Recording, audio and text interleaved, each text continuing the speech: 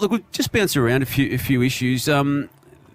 Trevor Saul, the AFL key executive, he's about to accept a position by all reports, Grand Prix Corporation. And it's a big talent drain now at the AFL, obviously, with Andrew Dillon taking his services out of football, which he'd had for a long time, to become CEO. So two key executives that now have to be replaced of significance. He puts together the entire broadcast scheduling. So it's a problem now for the AFL because they need to replace that football person first up. And I still believe they do want to go down the Brendan Gale path, but he's not going to make it easy because he is committed to Richmond. That was the question I was about to ask you. Benny Gale looms large to me as the ideal person to, after what he's done at Richmond, to go into AFL House. Is that still on the cards? My belief is that Andrew Dillon wants him to do it. I also believe too he has quite recently opened up the field for investigation into this space. So interviews will be had between now and close of play. But I still feel, Das, it will be an offer that's going to be hard for Brendan Gale to knock back when it's put to him officially. He doesn't want to engage in the talks right now, Brownie, because of the need to get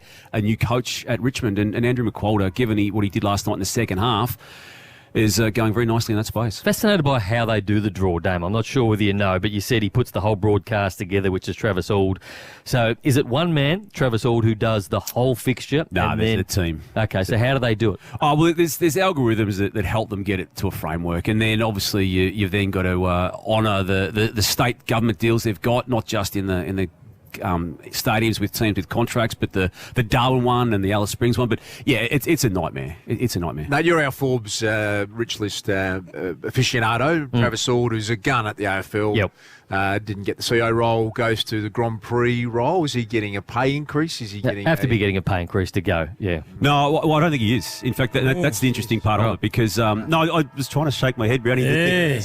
The government jobs in Victoria don't go beyond about $500,000. Now, he might be able to get some extra bonuses. That. Yeah, I reckon he'd be taking a long cut. He'd be better off working on the Westgate Tunnel. That's where he made the big coin in Victoria. What do you mean, Howard? Well, I just saw the budget had blown out another. Just another lazy poor bill. I used to play footy with Travis Auld. Very, very good. Really? Man. Was he Two Blues? Was he was part of the party? He was a later arriver. Really? Okay. Yeah, he'd be fantastic at the Grand Prix. What happened to the Two Blues? Let's get to a break now. Did you play, or were you just the social director at the Two Blues? He organised the social. I know that. But did you play as well? I did play. Pre-match? I did play. What position? I was sort of a rangy half-forward, Chief. You'd probably compare me to what would you say, like a Jack Gunston type? Very social, activity-driven club, wasn't it? Tickets. Premiership player. 3 premiership tickets. 6 in a grand final, or 5. Yeah. We lost 3 grand finals in a row at the same ground to the same team. Did you make the team for all of them? It didn't get near the football. What level was this? Grand finals. This is a very high standard of amateur football. No, it wasn't the highest standard. But Trav was a good player and used to terrorise the private schoolboys of Scotch and Xavier. He had very pointy elbows, to be fair to say, Trav. Were you a better overhead player or more when it was on the ground in the contest, Howard? Not in the ground. Not on the ground. No. Inside, outside player, Howard? Outside. Yes. Bit timid? Oh, yeah, you could say that. But came into your own in the social celebration. Let's get to a break now. What sort of social things did you organise? Festivals, parties, birthdays. We're going to get the bottom of it. Wasn't there a famous one that they had? Well, apparently. Chief, if anyone's got, send some photos through if you've got any information. Let's get to a break because joining us next. Shall I say who it is or shall I just say it to you? Tell us who it is. Joining us next, massive Collingwood fan, one of the most entertaining cricketers to ever come out of England. His name is Lord Ian Botham. He joins us on the show next to talk footy, cricket and everything else. So McDonald's and Ream Hot Water, Triple M Rocks Footy. This is the Friday Huddle. Please reply quickly to texting drivers. A message from the TAC. For Ream Hot Water and McDonald's, Triple M Rocks Footy. Triple M traffic. Good evening. Still a little bit of traffic around town, starting with a crash in Hoppers Crossing. That's on Derrimut Road, which is currently blocked northbound at Barber Drive before Hogan's Road. There you can use Heaths Road, Tarneet Road or Hogan's Road as an alternative. And a car fire in Roeville is still causing delays on Callets Road outbound at St Lawrence Way between Napoleon Road and Taylor's Lane 2. Just one more sleep until Tom Cruise returns in Mission Impossible Dead Reckoning Part 1.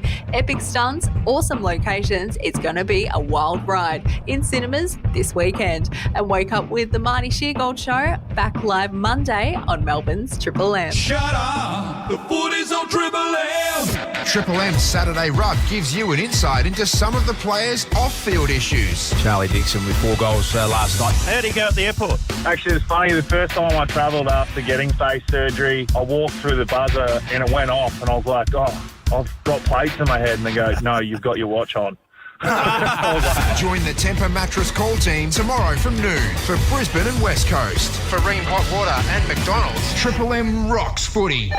Steel Solutions, Houston speaking. Houston, we have a problem. Okay, what's happened? I'm doing a reno and my bricklayer needs some galvanised steel lintels in different lengths and sizes.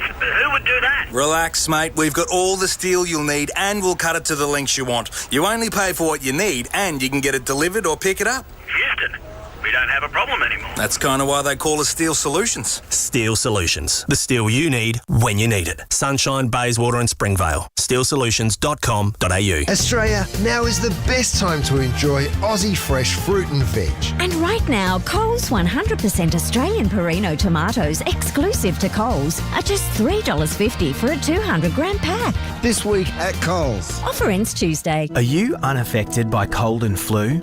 Australian Red Cross Lifeblood needs you and your blood. Australia urgently needs more blood donors now while so many of our regular donors rest up and recover from winter lurgies.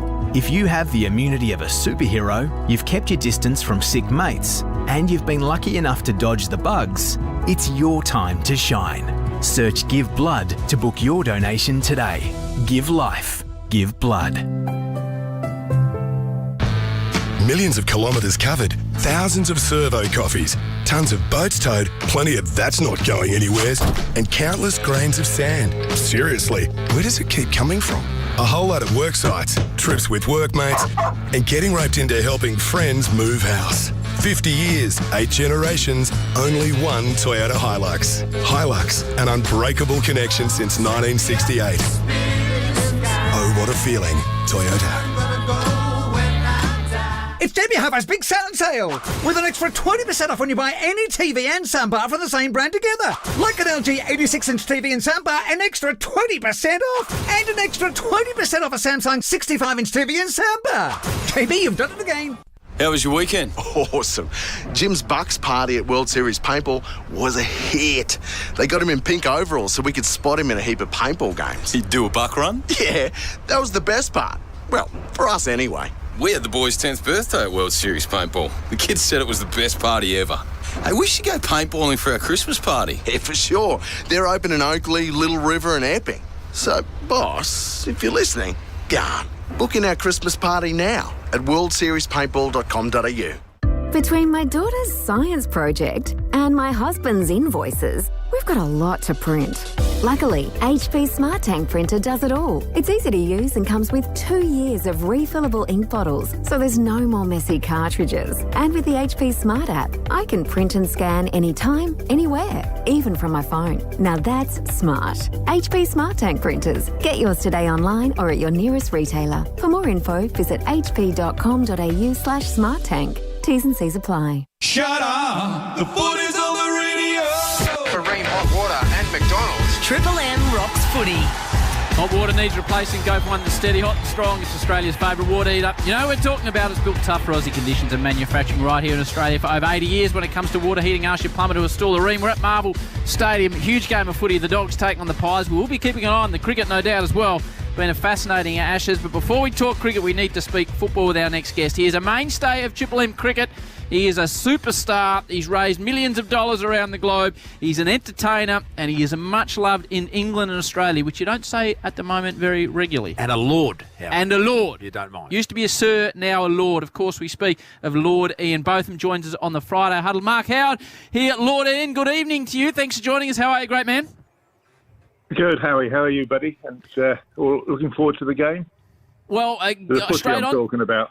Yeah, straight on to the game. Massive game tonight, Lord Ian. Collingwood, your team versus the Bulldogs. I know you keep a close eye on it. How have you seen the Collingwood season? It's been fantastic. A little bit unfortunate Maynard and Meyer Checker out for this game, but Goey comes back, so it's not all bad. I think, and Pendles. the great man, 14 disposals, and he breaks the all-time record. People will be fascinated by how genuine your love of Australian rules football and your love of the Pies. Can we ask you, Beefy, where did it come from? 1976. I was on scholarship over there. A lot of interesting things happened that year. But but I met Billy Pickin, and he got Mark of the Year, I think, at the awards. And anyway, he and I sort of had a chat, and I said to him, "Oh, you play that game with no rules?" And he laughed, and we just he was a really nice guy, and we kicked a few balls, messed around, and so that was the start of it, and it's just grown since then. I follow it. I have my the scarf will be wrapped around my neck, although it's 30 degrees here. I will have the scarf on to let everyone know where I am. But no, really looking forward to it. I think it's been a great season so far, and the difference is, these guys just don't give in. They actually like to lose the third quarter and win the fourth. Now, Ian, we need to talk about the Ashes. We're all looking forward to a good game tonight, but there's also the Ashes going on, and the talk of the last couple of days, is it's all been about the Johnny Bairstow dismissal. Are you a yay or a nay man? Look, personally, I wouldn't have done it. I wouldn't have encouraged it. I wouldn't have been happy with it.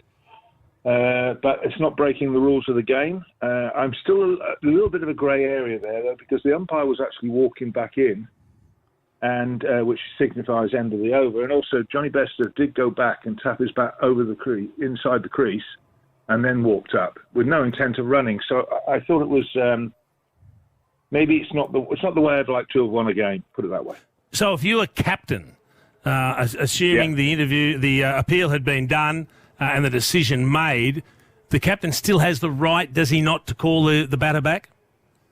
Yeah, absolutely. And you would have done that? Yeah, I'd have done that. But on the grounds, I would have said, look, it's a bit like a warning. That I would have been, if I was a batsman, I'd just turn around and say, well, where was I going? I was just going up there to tap the pitch, as we always do. You do it, I do it. I don't know. I just think it's soured.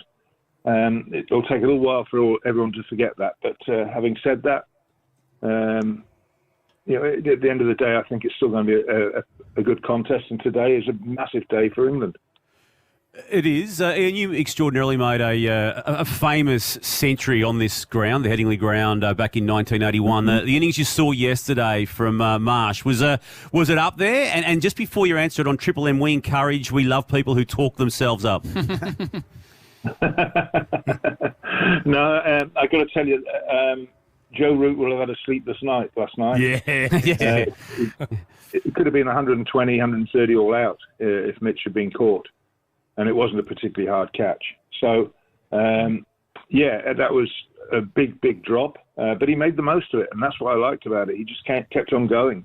He plays some great shots. I've seen him play this sort of cricket in one-dayers. But to go out there in the test, I thought it was magnificent, and it's the way that I think the game has to go. We've got to get bums on seats, and that means people filling up test grounds, which they have. Every day has been sold out over here so far. Didn't answer the question there, Ian. Your knock was better. It wasn't as good a surface, I can tell you that much. And you were following on too, weren't you? And also I had a bit of luck, if I'm honest. I played a few shots. I was trying to get through the offside and inside edge it through square leg for four, or I nicked it over the slips. But in the middle of there were some good shots as well. But Dennis Lilly's not a bad opponent. Now you're warming up. Hey, Lord, tell me about Stuart Broad away from the cricket pitch, because most Australians here don't like him. I like him. I think I love the way he goes about it. He brings some pizzazz to the cricket. I love the way he bowls, but not many people in Australia get on his wavelength. Well, I think partly that is, look, I'll tell you something. He gets into their face. He gives it back. He was certainly made a point about the Bairstow after the run out and walked up and I think he said something to the effect, that's the only thing you'll be remembered for. So he gives it back. So I don't have a problem with that. He takes it, he cops it. But if you cop it, you're entitled to give it back. And I can't say that's the way that it's always been. I think there've been players that don't handle it when they get something thrown back at them. So, look, Broad's... I like Stewie. I actually presented him his cap on his first ever test. That's how bloody old I am. So in Sri Lanka. So I've watched his commentator on his career, and I think he's a special talent. And I would think that it would be interesting to see who retires first, Warner or Broad. Yeah, well, the way it's going, we saw it again last night. We're speaking to Lordy and Botham. Tell you what, if you want a good wine, you like your wine. Botham's wines available throughout Australia. Tried some very, of the beef. very, It is very outstanding, Howie. good. So get your hands on Botham wine. Before we let you go, mate, really enjoyed the doco, The Longest Feud, yourself and Ian Chappell. You sat down, for those that have seen the show, I was fascinated. What was it like actually sitting down against a man that you've had disagreements with over the years? Was it as awkward and as uncomfortable as it looked? Not for me, but he didn't look too happy, did he? No, he didn't. He didn't. Well, the different thing is that I had nothing to hide, and I was quite happy to be quite honest and open about it. But it was a little bit like, you go into a shop and you see the tailor's dummy. Well, he was a bit like talking to one of those, to be honest. He didn't really want to come forward. Wanted a part two. Lord, I wish there was a part two. Always great to chat with you. We'll see you out here for Triple M this summer, Pakistan and the West Indies. You'll have some Botham wines in tow. Enjoy tonight. It's captivating this whole country, and we're loving that Test cricket's flying again. All right, mate, and go the Pies. Yeah, go the Pies, Lord Ian Botham. You blokes will laugh at me, but only because you asked. Stewie Broad is the guest on the Howie Games this week. I did it 2 days before the Ashes. We didn't ask. I tell you, have a listen. And we didn't need to know you did Mitch Marsh either. I like it. Will change. I'm still recovering from Nathan during that interview where he just called him Lord. Yes. I thought he was at the Shakers again. No, just, hey, Lord. Praise the Lord. What was that? That's a different type of Lord. I'm sure you've met him. You've all met him over the years. He's just a wonderful storyteller, and he's an Australian in an Englishman's body. How engaging a person is. And what about him absolutely dialing into Australian rules football? Talking about Maynard being out. Yep. Just sensational. Pendle's breaking the record. And well done to MJ for getting us an international guest. It's been a long time between sort of guests, hasn't it, really? Between guests, producer. stop. It's hard when Snork's not here to defend himself. No. He gets in Botham. Dars couldn't even get Rowan Smith. Hot Topics coming up next, MJ, I think. Yeah, Hot Topics next as we lead up to the Western Bulldogs taking on Collingwood. Is the game. Just pausing for a bit of drama. Well done. A bit of theatre. Well done. That's coming up, Chiefy, from McDonald's and Ream Hot Water. Triple M rocks footy. This is the Friday Huddle. Please reply quickly to texting drivers. A message from the TAC. For Ream Hot Water and McDonald's. Triple M rocks footy. Triple M traffic.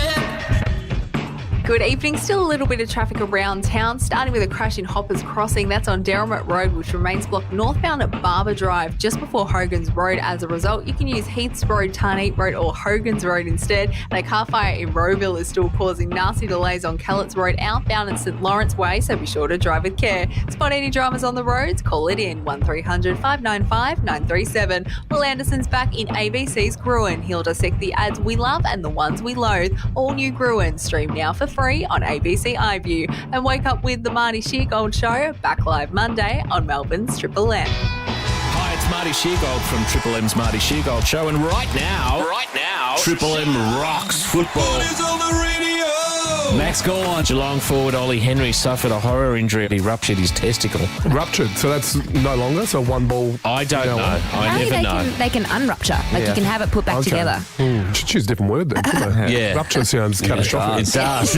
Triple M's Marty Sheargold Show. Weekdays from 6 on Triple M. Get the podcast now from the Listener app.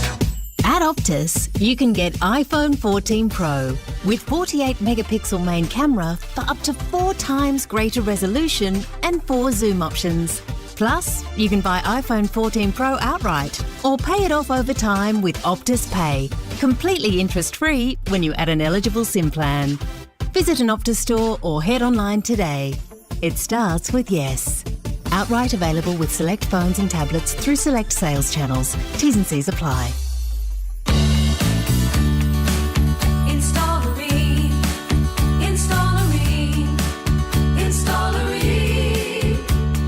Well, the hottest of hot party you've ever seen. Ream comes on steady, hot and strong.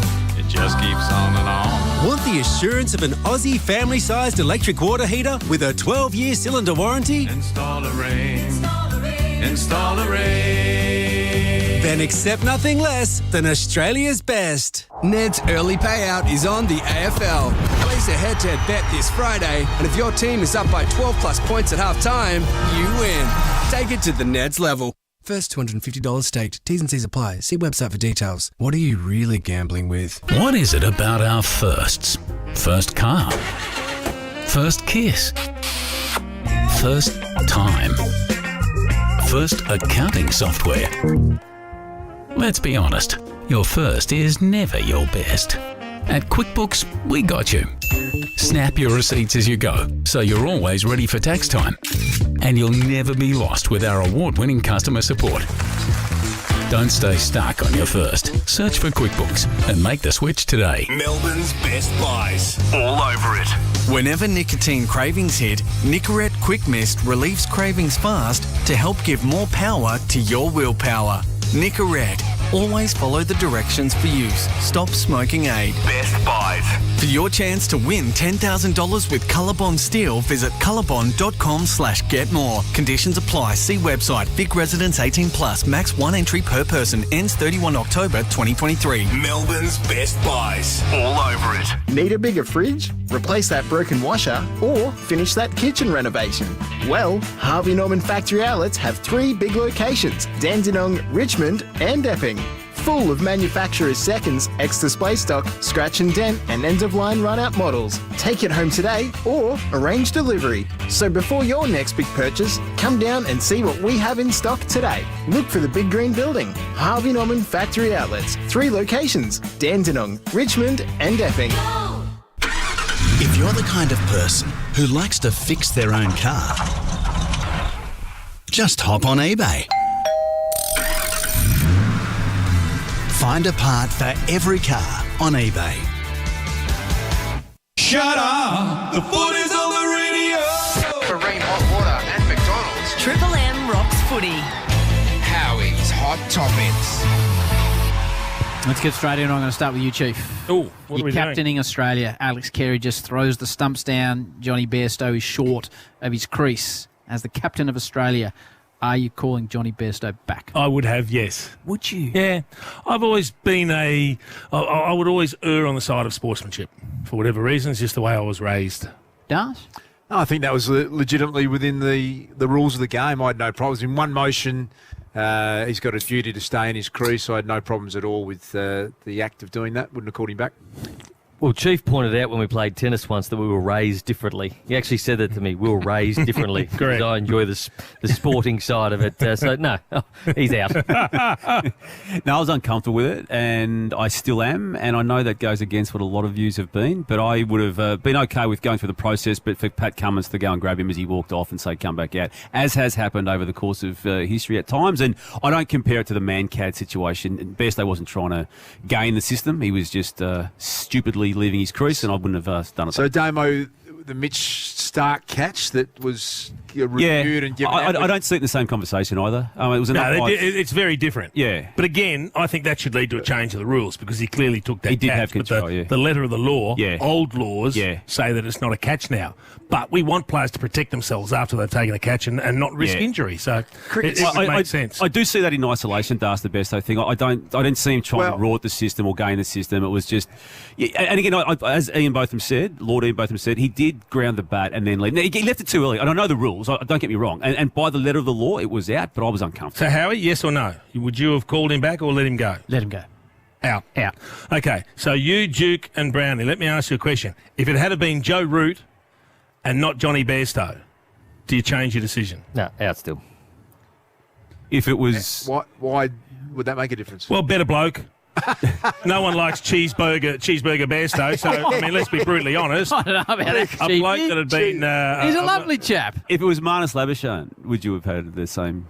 No, Chief doesn't like him. I wouldn't call him. I find this hot spirit of the game a really... Very nebulous. Strange conversation, isn't Yeah, it? it To is. me, you go up to an umpire, the rules of the game are the rules of the game. The players don't get to determine that. You appeal... and then you're out or you're not out. You're a generation too young, you blokes. You missed out on the era of sportsmanship.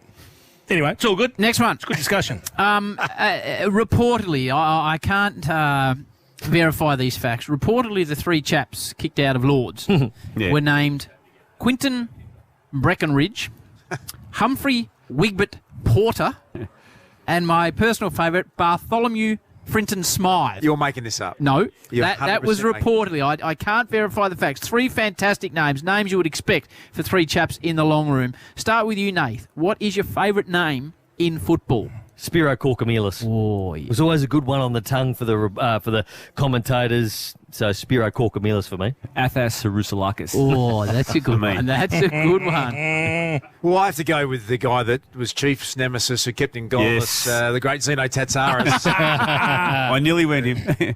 Chiefy? I'm going to go back to the 1920s and 30s, Howie. Oh. A gentleman that played 130 games for Hawthorn. His name was Stuart Stewart. I love the fact that his parents said, you know what? Let's completely root up this kid. Let's call him Stewart, and his surname's Stewart. So the Christian name's UART, and the surname's EWART. But I just think the parents back then to have that sense of humour, to call him Stuart Stewart. The leading surgeon in Adelaide growing up as a kid was Dr. David David. Yeah, come on. It's ridiculous, isn't it? Not a lot of imagination. What's wrong with people? My favourite is current because I love calling his name. I think it's a beautiful name, Phoenix Spicer. Yes. I just think it's a very, very And you have to nice. say the Christian name with your surname. Is that the actual But that name? reportedly, I don't know, Damon. No, they're not right. But it's got some traction, and it's very funny. Who is currently the best athlete on the planet? I brought this up because I've been watching the Formula One, which I love, and it's getting boring because Max Verstappen is dominating literally by the length of the straight. He's won 7 out of 9 this year. He won 15 races last year. For me, Max Verstappen is the most dominant athlete on the planet, and in a way, he's really reducing the excitement of the sport because you're watching for who's coming second. Das. So I love Formula One more than ever now, Howie, but I can't say that when you've got a difference in the equipment that you use. I find that hard to... But part of the skill of the driver is developing I understand the equipment. Anyway, that's who I'm going with. Nikolai Jokic, who's the the champion from the Denver Nuggets, a 7 foot tall, 2-time MVP, should have won it this year, but he still polarises people in America. He's a 7-footer and not a naturally great athlete, but basketball IQ off the charts. He's playing the game at a different level. Mine might be a little bit niche, Howie, but I love Travis Kelce, the tight end for the Chiefs, Kansas City Chiefs. He's the best athlete on the planet. I think he is. Now, I'm obsessed with NFL. I have been my whole life, and I just reckon he's as good as he's ever been in that. So we're doing best athlete or best IQ? Because we seem to... No, best athlete. Best athlete. Best athlete. Yeah, 2-time MVP, Nate, and won the championship. Well, you just said he wasn't a good athlete. Wasn't a natural athlete. Or who's yours? You've probably copied off someone, have you? No. You looked over Chief's shoulder for his answer? No, because I play a lot of tennis and I realise how hard the game is, and they play 5 sets in Grand Slams, but they play a week and then they have a week off, play another week, so they might play 20, 22 tournaments for the season. Novak Djokovic, out and out, is the best athlete in the world. He just dominates. He's the best ever been, and I'm going to go Novak. A lot of people don't like him, but he's the best. I had a problem with this question, Howie, because I think we get it horribly wrong. Okay. Because we're talking about mostly sports people, not athletes. Right. So I have a big distinction between what you're going to call an athlete as opposed to the best athlete on the planet. So I look at golf, they're not athletes. Baseball, they're not athletes. Of course they are. Most footballers. No, best athletes in the world. Are you kidding me? They're sports people, Howie. Okay. It's completely different. Who's the best athlete? There are fat blokes out there that just hit home runs. There They're are some not fit athletes, baseballers, mate. Chief. There are some fit people are not the best athletes Craig Parry of the world. was a pretty good Please. athlete. Please. A lot of footballers aren't great athletes, but they train their butts off to be athletic enough to play the game. Well, what's your answer then? Well, I find I don't have one right at the moment. That doesn't really help. It was Usain Bolt when he was going, because I found him to be captivating. I thought he captured my imagination more than anybody else did. And if I had to go for someone now, it's probably Kohei Uchimura, who's the best male gymnast in the world, because I think that's endurance, power, strength, and he's won that many all-round world championships. It's ridiculous. But I have a big problem calling a lot of sports people athletes. Right, interesting. Good. Final one. Now, talking about one of the greatest athletes on the planet, my man, Joey Chestnut, stepped up again for the 8th straight year, banged down 62 dogs. Second was 45. So that's Bradman numbers. It's 25% better than the competition. We've got a contender tonight, Howie. Oh, correct. Yes, well, we saw. I don't know whether it was the human backhoe, we call him now. Chief, can you describe what we saw tonight pre the show starting? I don't know, nervous energy from the boys do like to have a nasi goreng, which is a nice-sized box of a rice dish. You famously once threw on a quarter's head. Well, a couple of little bits at the end, yeah. Anyway, when the gun goes off, you lose Nathan's attention completely because he becomes an automatic backhoe. And it's just shovel in. And about every 3 or 4 shovels, you'd hear a little breath so he can keep going and shovel. And then he goes, geez, that wasn't bad. Everyone else has got more than half of theirs left and he's putting it down and he's going, I should have got 2. The man is freakish. So if you put Nazi in front of anyone, I'd back Brownie. So on that topic, we'll start with you, Nate. If you had to have an eating competition to be world champion, what food I'm would you going to go Nazi. I think that was pretty good. The moral. What about you, Damo? So you need to consume as much as you can. Okay, easy for me in that regard. The pork dumpling. The pork dumpling? How many do you think you could fire through in one sitting? You got 50 in you? I wouldn't do it quickly, but I'd have 50 in me if I had to. Yeah, maybe 60. I can't eat with that sort of speed that I saw Nate today. But weakness for me is a chip. I can't go past a fry. A fry? You just can't. So Macca's beautiful fries? The Irish. Okay. It's, the potato famine. I found it hard to separate 2 particular foods that I'm fond of, Howie. Peking duck. Oh. Could have 1,000 of those. Imagine Chief at the flour drum. With a lazy sush. There'd be fire coming off the thing. Just keep loading it up with duck and it'll keep going down. And the other one... It'd derail the sushi train. I could eat a table of lasagna. Oh, could you? I love lasagna. You, Warnie, and Garfield. A good lasagna. Oh, please. You look a bit like Garfield. Well, you don't eat, Howie, but what would you respond to? In your dreams, what do you dream about eating? I could take you all on. I've never seen you eat. Seeds or something? No, I would take you all on with peanuts in the shell. I would be able to peel and eat more peanuts than you blokes. I've never seen anyone quicker than me. I'm a world champ. But how many can you eat?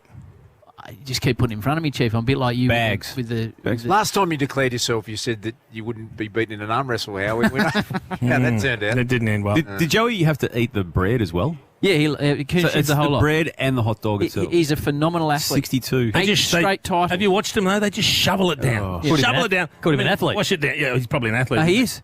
Give us a spell. 45. He won by 17. It was extraordinary. Imagine how you feel in the next one. He's been referring to that the last 24 hours. He said it's not nice. You'd clean the system out, wouldn't you?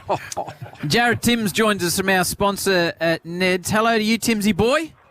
G'day, Howie. How are you? What would you choose in the eating competition, Timsy? Oh, good question, Howie. I reckon tacos. On a hungry day, I reckon I could do nearly triple figures, honestly. Oh, good on you, Timsy boy. Now, more importantly, an update on the head-to-head and line markets, please. Big horse.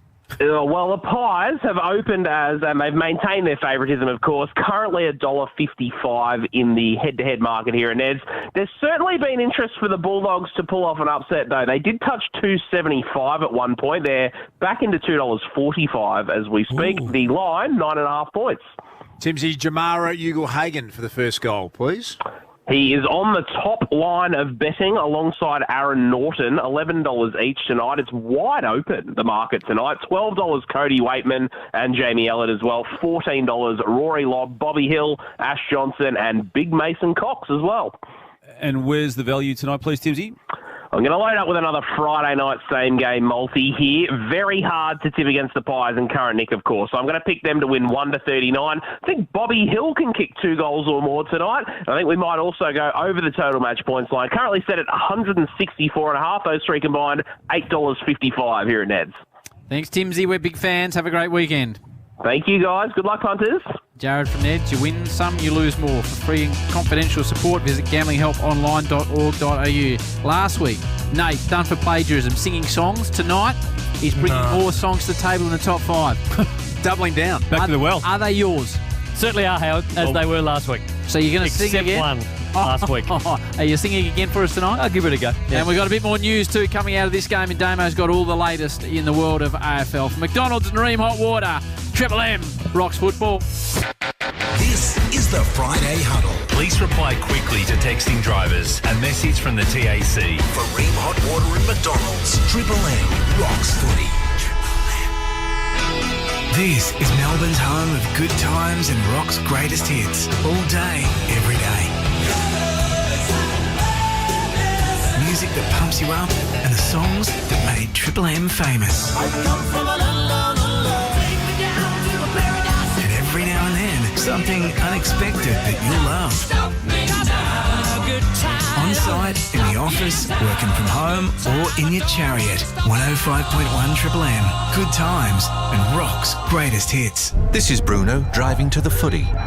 Oh. And this is his cheap insurer reading the policy fine print. Clause 9D of your car insurance says you're not covered for thingamybobs. Thingamy-bobbed at claim time? Beware bargain insurance regret, Bruno. Choose Amy instead. Who pays out over 99% of motor claims? Amy does. Lucky you're with Amy. Acceptance rate for the 12 months up to 30 September 2022. Before buying insurance issued by Amy, read the TMD and PDS at amy.com.au and consider if it's right for you.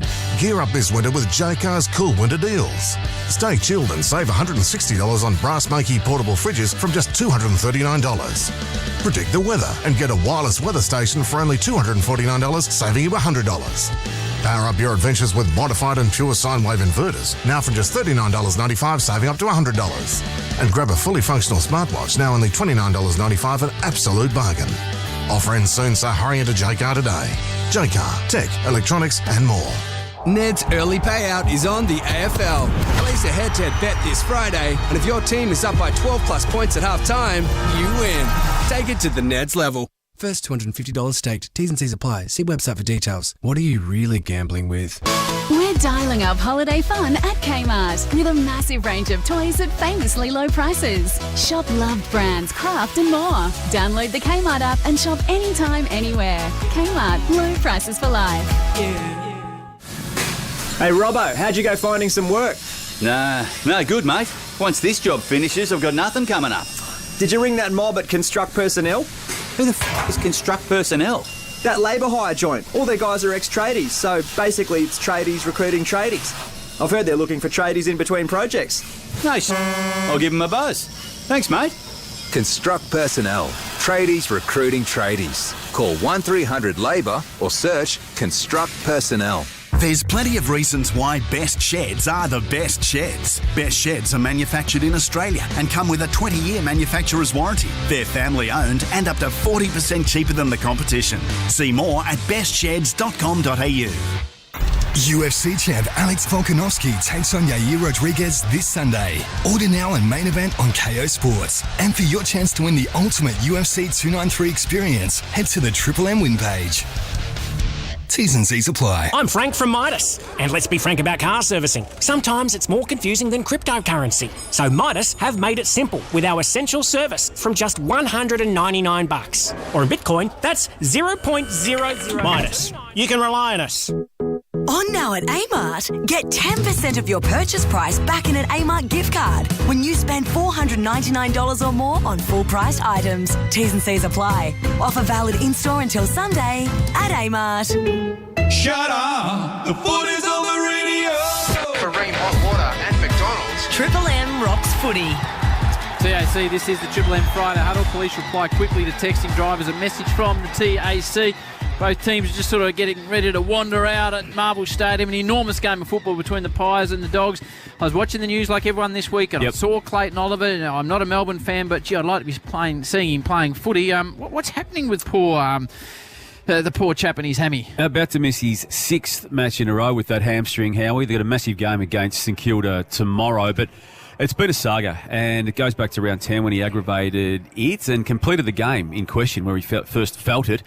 Every single week until this week, thereafter, the club, mainly Simon Goodwin and Alan Richardson and others making public commentary about it, were promising and hoping that he'd be ready the next week. We get to Wednesday of this week, and they put him through a genuine hard fitness test to get through, and then all reports are now that he aggravated it during that particular workout, and as such, they then came very clean on what it is, and it's a serious issue now that's going to be keeping him out for another month at least, Chief. Yeah, as I understand it, it's a hamstring tendon which can give you mixed reactions in terms of symptoms when you're struggling with it. And so can you explain the difference between, say, a niggle and what would be a common hamstring with what you've just described there? Well, when the muscle itself is torn, it comes up very, very clearly on a scan, and you see the muscle fraying, and they can say it's a grade 1, a grade 2, a grade 3, however many centimetres the tear is. And it repairs itself over time. Yeah, but with the tendon where the muscle attaches, there's a lot of scarring around there as well, and sometimes it can feel like it's okay when it's actually not, and you're still tearing it, and I suspect that's what's happened in this case. So he's been close to getting through and it feels good, but then every time they scan it, they go, well, hang on, there's still something that's not quite right there. And, I mean, he had a heated argument, didn't he? Yeah, he did. With the medical officials from Melbourne. So, obviously, it's one that's dragged on, and they now need to play it really, really safe. So they've got to make sure that he's up and going come September. They can't take any risks with this now. I remember Nathan Buckley at the end of his career had a hamstring tendon and, desperate. You've never seen anyone more fanatical about getting back. And from what I remember him saying, you could get to sort of 90, 95%, and you think, okay, it's just getting better and recover. But then you try and get to 100% and it can set you back. So he ended up having surgery on that hamstring tendon. Nathan Buckley was the only way to fix it. So is it before he came back? Because he came back for that 2007 season late and played in that prelim, which they lost by a kick to Geelong. He got through it. No, but then he wasn't going to play in the grand final. They got through. Right. So, yeah, you're saying he had the surgery before. Can't remember the timing of that. But he had trouble in that year. Surgery. But let me just clarify, I in no way think that I know anything about the medical side of it. I'm just told that the tendon injuries can behave like it's okay. Yeah. But on the medical side of it, like we have a long-running joke that you can't criticise medical professionals in football. No, right? they're the best going around. So how much... You two work within football clubs, Chief. You run one. Das, you're on the board without giving away state secrets. When things aren't going well, how much back and forth is there between a football department and a medical staff about trying to sort these things out? It's a high-pressure environment. Melbourne need Clayton Oliver playing.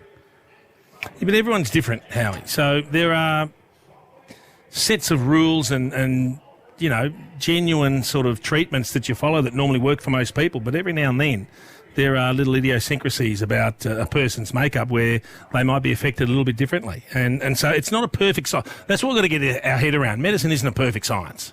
So what might work for 99% of the people doesn't work for 1% in this instance. Clayton Oliver running into all sorts of problems. The only thing I'd say, Howie, I can't imagine a scenario where a footy department person would ever overrule a medical person. So if they came and determined that a player was not right to go, that is it. That is it. Regardless of what frustration you may have with that, the medical staff rule the day on that front. And he'd been so durable too, Howie. Since he established himself as a regular senior player, had missed only one match, and that was with a really badly broken thumb that might have kept a mere mortal out 3 or 4 weeks. He only missed the one with it. So he's enduring something he's never experienced before and has wanted to play in each of those 5 weeks prior to this week and felt he was ready effectively. But obviously now he's damaged it significantly enough to be out for at least another 4. So their finals chances are hanging on. They've lost 4 of the past 6 matches, and he was in Brownlow form prior to going down. We can hold him back no longer. It's time for... He's a self-proclaimed footy superstar. I reckon I was probably the most influential player in the AFL. He fears nothing and no one. This is all off-air stuff that you're not allowed to talk about on air, but I've gone with it anyway. And he sees the world a little differently. Just watching a Komodo dragon eat a monkey. This is Nathan Brown's Top 5. Look, I felt a bit taken back by the fact that you blokes think that I was plagiarising. I admit that one of the songs from Jay Clark I did borrow, so I thought that I'd pen a few more. Thank you, Milli Vanilli. And he's taking the moral high ground, he does. I borrowed a few more. He stole 6 songs and he's trying to take the high ground. This is the biggest club in the land, so I thought I'd make them all about Collingwood. So, and these are your words? You're not crediting anyone. We'll find out tomorrow. Not crediting anybody, no. So this is all you? Wrote these myself. We'll find out tomorrow when the text start bouncing around. So the first one that we're going to listen to, and you know how I like to play the song first of all, just to get the feel of it, is a guy named Harry Belafonte, and he sang the Banana Boats. Yes, he did. Come, Mr. Tallyman, tally me banana. Oh, no. Live 6 foot, 7 foot, 8 foot bunch. Daylight come and we want more. This can't end well. You know my equal favourite part of this? Yes, I know what you're going to say. She's singing along. Singing along. Word for word on every All I song. heard last week was, what about Choop in the background singing the word to every single song? Okay. Come on, Nate. Including Amy Winehouse. So there's no bigger name at the moment than Nick Dacos. So this is it. Come, Mr. Tellyman, tell him my disposals. Dacos is a gun and opponents go home. Left foot, right foot, any foot touch. Dacos is a gun and opponents go home. I don't know about the Why are you accent. singing it with an Indian accent? Mate, What are you doing? what's the accent? What was that accent? It's Harry Belafonte. Was it an Indian? I don't know. It's extraordinary. It's better be Terry. I think you should plagiarise. Yeah, I think they were better when you did. Ring Jay-Z, he might have a couple of ideas for We've you. started really slowly. No, here. let's support him. Let's support Yeah, him. you gotta Go keep on, going. Nate. You Go gotta on, keep keep going. going well. Don't lose your confidence. You like that one, Chief. Okay, so the next one is the Red Hot Chili Peppers.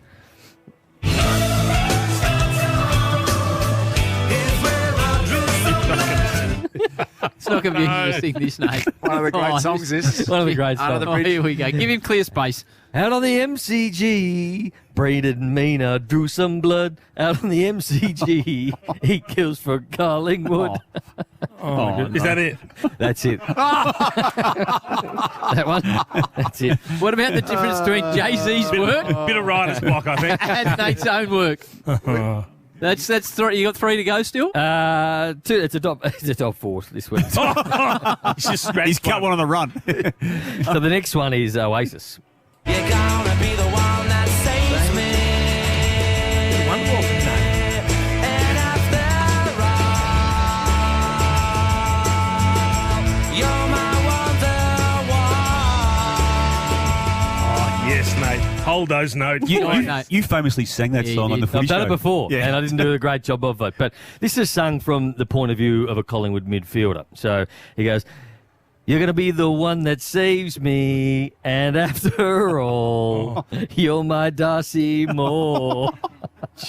Oh, no. There's got to be more. You can't just sing that.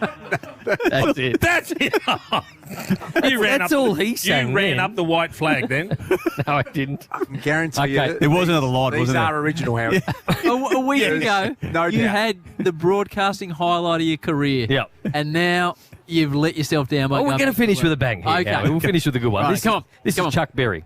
Where lived a country boy named Johnny B. Good, who never ever learned to read or write so well, but he could play a guitar just like a ringing a bell. Go, go! So here we go. This is a tough one to sing too. I must admit. I chose some hard ones now. Down at Collingwood lived a young boy named Geordie Be Good, who never ever followed the rules too well, but he could kick a football like ringing a bell. Go, go, go, Geordie, go, go, go, Geordie, go, go, Geordie Be Good. Oh, this is the clearest proof of plagiarism from last Yes, week. mate. You couldn't have proved yourself any guiltier, Nathan. He sounds good last week. I don't know what happened then. I know what happened. It was your own material. That's what happened. I was poor second up. You know what? I tell you what was the problem then, though. You didn't commit fully. No, you didn't commit. Remember, you have to commit fully or it falls flat. I did commit fully you did last go week. all in. You committed last week. I think you can do the Geordie one again, but fully commit.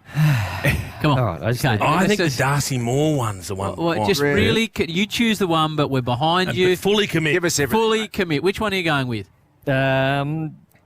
Do you want to go the Nick Dacos one again? Do we need to hear the song again? Or just cut your Not the losses one. again. with the that'll do, accent. that'll do. No, come No, on. we're done. Come on, you can do it. Go to the break. Just do Geordie Be Good one more time as we Okay. go to the break. Come on, commit. No. You've got to know when enough's enough. Give us a call for the quiz. Thanks. 1-2-3-5-3. Chief, who are they taking on tonight?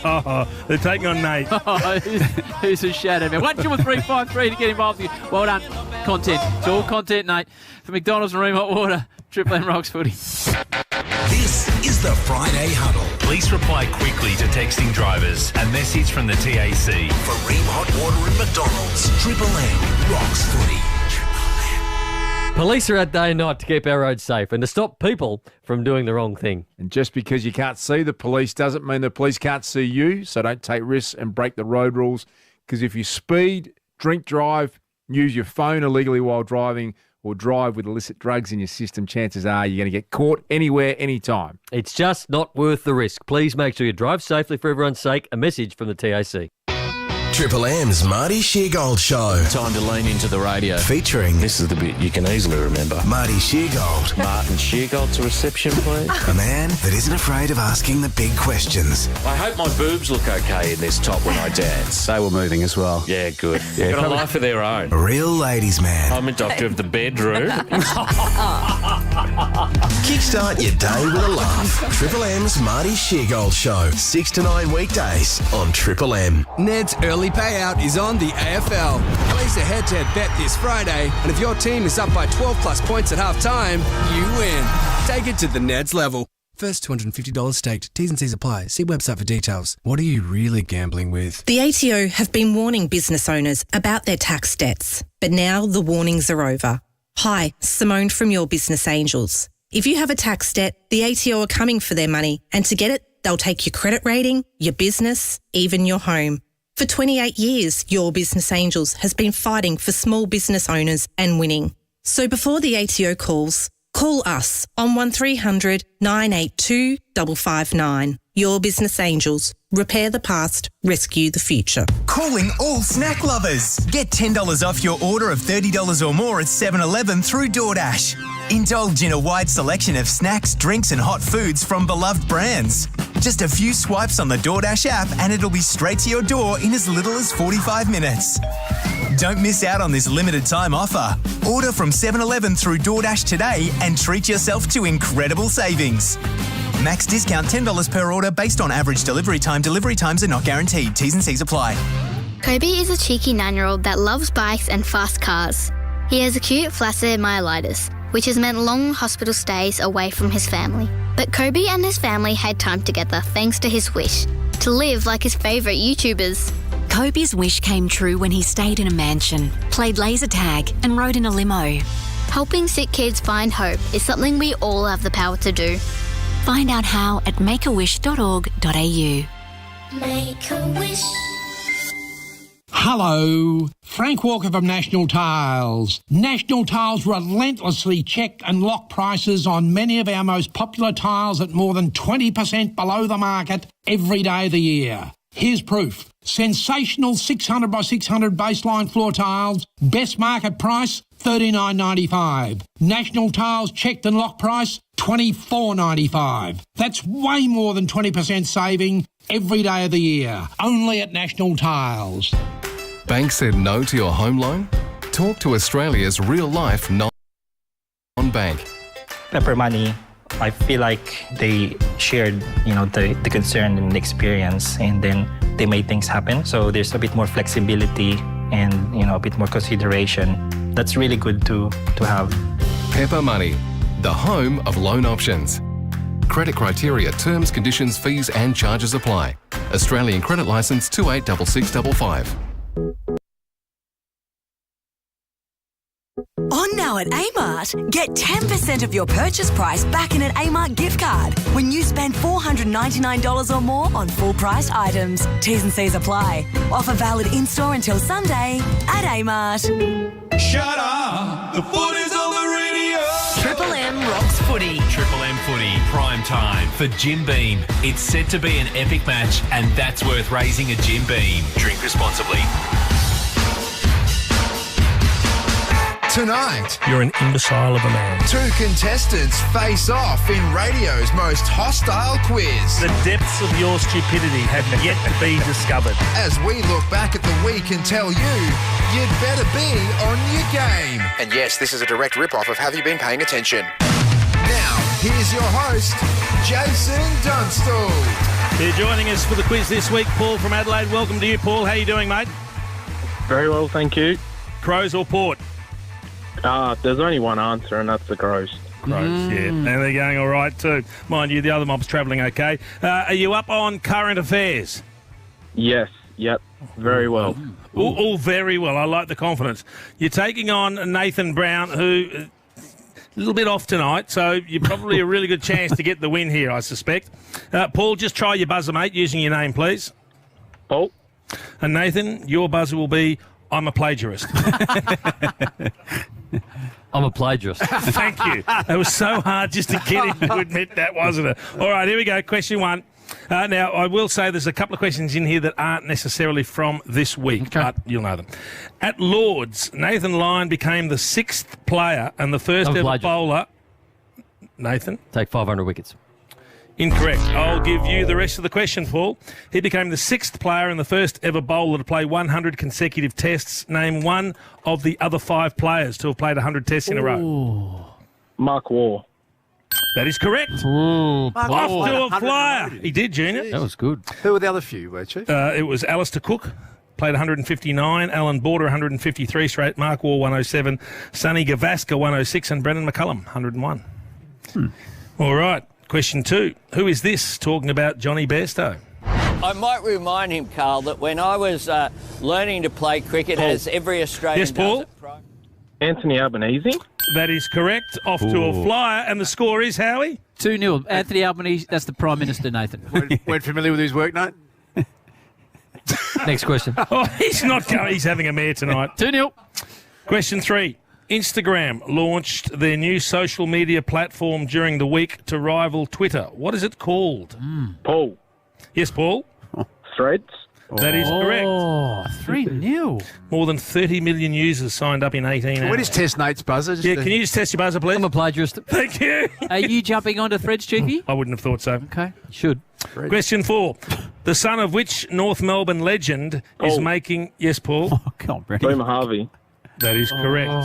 This is a whitewash. We've seen nothing like this. The light's on. I just want to check. Is Nate still there?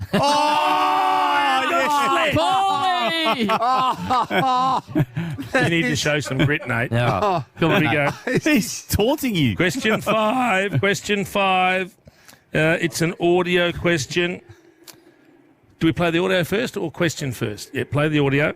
Cam, what's the name of our other cat? Tinkerbell. That's Tinkerbell. Thank you, darling. Who did BT call during the third quarter last night? I'm a plagiarist. Yes, Nathan. I heard him say Tinkerbell. Called In that? Tinkerbell. We can't ring Tinkerbell, mate. It's not Captain Hook time. How do you ring Tinkerbell? How you going to ring Tinkerbell? Yeah. Are you on medication? He's panicking. Paul. Yes, Go on, Paul. Paul. Did he call his wife? He did call his wife Tanya, and it is Tinkerbell. 5-zip. You think he's got a name in the old Apple iPhone? Tinkerbell? T-Bell? I don't know where Nathan is at the moment. This is frightening. 5-0. I'm going to call a game with him tonight.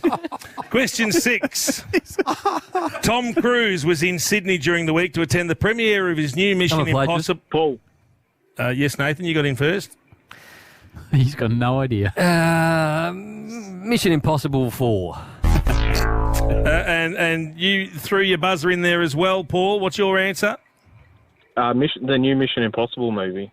Yeah, well, the question was in what year was the original Mission Impossible 1986. released? That would have got 9 in what? 1986? 1996, sorry. Yeah. You're still a mile off. All right, question 7. Why was Nick Kyrgios forced to pull out of I'm a Wimbledon? plagiarist. Yes, Nathan. Had a wrist injury. He did. He's on the board. Well done. He's back. Well done. He's He can't, back. he can't win, though, Chief. Well, No. you never know. We might make a double points question. Just going to call a medic there. Question 8. Why were Collingwood fans threatening to protest during the week? Paul. Yes, Paul? The treatment of Jack Ginnivan. Yeah. That is correct. Clinical. Lack of free games across AFL and VFL competitions. They're not happy. We've never had the panellists only get one, Chief. He's been up in the snow for a week now. 2 questions to go, so you might come home with a rush. Okay. It's an audio question. What is Jack Revolt talking about here? It was contraband when Dimmer was coaching. Paul. And as soon Yes, as he Paul? got the... The long sleeve. That is correct. Can we have an updated score, please, Mark? Well, it's 8-0, but worst of all, Damo was mentioning that he's got long sleeves to Nathan, and he still didn't pick up what the answer was. He just blanked me. I was It's not pointing 8-0, to my it's not long sleeve 8-0 jumper. because he got the wrist injury. Sorry, it's 7-1. 7-1. 7-1. Sorry. All right, last I question. showed him his long sleeve. Yeah, and he still And he just shook his head at me. the light bulb didn't go off. He needs Here we some go. food. He needs some food. Final question. Razor Ray Chamberlain and former Magpie Chris Mayne have I'm a teamed plagiarist. up. Yes, Nathan. Advanced hair. 7-2, Chief. Extraordinary. And what does Paul win, What's he please, win? Mark? He's in Adelaide. Yep. So we might send him to Mark Rasciuto's pub. I can do that. Send him to what's Rue's pub over there? What's Rue's pub called over there again? The Ramsgate. Not the Ramsgate. No, the Alma. It's the Alma. The Alma Tavern. You just stay on the line, Paul, and we'll sort you out for the dinner at Rue's pub. Yeah, and a 1,500 voucher for you and your mates. Just enjoy yourself. Tear the joint up. Wow. Thanks, Paul. What happened, boss? I hadn't been watching any news this week. I've been away, right? And Paul got the better of me. I had a bad top five. I've followed up with a bad third quarter. Thought my opening today was pretty solid. So I'm just going to finish off with a good last quarter. Well done. We're going to take a break here. When Damo sort of mentioned the long sleeves, I thought that was cheating. I don't cheat. Oh, you just plagiarised. That's not what you said about the Alex Carey scenario. We'll take a break here.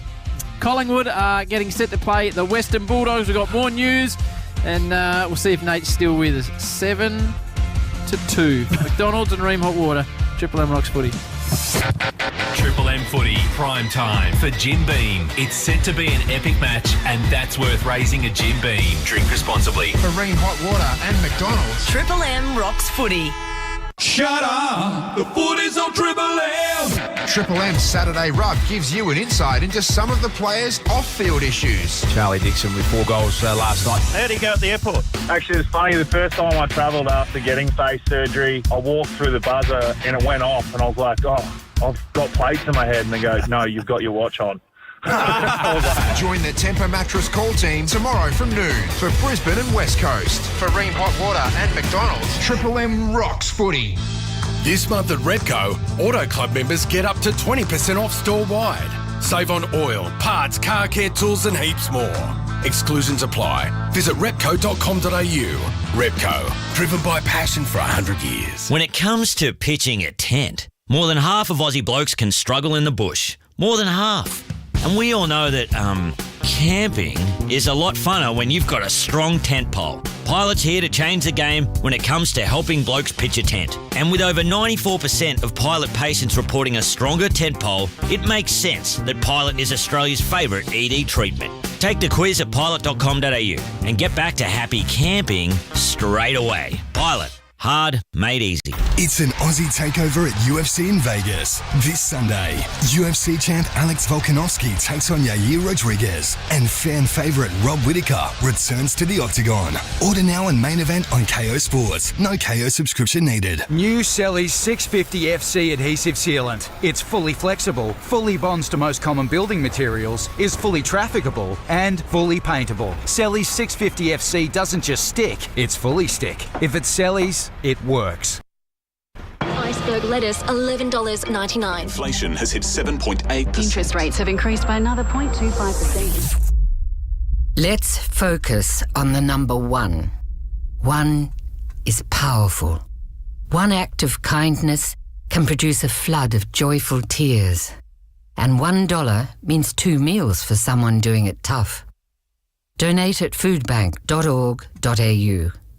$1 donated is 2 meals created. JB Hi-Fi is smashing prices with crazy deals. Like a Braun electric shave at $2.99. That's half price. A ridiculous $300 off an Ecovacs RoboVac. Absolute madness. And over $200 off an LG front load washer toaster for $9.96. JB, you've done it again. This International Lipstick Day, Revlon is donating $2 from every super lustrous lipstick sold at Chemist Warehouse to look good, feel better. A foundation that helps women face cancer with confidence. For high impact and moisturising lips, buy Revlon Super Lustrous Lipstick, Australia's #1 lipstick from Chemist Warehouse, and inspire confidence through the power of lipstick. Promotion ends 2nd of August 2023. Chemist Warehouse, great savings every day. At Optus, you can get iPhone 14 Pro with 48 megapixel main camera for up to 4 times greater resolution and 4 zoom options. Plus, you can buy iPhone 14 Pro outright or pay it off over time with Optus Pay, completely interest-free when you add an eligible SIM plan. Visit an Optus store or head online today. It starts with yes. Outright available with select phones and tablets through select sales channels. T's and C's apply. Every massive moment lives right here. That is incredible. For Ream Hot Water and McDonald's, Triple M rocks footy, and the first quarter is coming up next. Usually, polar bears spend most of their time hunting on the sea ice. But this year, thanks to Bundy Rum, you may find one hidden in your local bottle shop. Bundy has given a few NRL legends golden bears to hide in cans of Bundy Rum. Find one and you'll score 10 grand. There are also thousands of NRL prizes to be won. So, where's the bear? Just follow Bundaberg Rum on Facebook and Instagram to find out. Shut up! The footy's on the radio! Triple M rocks footy. This quarter for Repco, driven by passion for 100 years. That's it. We're also here thanks to Remont Water. Built tough Aussie conditions when it comes to water heating. Ask your plumber to install a Reen. This is Triple M footy. Prime time for Jim Beam. Set to be an epic match, and that's worth raising a Jim Beam. Drink responsibly. We're on the footy. We'll keep you across the cricket. But a man that likes to stay across everything is our man Tom Brown, and he's just he's come in a bit of a flapdarse.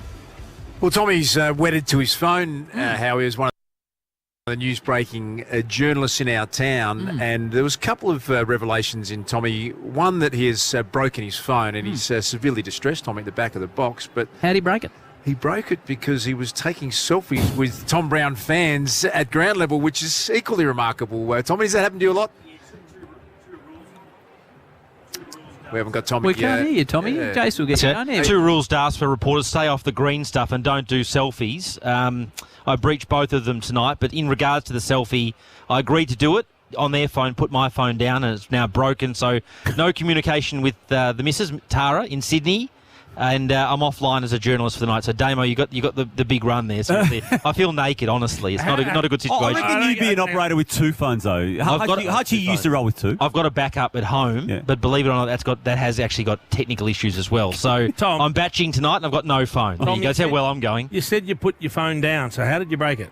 It was on the fence, Jace, attached to a battery. You thought you'd delicately balance it on top of the fence. Correct. And it's pretty flat, that marble fence, but evidently not. It's like a bit of a dome. To me, yeah. Correct, Nate. That's what happened. What are you going to do if something does break? You will be lost. Seriously, I'm already trying to source an alternative phone. But I think the 7 phone departments now in Sydney, not Melbourne. So we've cost cut there. So there's no spare 7 phones. So I'm open to offers. Put Paul Rank on Mitch Cleary, grab his phone and put the SIM card in. I think Mitch Cleary might have planted the kids down. There you go. It was a ploy. Possibly. How's the season between you and Mitch going, Tommy? A 2-horse race. If you've got halfway up the Fleming Straight, who's in front? No, we work together. What I'm proud of is that we're winning the news together. So it's been a good joint effort. Oh, Howie? Do you believe that, Damo? It's Ian both Damo. and Ian Chappell, isn't it? I think that was my understanding of the scenario. It's more like that I think the cosy relationship that Tommy's trying to portray. I reckon they're at the clock tower, Howie. They're at the 250 metre Who's mark. in front? Who's in front, Tommy? I think we're working well. Honestly, I think we've had a good joint deal together this year, honestly. And people like to play this up and all the rest of it. The Masai and I, was that his nickname? We get on really well, so there's no issues there. The Masai? He's a better liar than Nathan, which is saying something. There's actually nothing... There's no bulltish about that, honestly. And his forehead moves, unlike Nathan's too, when he expresses himself. So Mitch Cleary is known as the Masai, is he? He is. Masai Warrior. Gary gave him that years ago. Really? Junior Warrior. He's a bit better than Junior these days. He's going well. He's going well. Good on you, Tommy. We'll speak to you down on the boundary. Hopefully your phone gets sorted out, my man. Thanks, Howie. Tommy Brown, keeping us across everything. Damo, we've got a bit of time here, so let's just get stuck into a few bits of way issues, through. Chief, Richmond, 7.5 wins now. Yep. Let's just, for the purpose of this argument, this conversation, let's say they need 12.5 wins to get into the 8, okay? So they need 5 wins out of the remaining 7 games. They've got matches against West Coast next week, Hawthorn the week after, North Melbourne in round 23. Can we give them those 3 wins? Yep. Okay, so up to 10.5. They need to therefore win 2 of Melbourne, Western Bulldogs, St Kilda, Port Adelaide. Given they beat Sydney quite well last night. I think it's Port Adelaide away, isn't it? But I think it's doable. If they play well, they can do it. But the big question mark still remains, is 12.5 wins going to be enough? Because they've also got Geelong's on a draw as well. So Geelong's got much better percentage than them. Could easily finish on 12.5 wins. So they may need to win 6 of the 7. Need to get on. Are they any chance of getting Tom Lynch back? They interviewed Tom Lynch last night. Yeah. They didn't ask the question of when are you going to be back? The release that the club provided to the public last week, Brownie, the way I read it, and you have to read into it, at best it will be finals. At Right. best. Now that was a reading of a delicate situation. He clearly badly broke the foot in round 4. Hasn't been seen since. There was a setback of sorts which they effectively referenced and pushed back to You return think date. he's done for the year? It seems he's done for the year, unless they can make a run for it. And obviously the bye after the round 23 scenario would help that cause if they were to get through. But what it is doing though, guys, and does obviously the interesting part of it is Andrew McQualter's time now. He was coming off the club's worst loss since before its premiership era back in 2016. That was what he was coming off last week against Brisbane.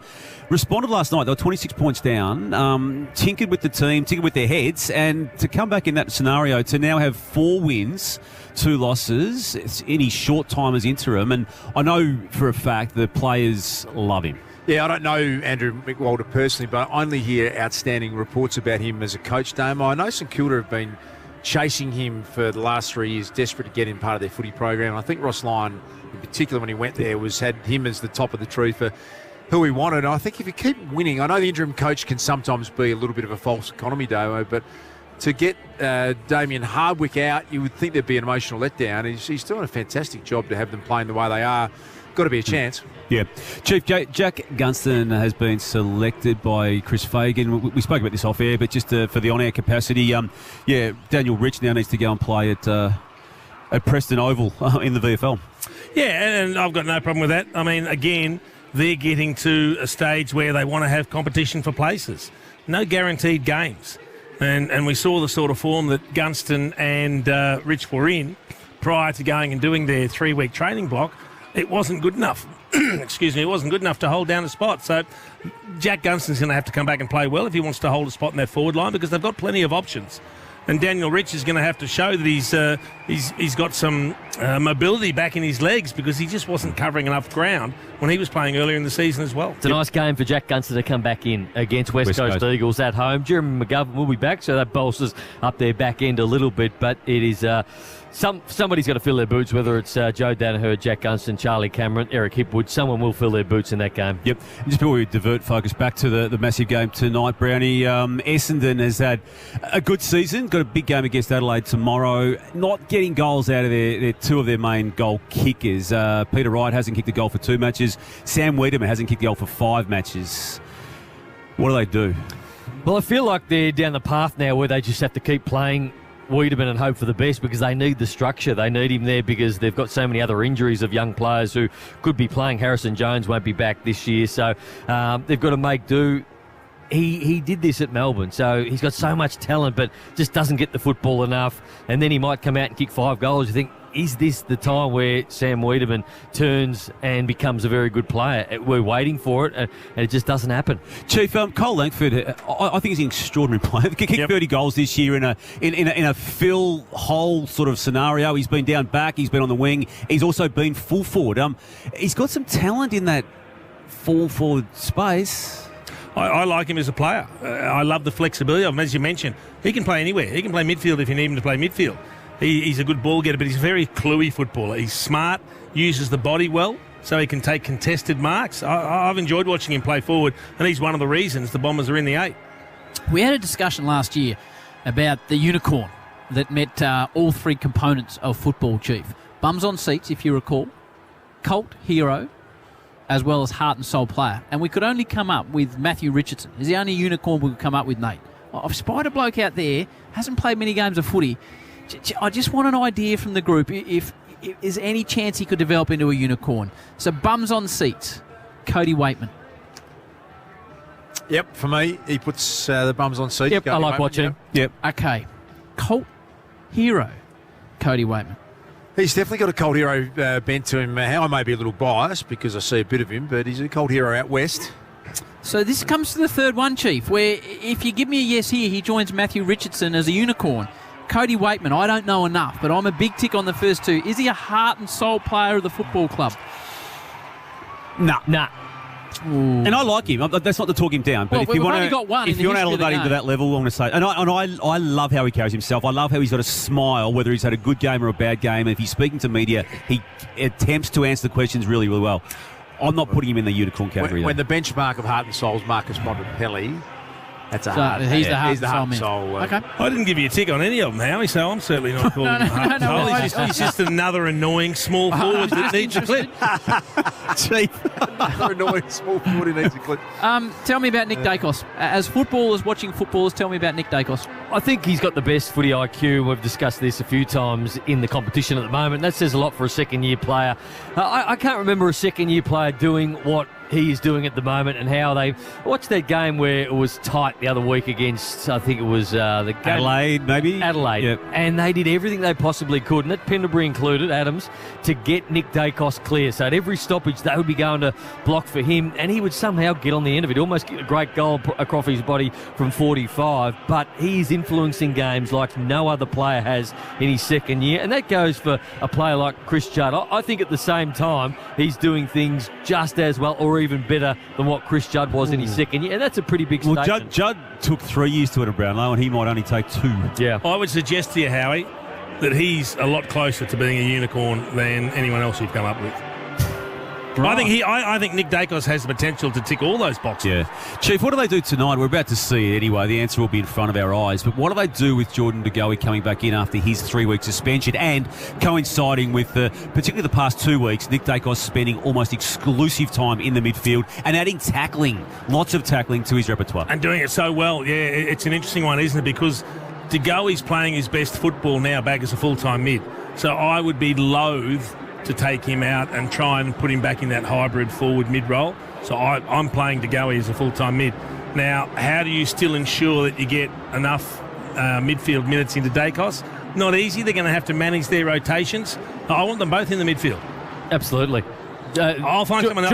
Jordan De Goey's ability to win the stoppage ball as a big ball is brilliant at the moment. Dacos a little bit different because he hits it on the fly, he gets the handball received, and he takes 20 metres out in front of him. But you need De Goey playing in that midfield role. They've pushed Taylor Adams out to a half-forward flank this year, so he's no longer it's still going well too, in that midfield unit. But they'll find rotations enough to have them probably, Jordan De Goey maybe playing 60 to 70% in the midfield. What's his contract status, Nick Dacos? He has already bumped it out, I believe, 4 years, I think, beyond the second year, which is the standard entry point for the draftees. So what's he worth, Nate? We joke this is your area, but you can't. In a way, you can never see a fella like him leaving the football club. The thing is, his dad played for the football club, his brother plays for the football club, so Collingwood have got a fairly safe bet on their hands there, and the way they're playing at the moment. So, I mean, he's on an open market at the moment. Somebody would be paying him $1.4 million a year. That's what you'd have to get him out of Collingwood. With 40 games to his name. Is he going to accept that? No, I think Nick Dacos would be very happy to play for well below that because he's a Collingwood person. His family's there. 800,000 or 900,000 Collingwood will probably have to pay him in his next contract, maybe pushing that $1 million mark. Don't be surprised if he's on something like that already. Yeah. In this next deal that kicks in next year. Yep. Extraordinary numbers when you think about it. The Dogs, how are we seeing the way the Dogs are going? What's happening up forward? Called them a couple of weeks ago and there was an injury to Liam Jones, and Norton had to go back. There's always a discussion about Norton, whether he's up or he's back, Chief. Is he a forward man? The issue he's been able to go back to is because he hasn't been firing a shot up forward. It's been 6 weeks, Chief. He's been down. Genuinely struggling. So I don't know what the answer is there. I don't know if they're targeting him enough. I don't know if it's his work rate getting to enough right positions, or if it's the lack of quality ball coming forward, or a combination of all. Anything to tell us there, Dus, that you're able to without breaking confidences internally with Norton's being? No, look, I think every player in the game has a power. Isaac Heaney's probably had for the first time in his career a few weeks where it hasn't been great and he's got it back on his terms. You take the best defender week in, week out, and look, he's come off 2 50-goal seasons, Aaron Norton, and still kicked a decent amount of goals this year. I will say this, and let's not underestimate the magnitude of tonight's game. So they're equal fourth on 36 points, and you've got the other two teams playing each other tomorrow night in St Kilda and Melbourne. So if the Dogs win, they still are a really good chance of finishing top four. They can't finish top four without having that man kicking goals up forward, Aaron Norton. He needs to be taking those pack marks and kicking his 3 goals a week for them to be a top 4 team. I thought last week it was the Bulldogs' best game defensively for the whole season. So that was against Fremantle, whether it was in the midfield where they put enormous pressure on. And without Liam Jones, I thought their defenders stood up the best they possibly have all season.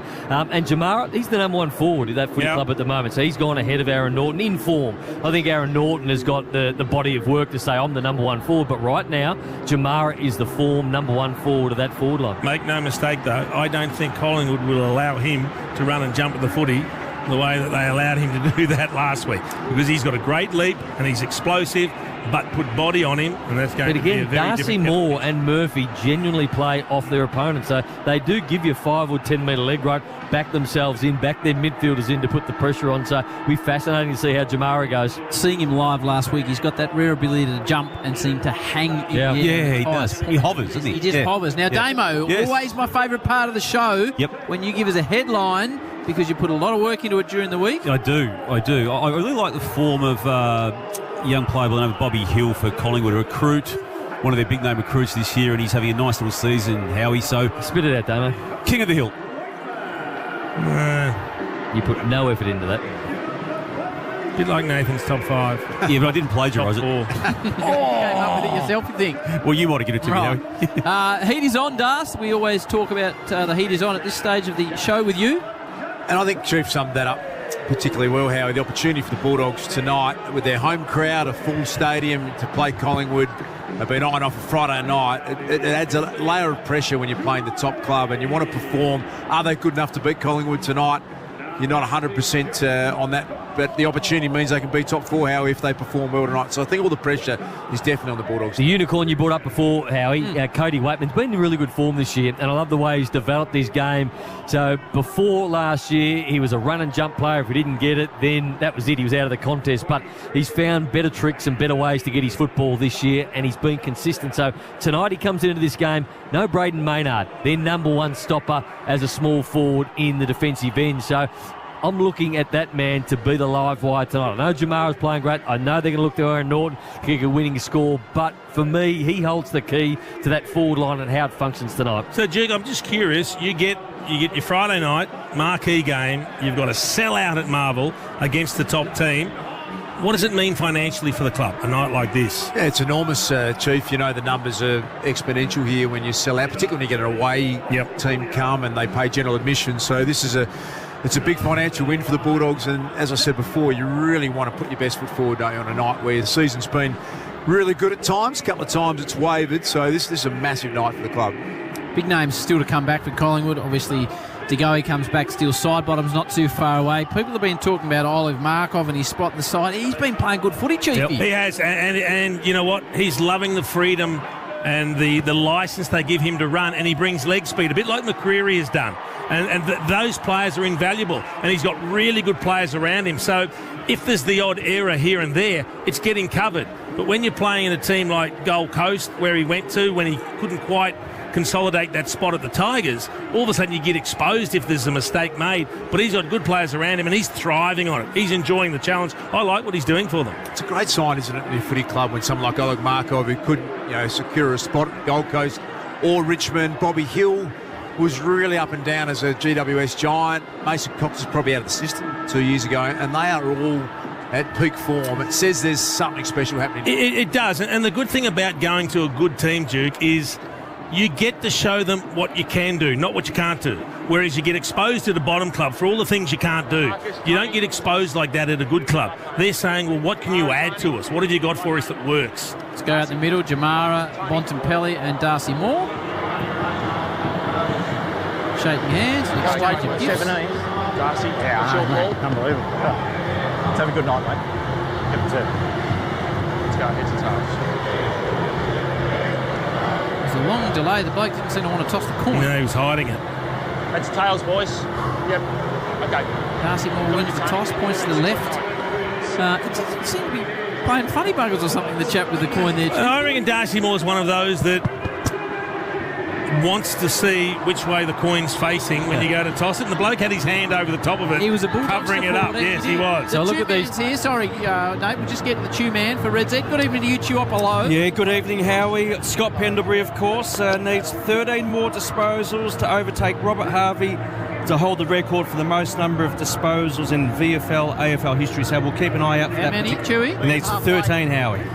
So you look at the two sides at Collingwood, they go deep, and you know you can trust most of the players on their 22 tonight. And you look at the Bulldogs, and the win is going to come if their bottom four players or the players they've just brought into this club perform tonight at the optimum level. So I'm talking about O'Donnell, Poulter, and probably McNeil, and maybe even Vandermeer. If those four players can have solid nights and they round out a solid 22, the Bulldogs are a big chance. Bontempelli's gone heavy on the oil. His arms are glistening. Mason Cox is striding into the middle. Jordan De Goey is back for the Pies. Man, big crowd in the house here at Marvel. Yeah, very big crowd. They've averaged 40,000 from their previous 5 at this venue. I reckon we've got about 44, 45. Friday night special about to get underway here at Marvel Stadium, round 17, the top of the table. Magpies take on the challenger, the Western Bulldogs, as Chu said, a full house in. You got Chief, you got Nate, Howie, Tommy Brown at ground level. We're underway. Picked up by Noble, immediately tackled by McRae. The Dogs have interesting. Riley West starting out in the wing, and you've got Bailey Smith starting forward, and Crisp is picking him up. Riley West started as the sub last week, was very impactful when he came. Look at Josh Dacos, hands it off to the former Western Bulldog Lipinski against his old side, and Alex Geet in front of Frampton takes a nice defensive mark. And a 2-on-1 back there. Billy was the one and got outmarked. As the Dogs move it over to the City side. Bailey Williams with a driving ball down towards Norton. Flies, gets hands to it. Cameron stands in front of him. Waitman looks for a free and gets one against Noble. A touch high. He's my man tonight. He was a bit lucky because he threw the ball too. Just needed to be tackled correctly. Would have been Noble's free kick. An exciting player is Cody Waitman. Sees something about 30 metres advanced. That was Tim English. Murphy tried to affect the spoil. Comes to ground now. Good tackle, Murphy on English. Good follow-up effort it was from the Collingwood defender, Nathan Murphy. The Dogs going to get a ball up 60 around from their goal. Nick Dacos and Marcus Bontempelli standing side by side. What about the talent on offer there? How good was that first ball up, Duke? You had Treloar, Bontempelli and Liberatore against De Goey, Pendlebury and Nick Dacos. It'll be an exciting matchup, that one to follow. Here is Nick Dacos, who just continues to amaze us week in, week out. Vandermeer edged off it. Taylor Adams flicks it back, looking for De Goey, back into the side. Nicely done, Vandermeer, in the path of Bontempelli. Surged forward to English, running past Taylor DeRay, who was taken high by Darcy Cameron. It'll be a free kick to the Western Bulldogs. The former two-time premiership Hawk DeRay. So Darcy Moore has gone to Jamara first up. Murphy on Norton. So the Bulldogs are really trying to punch some low kicks inside forward 50. Waitman got off his marker, and he marked it uncontested on his chest. Had to get towards the boundary line to get the space, but he's got a legitimate shot at goal. John Noble was just standing in front of him, so he's looking at him going, okay, Cody Waitman's not going to be the flyer here because you've got Rory Lobb, you've got Jamara, but the thing about this young man is he can fly, he can jump over a pack, so John Noble instantly realised his mistake and cursed himself for it. 74% career set shots, Cody Waitman, and he loved that one. Brilliant finish.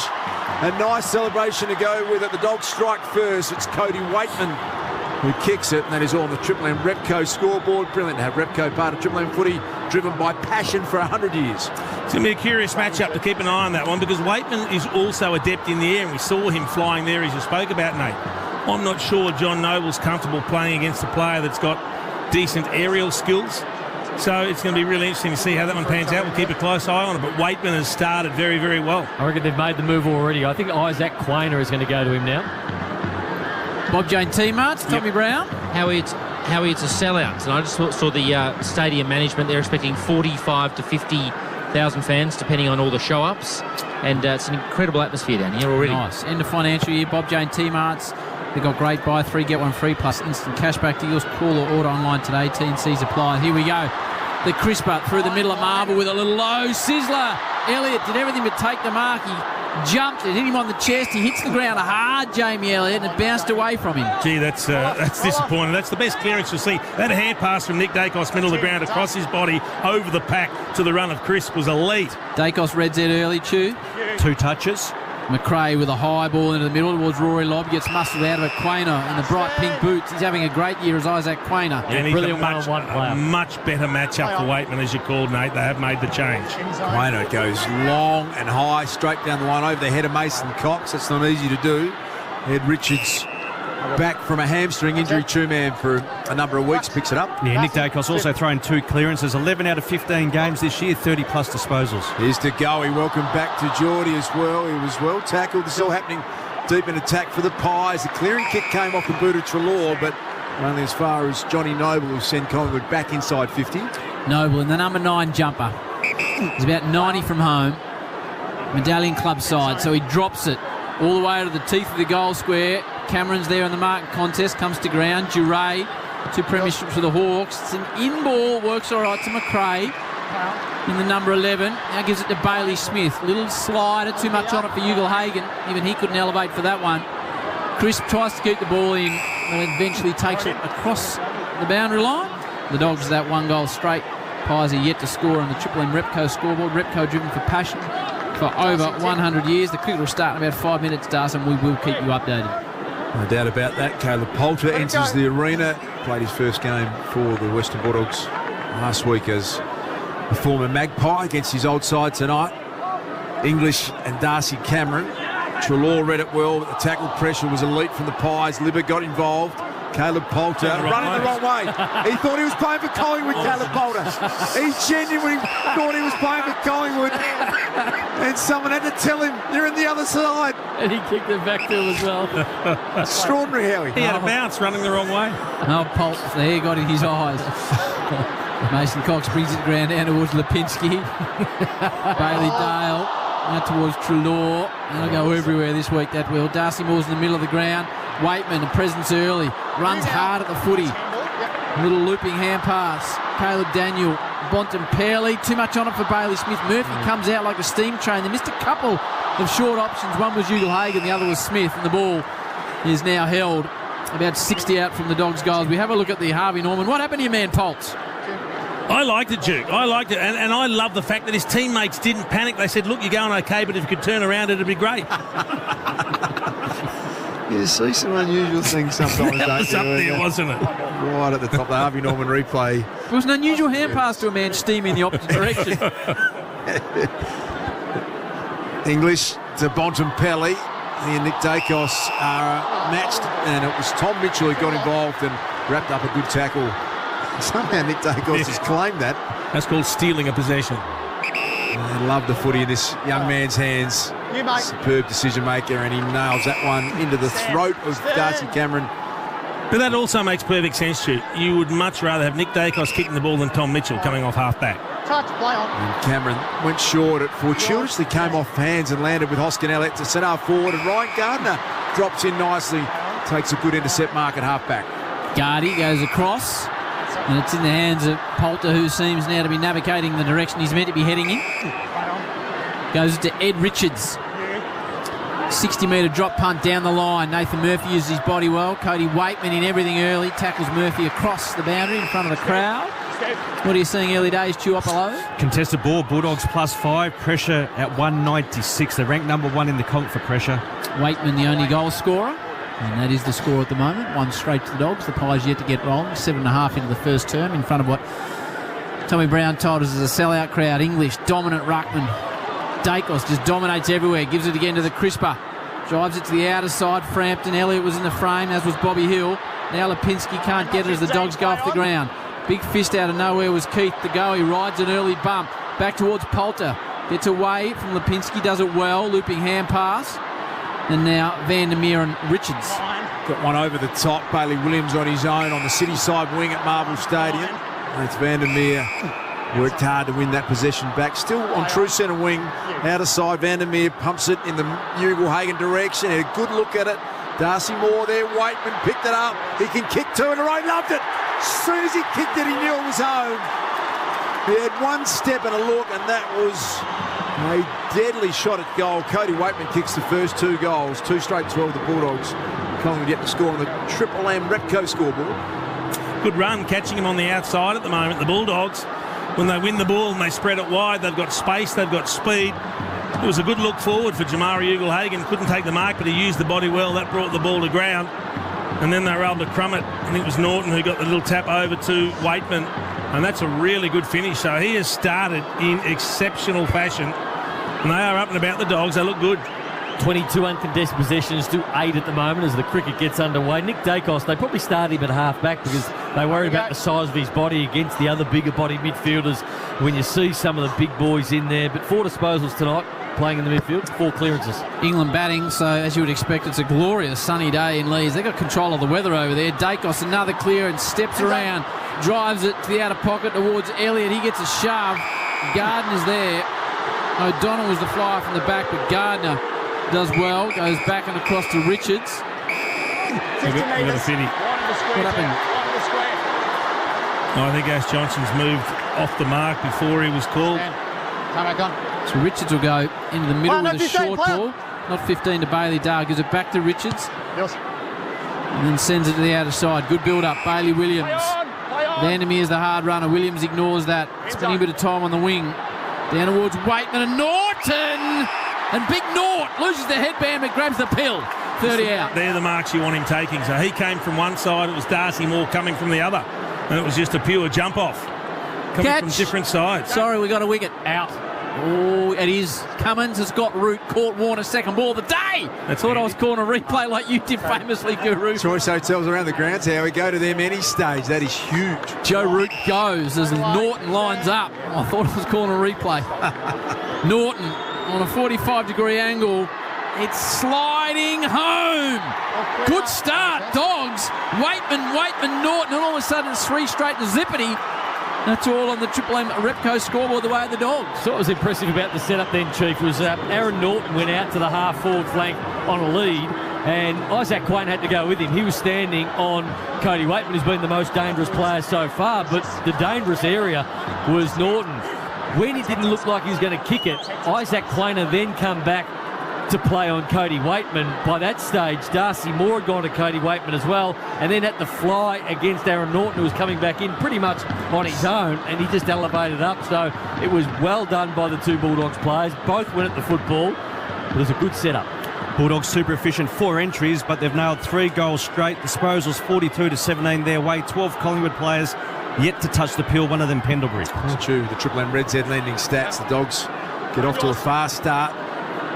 Initial clearance goes away of the Pies. Now Caleb Daniel with a slight fumble, awkward ball to be picked up. Liberatore did it pretty well. Lobb's kick is going to land in the lap of Lockie McNeil, so it's all coming up Dogs early in this game. Strong lead from Norton. They go over his head. Bailey Smith uses the body nicely, got rid of Johnny Noble, kept it in, tracking the right forward pocket. A lot of numbers back there. Darcy Moore, time to just delay the handball, and then they work it through the hands of Crisp, who goes down the line. Johnson back into the side over his head. Alex Keith picks it up to lob. Now this is Jimmy O'Donnell. It's a dangerous kick. It's going to go over the head of Bobby Hill. Bailey Dale gets back, pushed in the back. Free kick to the Western Bulldogs. O'Donnell's slow to get up in the middle of the ground. Wow, what a start. 2 to Waitman, 1 for Norton. Norton, Collingwood yet to score. They're 3 goals down. And the Dogs kicking well. Bontempelli, 60 from home. More concerns here for the Pies. Bontempelli bangs into Norton. Gaps everywhere, Chiefy. They're just beating him on the outside, and they're able to play on. They're able to continue moving the ball freely, and then they're getting really good looks going forward. And you've got to say the ball use has been brilliant going inside 50. Jamie Elliott was the one that cannoned into O'Donnell in the middle of the ground. Didn't look like there was anything in it, though. They're kicking beautifully. Norton gets too much hook on it. 3-1 to the Pies, yet to score on the Triple M Repco scoreboard. Triple M Harvey Norman replay, just too much bend on it. Hot deals on technology now at Harvey Norman. Say hello to big savings on mobiles and audio. Hurry, limited time only. Halfway mark of the first turn. The Western Bulldogs 3-1-19. Pies yet to score. Kick in favoured the defender, Ed Richards, who smashed it over for a boundary thrown, and they'll trap in their forward half. Nate. So a lot of the time Collingwood are happy to clubs to be chipping the football around, and they set up behind it and then they put enormous pressure on. But normally they've got their clubs going sideways and backwards. At the moment, with their uncontested marks, Bulldogs every time are going forward. 16 uncontested marks to 4. Most of those kicks from the uncontested marks are going forward and taking ground.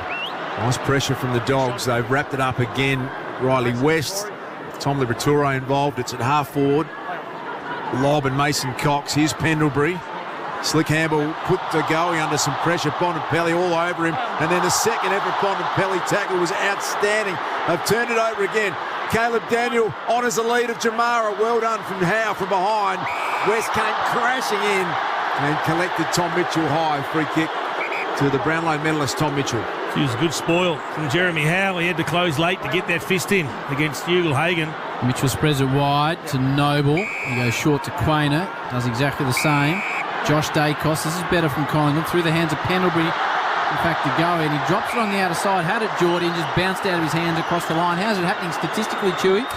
Look at that time in possession stat. Bulldogs going at 69%. Time in the front half, 68%. I reckon their pressure rating will be pretty good too, the Bulldogs, the way they've started here. Not giving the Pies any time. Yeah, 190, Jason. Nice.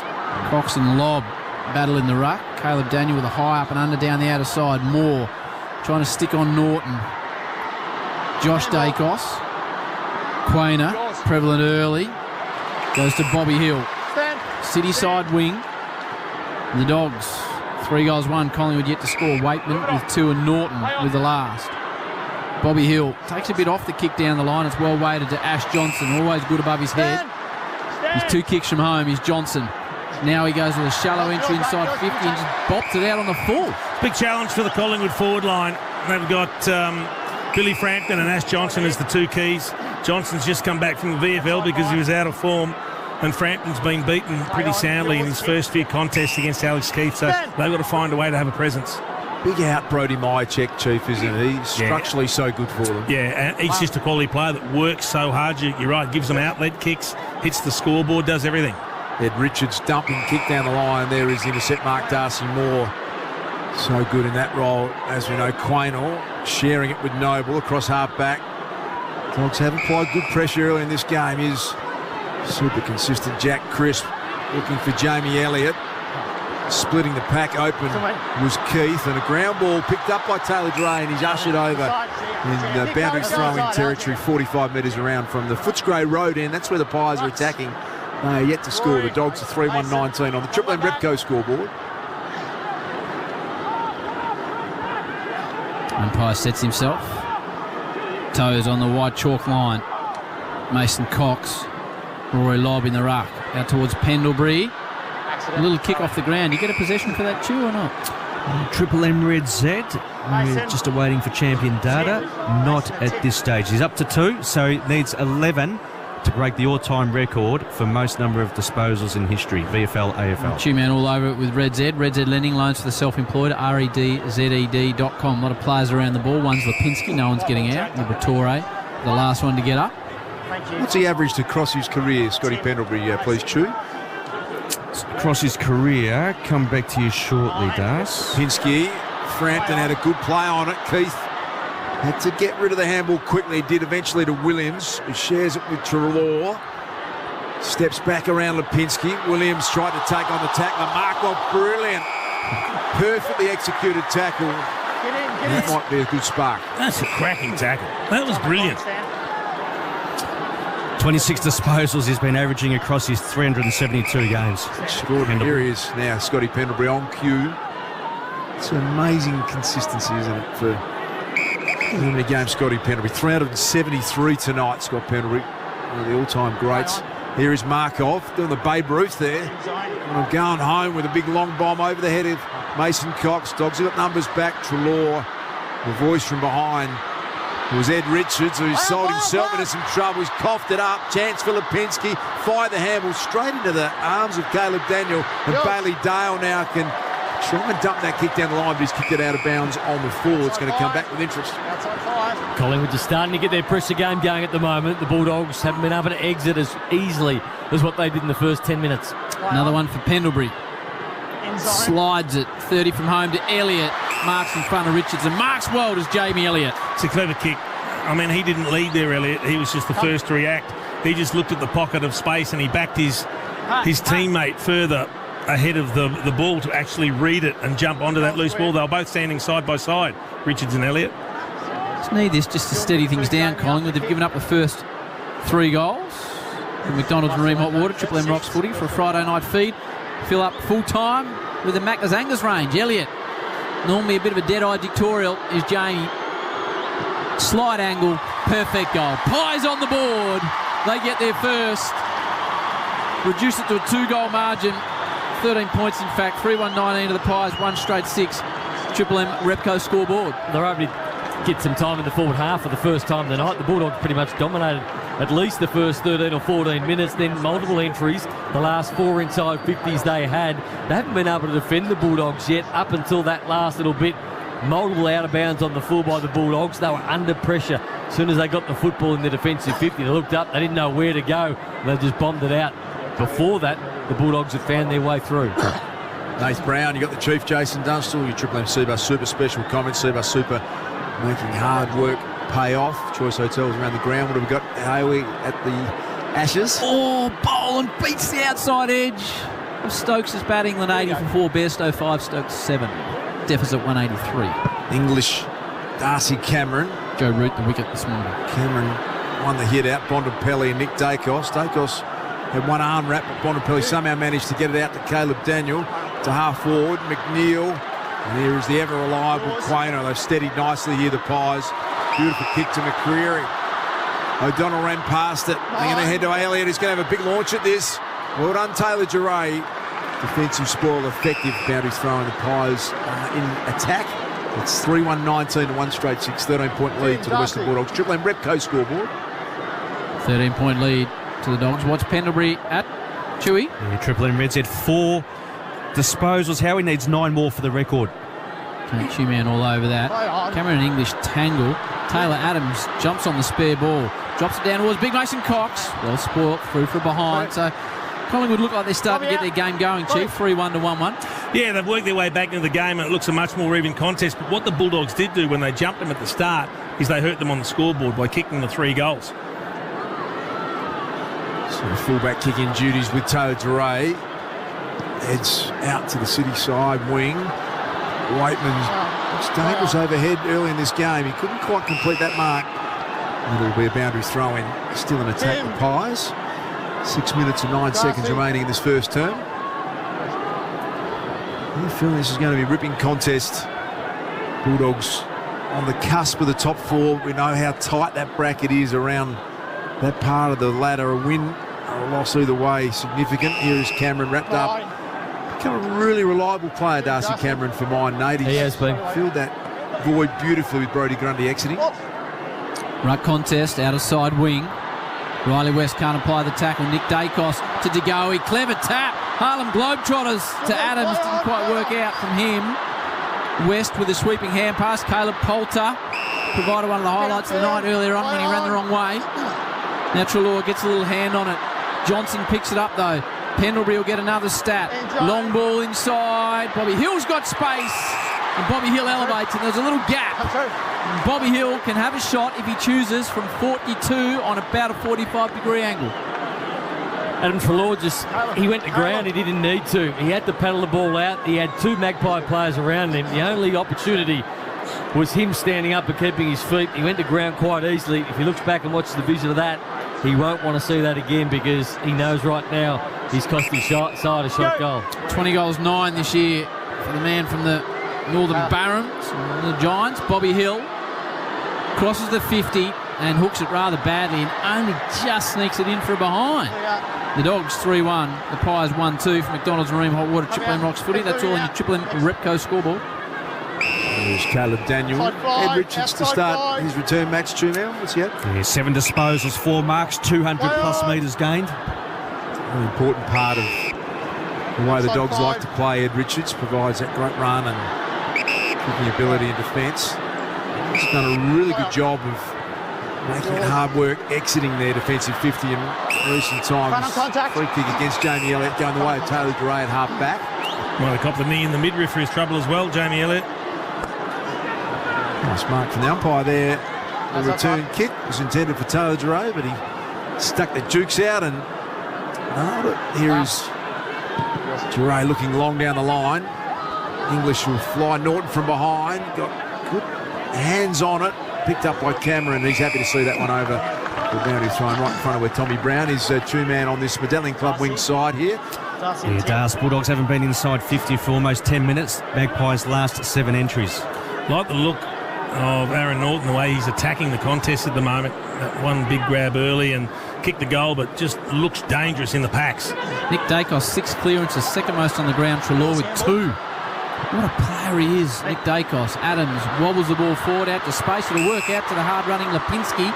Marks in front of the son of Simon O'Donnell, and now Elliott. So the small forward starting to create a bit of havoc up forward for the Pies, and Elliott will line up for his second. 35 out, 3 in from the boundary out of side. 6 clearances in a quarter, Ash. Where does that sit on all-time progression? It could be a record here. Paul Salmon holds the record for the most number of clearances with 22 back in 1998. So he's on target, Nick Dacos. And they've had 8 of the last 10 and the last 8 inside 50s, the Pies, as they start to get rolling. Elliott has kicked their only goal. Said earlier on, he's a beautiful kick for goal, is the number 5. This one not so much. It started right and finished through from behind. 1-3 to the Pies, 3-1. The Dogs, 10-point lead, 3.5 to go in the first term on the Triple M Repco scoreboard. Here's Duray again, working overtime the Bulldogs defenders. Riley West, good contest.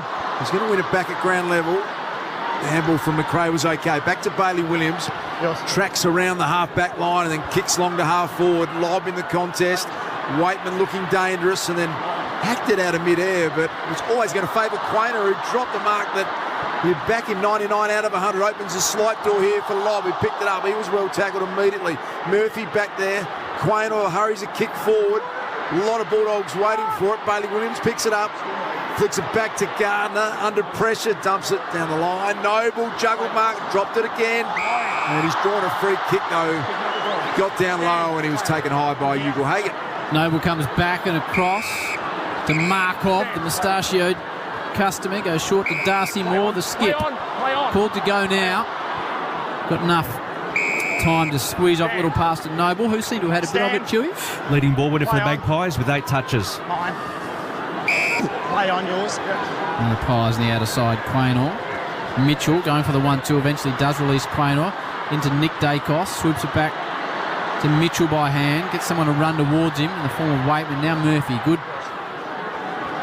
use of the ball from the Pies. Cameron does well to outmark English, not an easy job. Big Darcy Cameron. Has he got the range from here, Nate? Bit far out? I think he's just a little bit too far out, Howard.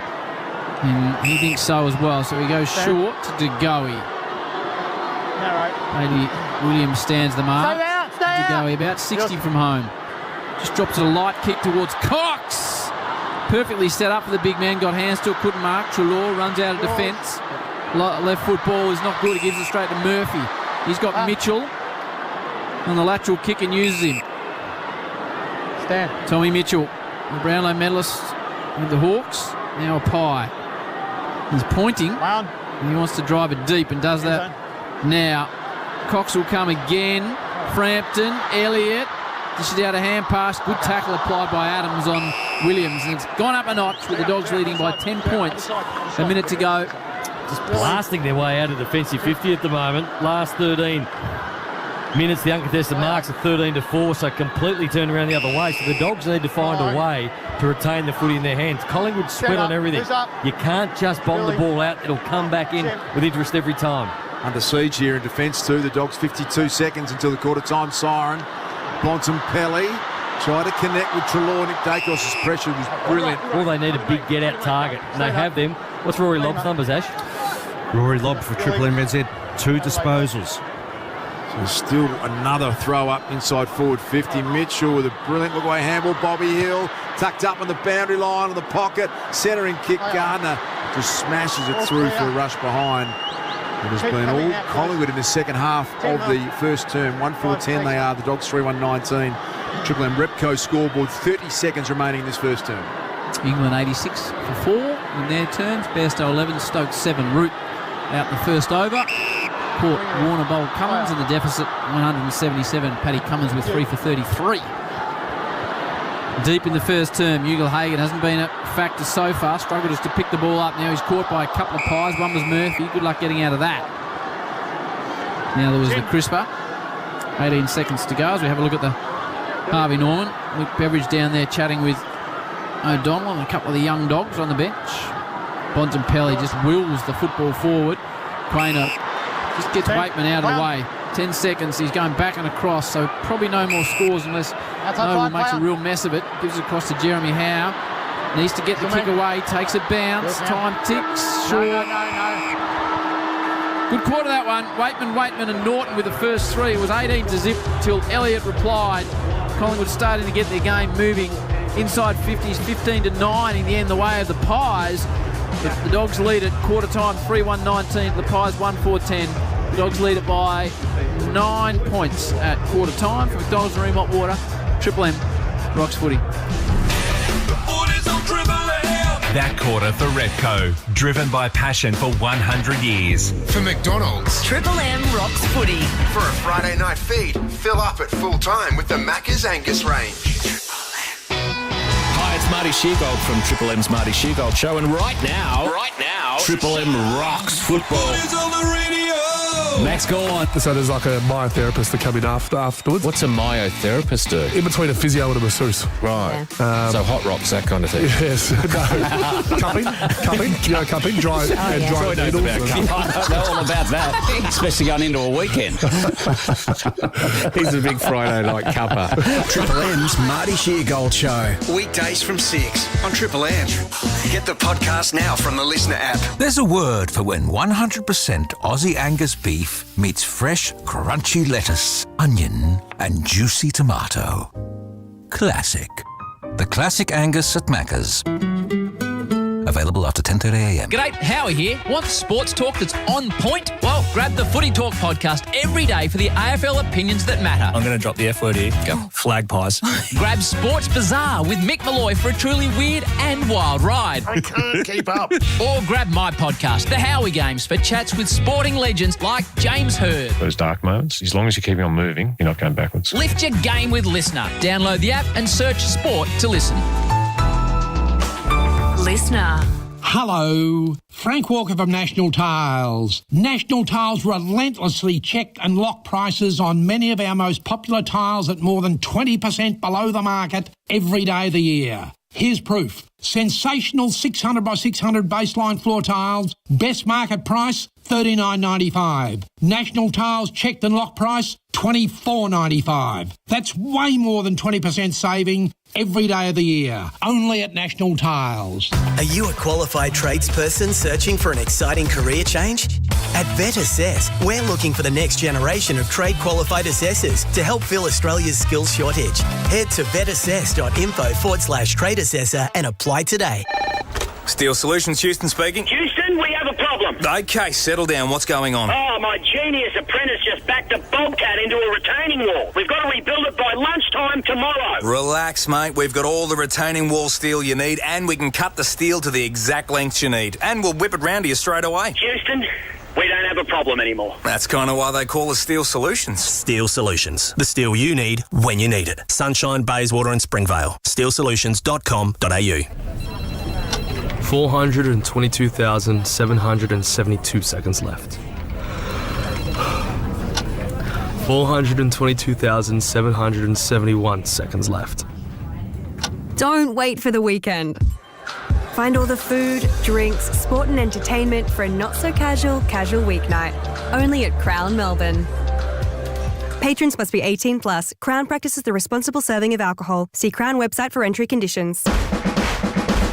Buying a home? Contact Exopest for a termite inspection before you invest. Those nasty critters with pointy teeth, they'll destroy your home from underneath. Up, down, north, south, east or west, get your protection from Exopest. Put those termites down to rest. What to do? See Exopest. No worries, mate, they'll do it right. With Exopest, you've won the fight. Pest Manager of the Year. Safe, affordable, reliable. Exopest.com.au. 1-800 68 69 22. Shut up! The foot is on the radio! Triple M rocks footy. This quarter for Beacon Trade. Beacon Trade's here to partner with your business by designing your lighting and electrical plans for free. Beacon Trade, let's make light work. Waitman's got 2, Norton 1, Elliott the only goal for the Pies. The Dogs lead at 3-1-19, Collingwood 1-4-10. The Dogs by 9 points. Triple M. Harvey Norman replay just shows the Dogs still conversing with a coach, but for Bob Jane teammates this end of financial year, Bob Jane T-Marts are buy free, get one free plus instant cashback deals. Call or order online today and T&Cs apply. Tommy Brown. Howie, just sitting behind the Collingwood bench, had a look at their board that Craig McRae worked on just before their huddle. He thinks an opportunity is to change lanes. He thinks they've been showing okay pressure, but wants them to improve their fight with an asterisk next to it. That's an insight into what Craig is talking to the boys about at the moment. The good thing is there's been no significant injuries, certainly no injuries in that first quarter. Great stuff, Tommy. How's the phone going? The phone is dead, Howie. So, as I said, I'm open to any telecommunications offers overnight. All right, Tommy. Nice summation of the board. Now, the two-man, Red Z style. And the Maggies pressure, last 10 minutes going at 200. They had 10 out of the last 12 entries inside 50. Pendlebury has 5 disposals, needs 8 more for the record. And Nick Dacos, 8 touches and 6 clearances. It was a quarter of two halves, wasn't it, Chief? The Bulldogs early, uncontested marks. They're able to make their way through the Collingwood zone, and they did it quite comfortably. Collingwood couldn't put pressure on them, and then about the 13 or 14 minute mark, the game completely changed. Collingwood started to put that pressure on. They started to win possession from clearance. Nick Dacos had 6 of his 7 disposals as clearances, and then they got the ball in their half of the ground. For the last 18 minutes, it was 80% to 20% inside Collingwood's half. And every time the Bulldogs got it, they bombed it out straight back to Collingwood, and it continued to come back in. They're lucky that Collingwood kicked in accurately.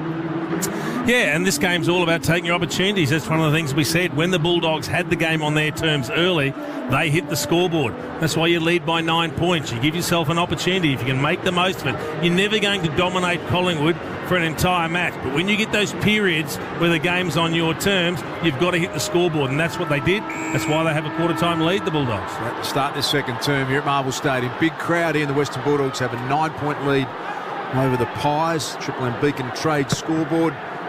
We're underway. Tim English, hacked forward by Pendlebury. We'll give him a stat for that one too, I believe. McCreary shinned it forward. Here is Caleb Poulter against his old side. He's nursed over the boundary line as the players adapting to the way they want to tackle, and it's slightly in attack now with Collingwood. Out. Got him. Choice Hotels. Besto. Stark was the bowler. Caught it second slip. 5 for 87. Oh, flashed it a wide one and he's gone. Come back to that in a moment. See you, cheeseburger. All over the top. That's chief summation of Johnny Besto there. Josh Dacos, rev fumble, opens the door for Liberatore, trying to keep it in. Dogs get it to half forward, but it will be a boundary throw in. 9-point lead to the Western Bulldogs. What's happening over at Headingley, please, Howie? Second slip, Steve Smith. Stark, a wide one. Besto flashed at it, flew quickly to the right of Steve Smith. Australia takes another slips catch. Besto gone for 12, 87 for 5. The deficit 176. Back at the footy, though. More importantly, Bontempelli. Australia's slip catching's been outstanding. Josh Dacos ripped off the footy. Bontempelli deserved to be rewarded there. Lockie McNeil goes up in the air. What did you see there on that tackle, Chief? Yeah, and Bontempelli just had a chat to the umpire. He said, why wasn't I rewarded? Dacos trying to break away. He got stripped of the ball in the tackle, and it was called play on. Unlucky not to be having a shot for goal, the Bont. Cameron and English, 44 versus 14. Oscar Elliott stands unattended. Now Treloar wafts across the pack. The crisper down towards Treloar. English with a hand pass. Ugle-Hagan caught by Noble. He's got him by one hand. It's a good tackle. Bulldogs have got a boundary throw in. Sorry, ball up 35 metres out from their Footscray Road end goal. Cameron won the hand hit down to Josh Dacos. Jack Chris releases it to Noble under some pressure from Riley West. Did okay to get it to Lipinski. Able to send this one out to the wing. Coming in front, Billy Frampton. Gardner was able to push him off it. Look at Mitchell's hands. Beautiful. Back to Billy Frampton. Taking some time, the young big man. He puts it into some space. There's a lot of Dogs numbers there. Keith was able to win it back to Ryan Gardner, who spirals this one down the line. Waitman, and the defensive effort there was okay. Out the full.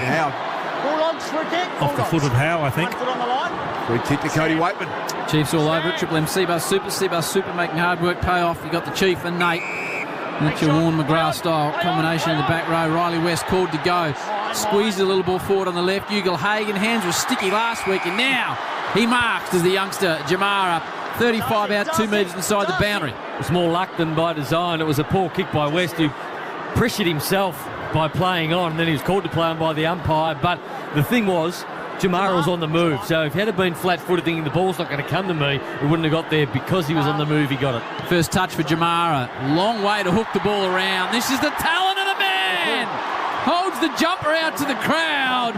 Jamara has his first impact with a major 4-1 to the Pies. 1-4 back out of 15 points on the Triple M Beacon Trade scored. Beacon Trade's here to partner with your business by designing your lighting and electrical plans, I should say, for free. Beacon Trade, let's make light work.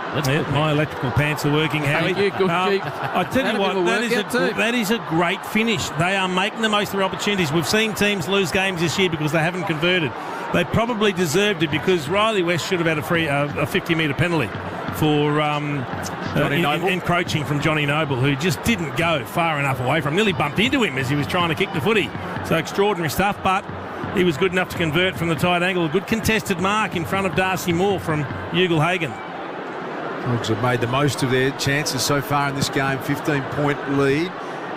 English swatted it down in the path of Liberatore. That's a finger breaker extraordinary. You don't want to go near that. Gets the half forward. Ugle-Hagan trying to connect with Lockie McNeil. Nick Dacos did well to scrounge a kick forward. English's handball was intercepted. Well done, McCreary. And then his leg speed on display.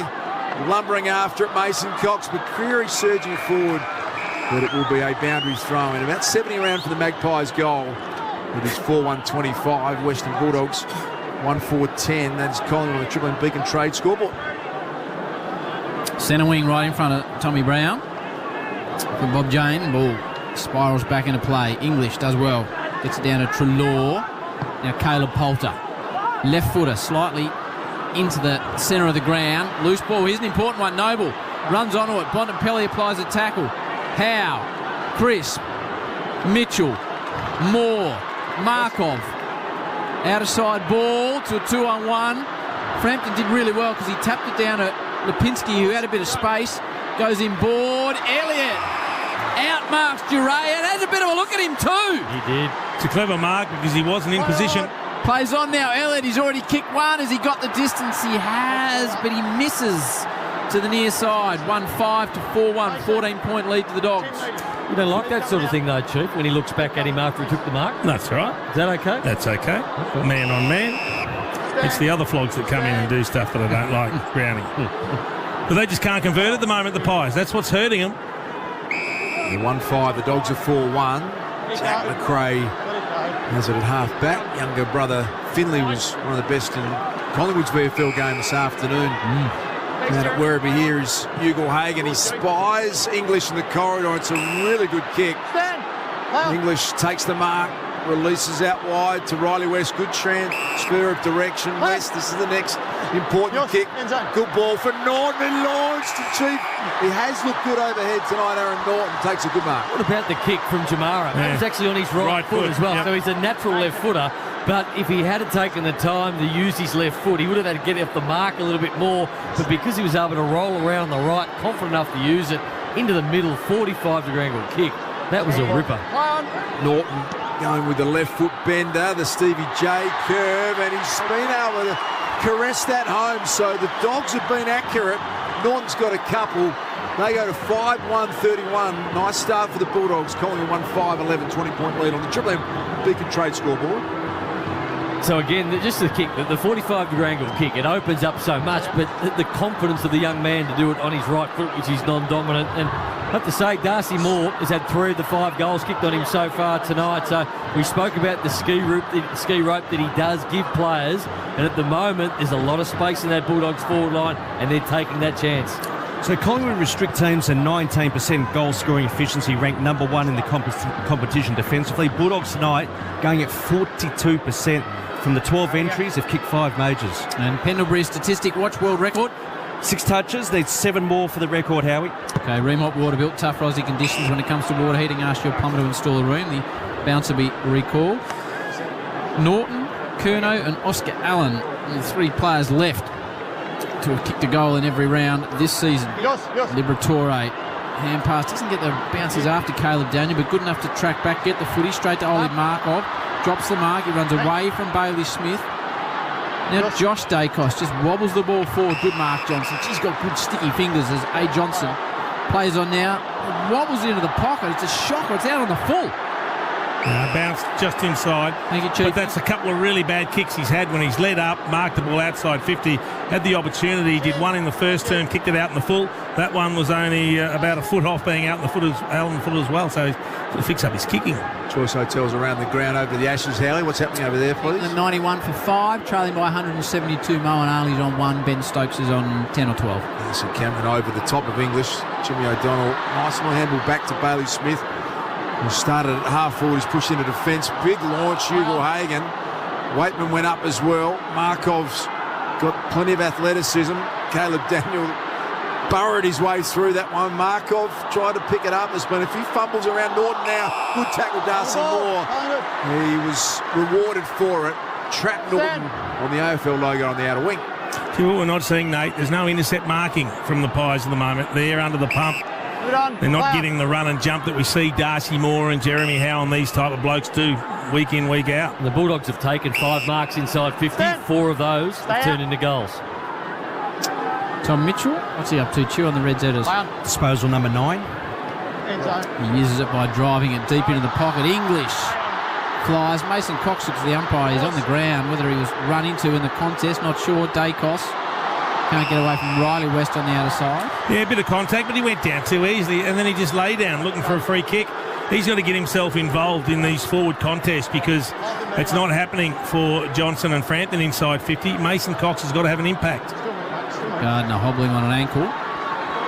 Darcy Moore sees it across the line. Get it come off, Howard. Just seeing on the Harvey Norman replay. Doesn't look good. We'll have a look at it here. Just landed awkwardly and his left ankle twisted badly. It's a bad roll, isn't it? Hot deals on technology now at Harvey Norman. Say hello to Big Savings on audio. Hurry, limited time only. It wasn't good, Chiefy, was it? That's a severe ankle sprain and he is struggling to get off. He's got a good gallop up at the end though, Chief. And bit of jungle juice. Those outer rolls you can, as Nate's alluding to. He might need a pint, mate. Caleb Daniel takes a bounce, running the outer wing, sends it inside 50. Looking for Waitman, who fell over, and Quainer didn't. He's just so consistent. Quainer, bold kick. He's shown a bit of it to Bailey Williams, who got a hand on it, bounced back up. Hoskin Elliott couldn't get rid of the handball. Good tackle, good effort, Williams. And the Western Bulldogs get a little win there. They trap it on the edge of their forward 50. Taking their good defensive work from last week, the Bulldogs, into this week. So thought it was their best game last week. And first quarter and a half we've seen tonight, they're continuing that form. Dacos, Bontempelli. Nick Dacos and Quainer fight for it. Hoskin Elliott's kick was smothered. Waitman, 60 from home. Caleb Daniel. Bob Jane T-March, what happened to Gardner, Tommy? Gardner obviously looooks like he's rolled his ankle. He was moving relatively okay. He was in pain, but he's gone down to the rooms for further treatment. All right, Tommy. 20-point lead to the Dogs, who led by 9 at quarter time. 5-1 to 1-5. Collingwood errant with their kicking. McRae, 70 from home. Libba just sets it up for the big flies. Waitman was 1. Murphy stayed down. Needs to get rid of it here, Murphy. I thought he marked it. So did he, which is why he's probably got a bit of relief there. Yeah, and he is not happy with the umpire. Well, he did mark it, I think. Yep, man in front. With a pretty good claim on that. Nathan Murphy. English doing the ruck work. 20 out from the Dogs. Fitzgerald Road and goal. It's trapped again. Quainer can't get it out. Dogs applying a bit of pressure here. Deep in attack. Caleb Daniel got boot to ball. Flying effort. Just pulled it across the face of goal for a minor score. The Dogs go to 5-2-32. 1-5-11 Collingwood. Dribbling Beacon Trade scoreboard. Darcy Moore to low flat ball. Perfect to Jeremy Howe, who dropped it, but he's good enough to get it to the crisper. Olive Markov playing another good game. The galloping moustache on the outer side. Low flat ball. This is better. Johnson. Adams. Best transition from the Pies for the evening. Needs to go back and kick the goal. They desperately need this. His eyes are darting, so he's got the distance, Chief. He'll have to kick from 48. Yeah, just around the 50-metre arc, so it's right on his limit. You'll probably see him arc out a bit to the right and kick it across the body to get that extra journey, but they are desperate for a goal, the Pies. 8 goals, 6, the man from St Joey's in G-Town this season. They really do need a goal. 21-point margin. Adams wasn't confident about the distance. He kicks right on 50, runs out to the right, hits it well. Mark in the square. He had the sticky fingers, Ash Johnson. Marks, Dogs defenders all around him, and he'll pop it through. from point blank. It's a good mark with the Bulldogs ruckman and a couple of tools down there. He's an aerial exponent of great skill, is Ash Johnson. But this is just their second goal to get it back to a 15-point margin.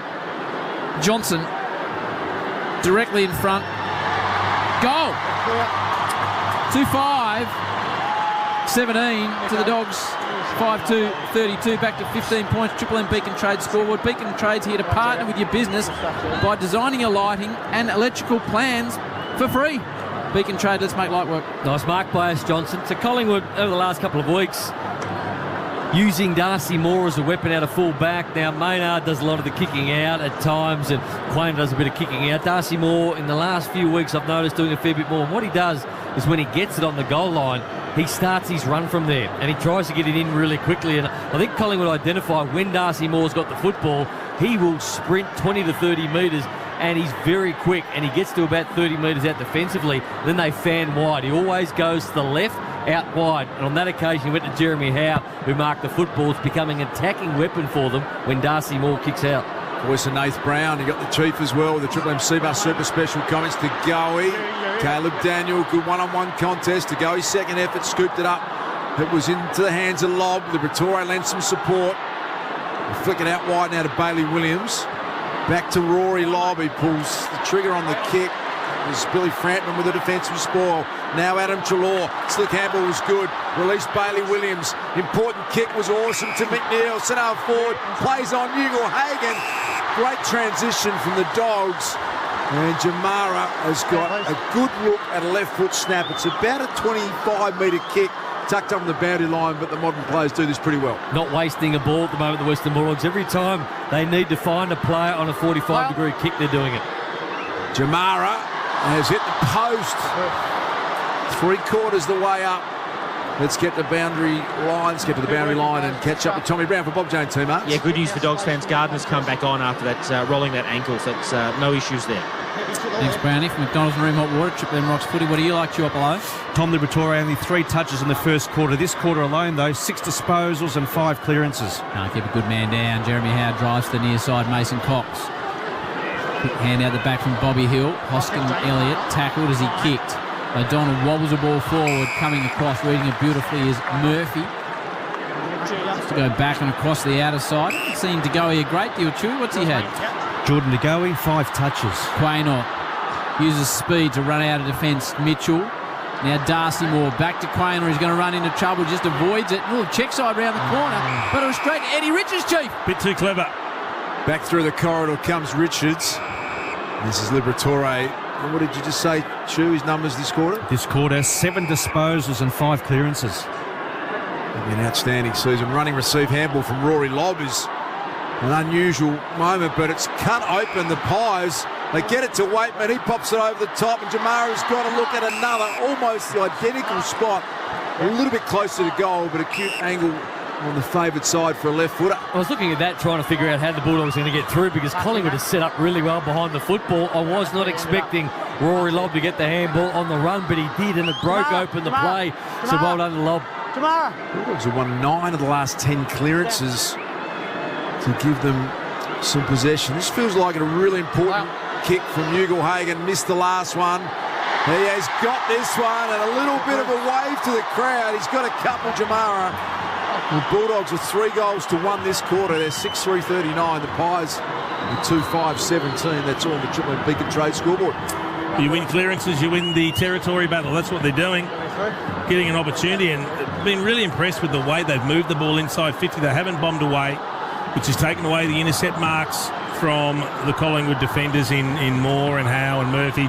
And they've divided and conquered. They've got separation of their forwards. They're finding gaps. They're using the short 45 kick to the loose player that can then relay the ball on. And players like Ugle Hagan are just enjoying the way the ball's coming inside 50. And the Magpies, they only concede 11 marks inside their D50 per game. They've allowed the Bulldogs to rack up 8 already in a half. 5 out of the 6 majors have come from marks for the Bulldogs. Ugle Hagan 2, Norton 2, Waitman, first 2 of the game. They're the 6 goals. Elliott and Johnson for the Pies, who get a clearance now. DeGoey getting himself involved. Low ball forward out the back. Johnson's going to get another. Just eased on the ball as Johnson pumps it home. He's got a couple as well. Immediate response from the Collingwood Footy Club. 3-5-23 to the Dogs, 6-3-39, 16 points. Triple M Beacon Trade scoreboard. That's what they didn't want, the Bulldogs, after they're doing so good the last couple of goals, to allow an easy one, an easy entry out inside forward 50. The clearances they've dominated clearances for the best part of the last 20 minutes, but that was just a beautiful tap down. Jordan De Goey read it nicely, and then letting the ball get out the back. There was 3 Bulldogs defenders who all flew. Not one of them touched the football. Somebody had to get a hand of the ball and bring it to the front, but Ash Johnson to the back kicked one of the easiest goals he'll ever kick. Harvey Norman replay, brilliant ruck work from Darcy Cameron. Perfect for De Goey. We'll just get a look at how important centre clearances are. Yeah, it was a wraparound special, Duke, wasn't it? Couldn't have hit that any better, the Collingwood big man. We're back in the centre, English and Cameron. This time he puts it out in front of Pendlebury. Gets it on the return handball from Mitchell, and they burst free. Well done, Crisp. Opens up the door for De Goey. Back to the Crisp. Back-to-back goals coming up for the Pies. Gardner in front, couldn't complete the mark. Pinballing around, Duray ran into a heavy tackle. Jamie Elliott has executed it pretty strongly. It'll be thrown up directly in front of the Collingwood goals. Choice Hotels around the ground. Got an appeal for LBW at the moment. Scotty Boland referral against the Stoker, given not out. He was a long way down the pitch. Out. I don't think it's out. That's a hopeful one. By gee, if it's out though, we give it a lift here. I don't think they've taken it though. No, they took it. Frampton, Hill. Okay. Well, they did too. Just to behind. 3-6 to the Dogs. 6-3, 15-point margin. Keep me across what's happening there, Nate. There's a long way down the Harvey pitch. Norman. Pitch is just outside off. Oh, it's worth a shout, let me tell you. You give me a cheapie. That is worth a shout. Give me a lift. Just depends what the bounce is like here. Richards to Poulter. Marks well. I want you to give me a lift. Caleb Daniel runs down the outer side. Nothing on edge. No bat. Ugle-Hagan steps away from Noble. Drives it inside. Lockie McNeil's out. Marks directly in front. 30 out. I reckon he's gone. He's out. Gone. He is out. No, he's not out because the impact is umpire's call and he was given not out. That is hitting flush middle stump, a few inches below the bail. That's unlucky. So McNeil will line up. Oh, boy. 30 out. So he's just pitched outside off. So if he'd given him, he was pumped. He was out, yeah. If the umpire had given him out and they referred it, would have been out. Nuts. Lockie McNeil shanks it. Just didn't follow through with the kick at all. It's one behind. All happening in the Triple M box. The Dogs 6-4-40. Collingwood 3-6-24. 16-point margin. Triple M Beacon Trade scoreboard. And a beautiful right foot kick from Jamara. And a really consistent impact. Got a couple of goals. Darcy Moore now from full back. Bombs it looking for Cameron. Flying high, Ryan Gardner rolled an ankle but back out there. Cody Waitman sends the Dogs into attack. Lob the target. Liberatore front and centre. Treloar goes back to win it and then was well tackled. Brilliantly done by Murphy. Stand, play on. Hands it to Noble. Tried a little bit of candy on Waitman, who wasn't having a bar of it. That's a good transition kick to Markov, who is lightning quick. A couple of times where he's gone on a run. Markov, he's been just too fast. That short ball is okay to Jeremy Howe. He's got it at half-back for the Pies. He's got the one sleeve on like Allen Iverson. And there's Jay Howe. Play on. Centre half-back, slightly to the city side. Pinpoints a drop punt to Markov. He's had a few, Chewy. Old Oleg. Certainly has. 11 touches, 7 in this quarter. Playing full of confidence. Sends it down towards Cameron. But English just floats across the front of the pack and takes a good mark. Big Timmy. Now he's got it at centre half back. Nick Dacos, only the one disposed of this quarter, Ash, is that right? Yeah, spot on. After having 8 in the first, along with 6 clearances. Keith's in the chain to Duray. Medallion Club side measures the ball. Too much on it for Riley West. A terrible kick, really, because West had a 10-metre gap and he kicked it straight to Murphy. Some miscommunication there. I think Taylor Duray thought Riley West was going to lead back into the space. Play on. He came forward and Murphy read it better than anyone else. Kicked down the line. Frampton, Johnson over the top of the pack. Duray the last man there. Little handball to Richards. Treloar floats it to the wing. Waitman, good piece of it. McNeil's going to pick it up and then handball it off to McRae. Over the top, Bond and Pelly. The only forward there is Ugle-Hagan. Bond hesitated as a result of it. Now a foot in around Liberatore. Just cannon in head first. no regard for his own safety. Vandermeer. It was Vandermeer. You would have assumed that was Liberatore. There was just a gap there, and he tried to take it. He knew there was a half chance that he was going to put his head in the wrong spot. He did it. He took the hit from Darcy Moore, and now he's a big kick of the football too, Vandermeer. 55 out. Great courage, Leith Vandermeer. He committed full-chested at that. With mate, his best kick's probably got the journey. Decides to honour the lead. Jamara! Superb hands under real pressure. Has taken the mark. He's got his confidence up, hasn't he? He is really looking dangerous every time he attacks the footy. Jamara Ugle-Hagan. Bit far out for the round the corner this one. He's going back for the drop punt. It was a good lead. Left Jeremy Howe, I think, was standing him at that particular time. Every right to drop that at the end and went low to the ground. He put his hand out. That is a great take. 4 goals from his 4 contested marks against the Fremantle Dockers last start. It's a really important kick, closing in on half-time. Strikes it a little to the near side and misses. The Western Bulldogs go to 6-5-41, 3-6-24 the Pies. Triple M Beacon Trade scoreboard. Let's get Tommy Brown, Bob Jane, Team Arts. Gus, Will Hoskin-Elliott a short time ago went down to the rooms with the trainers, so I'll keep an eye on him. I don't think there's anything majorly wrong, but I was surprised that he went down to the rooms. Thanks, Brownie. Darcy Moore brings it to the near side, trying to set up Cameron. Can't take the mark. Treloar taps it to himself to go. He tries to rage his way through a pack. Cameron sees it across. So how do you see the set shot routine for Jamara Ugle-Hagan, Mr. 1254? Oh, he looks okay. He's a pretty settled kick. Wasn't the easiest kick from where he was. Reasonably tight angle, a fair way out. He's kicked 2, Norton's kicked 2, Waitman's kicked 2, Johnson's kicked 2, and Elliott 1. There your goal scorer, 6-5-41 the Dogs. Collingwood 3-6-24. Wobbling ball inside 50 for the Dogs. Riley West took it out. Jamara didn't touch the ball in the first quarter, but he's taken 4 marks inside 50 in this quarter. His personal best for a career is 5. 5 marks inside 50, for a game. Yep. He looks dangerous at the moment. Dogs get a look at this one. Give him a run at the front. Deep in attack. Here the umpires barking instructions. Exclusively mic'd up for us on Triple M. There is players who are very mobile worry Collingwood because Darcy Moore likes to give the scope. You think of Jeremy Cameron playing against Collingwood because he leads so hard and he runs so much. He's always in the play, always dangerous. Jamara, a similar sort of player. Nelly Smith's handball was chopped off by Noble. Frampton and Keith. Keith did well to put his body in front and guide it back to Bailey Dale. Shrugged one tackle and then coughed up the handball to Frampton. Big chance now for the Pies. Lipinski to De Goey. It's in the perfect hands of Pendlebury. Couldn't be in better hands now with Nick Dacos. Looks for Johnson. Gardner did well. Defensive spoil was timely and it ricochets to Vandermeer. He's run down from behind. Got to push though. It's a big decision either way. It's against the... It's not downfield, it's going to go back. It's a good free kick to give away by Chris. The Dogs want to get rid of it immediately. They do now. Short. Treloar. Attacking point of the square. Hand pass to Liberatore. He lobs it in towards Ugle-Hagan as you would. Crashes the pack. He's at everything. Picks it up off the ground. Tunnel balls it to Jamara. He's on fire. Cody Waitman dangerous. Tight in the pocket. Get it back in the hands of Jamara. Pendlebury, another possession, goes out of bounds. It will be lack of intent. No, toss it in. What's he up to, Sconce, your man? Yeah, 9 disposals, Howie, 4 more for the record. Okay, and starters counters down every time he gets one now, Chewy. Yep. Yeah, we can't understate how big a record that is, Howie. The most possessions in the history of the game. Quite extraordinary, Chief. Frightening. Who has the record at the moment, Ash? Robert Harvey. All-time greats. Yeah, Scott Pendlebury and Robert Harvey. The 2-time Brownlow medal superstar Robert Harvey about to have his record surpassed. Picked up by lob 30 metres out. Immediately set upon in a strong tackle.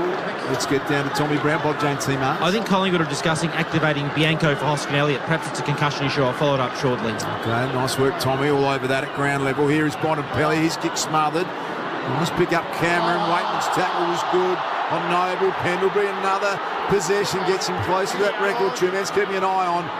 Here's Markov, I've been really impressed with, over the top to McCreary. Tries to Kevin Bartlett and got it. KB to himself. Look at the speed of McCreary. This is where the Pies are super dangerous. They are lightning quick. McCreary goes again.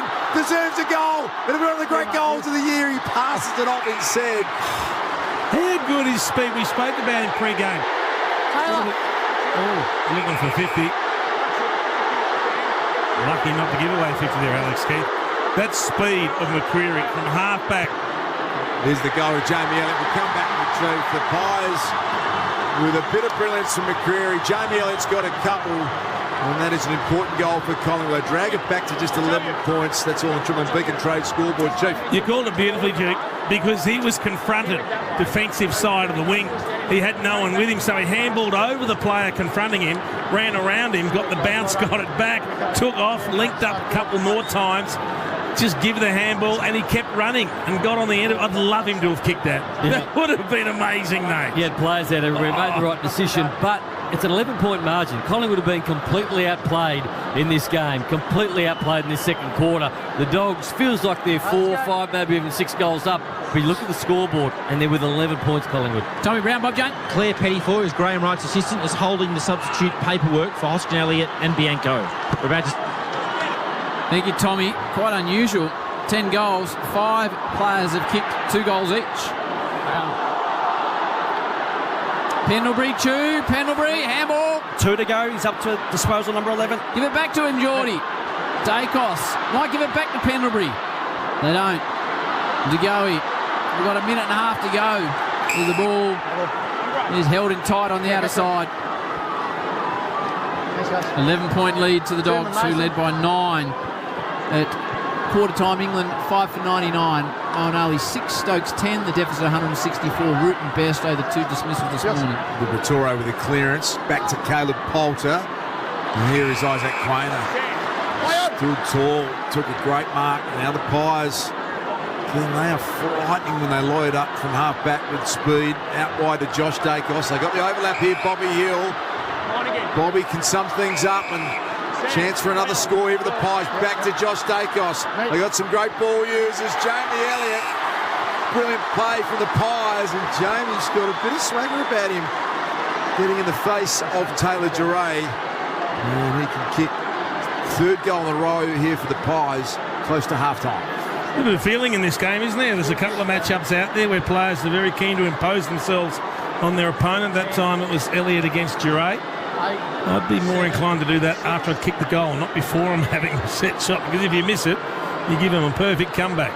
Coming off a bag of 5 last week against the Gold Coast Suns, Jamie Elliott, so full of confidence with that kick. Loved it. Beautiful finish.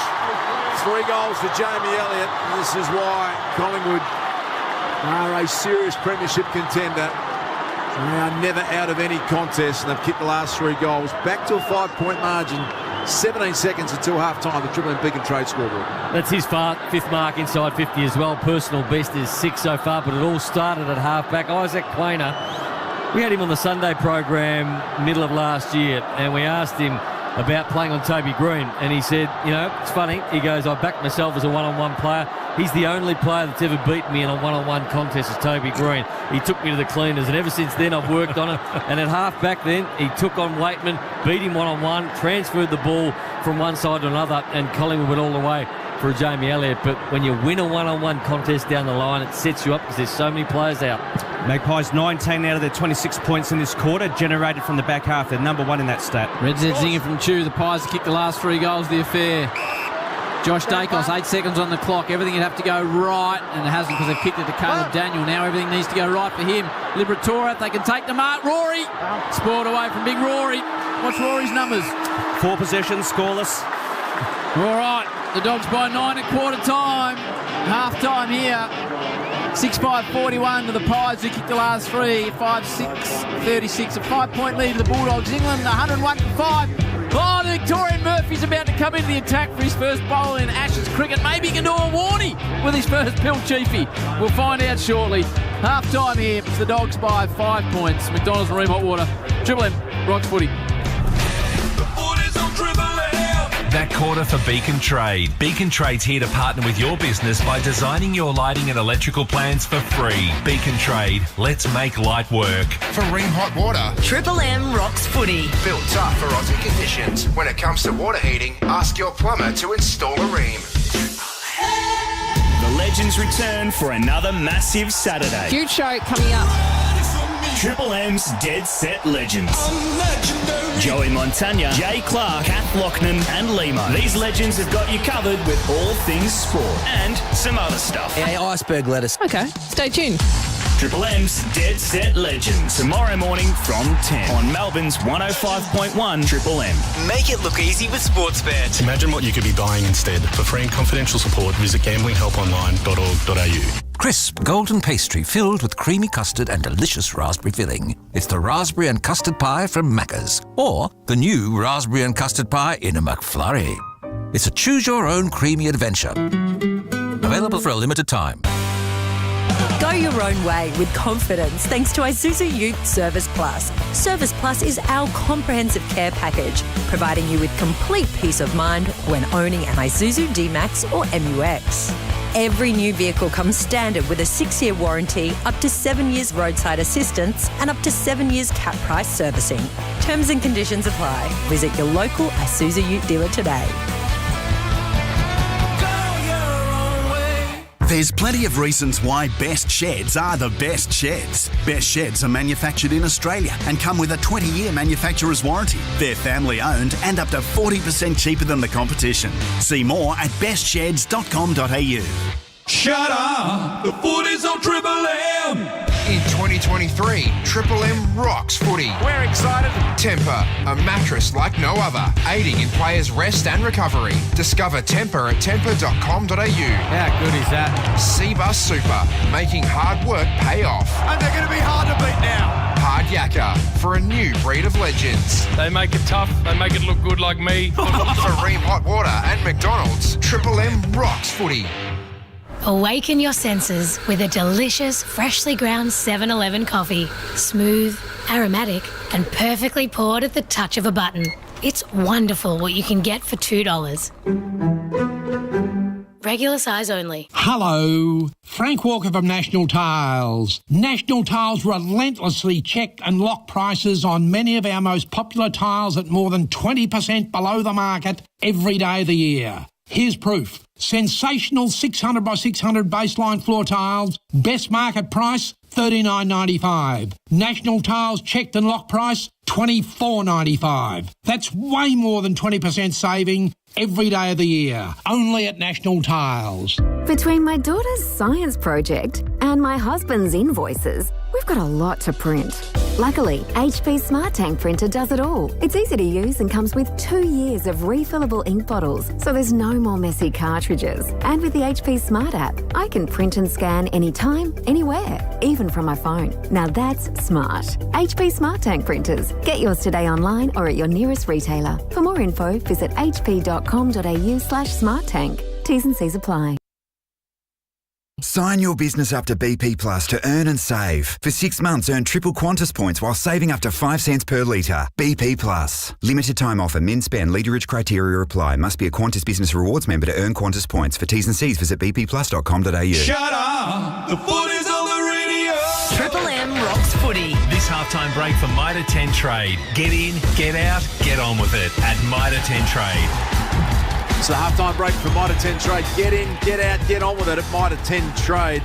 McDonald's and Ream Hot Water, Triple M rocks footy. Great contest this one. The Western Bulldogs have a 5-point lead over the Pies. The Dogs got out of the blocks, kicked the first 3 goals of the game, and they had a 22-point margin about the halfway mark of that second term. But the speed, the skill, the class of Collingwood got them back. They kicked the last 3 goals and back to within that margin of 5 points. The Chief Jason Dunstall, Nate Brown with us at halftime, and you got a little look at the quality of the Collingwood Football Club, and you just know, regardless, they are always in the game. Yeah, they kicked some somewhat easy goals in the last 3 that they kicked. There was a clearance from Jordan De Goey out of the middle, and they let the ball get over the back, and Ash Johnson kicked an easy one, and then the last one was just a perfect setup from the back line all the way through to Jamie Alley, who's been on fire tonight. But when I watch this game, I feel like the Dogs have dominated 80% of it, and Collingwood at the end just made the most of their opportunities. They missed a few early, but the Dogs have looked dangerous. They wasted a few in that second quarter, but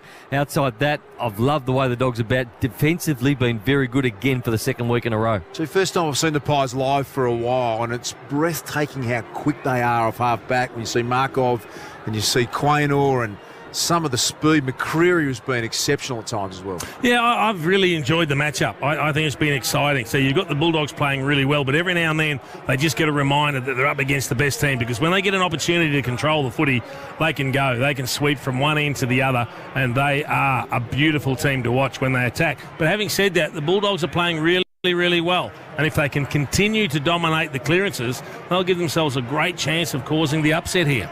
Tommy, half-time injury update. What can you tell us? Yeah, I mentioned Will Hoskin-Elliott about to be subbed off. I understand that he's got a hand injury, so it wasn't obvious as to when that took place or getting treated on the bench. He went down to the room, so that's obviously a concern for Hoskin-Elliott and Collingwood fans. I'll get more details, obviously, post-game, but it means they'll activate the sub. So Collingwood a man down in that respect. That'll be Trent Bianco who'll come in starting sub for Collingwood. So out goes Hoskin-Elliott. Thank you for that one, Tommy. Nate, it's been a bit of a goal-for-goal battle at times. The Bulldogs have been accurate with their scoring. What's the trend you reckon is going to make it a win either way?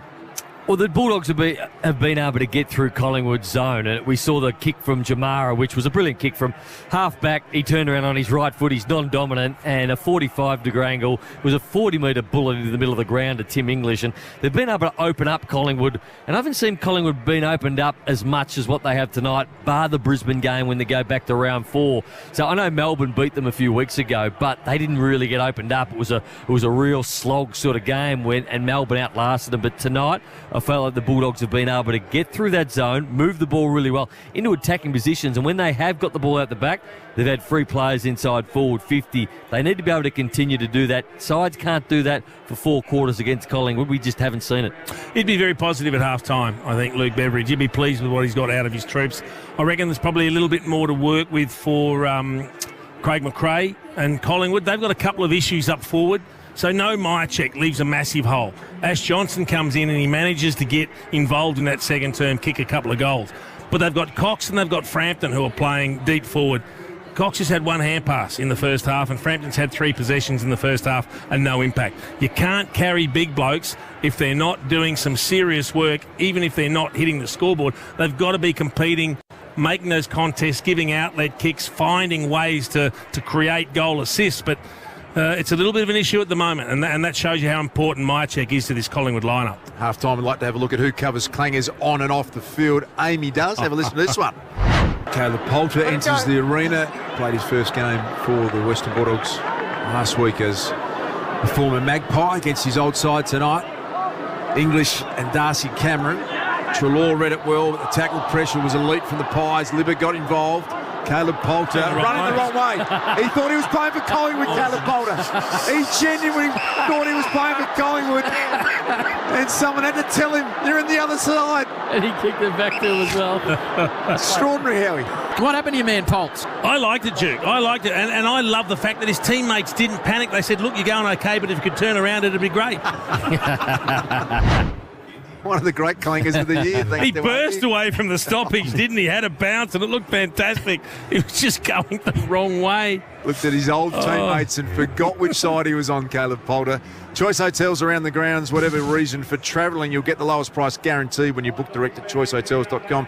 So go ahead, book it right now. Nate, what's happening over at Headingley, please? 505 England are at the moment. Moeen Ali's on 6 and Stokes is on 15. They're 158 behind the Aussies.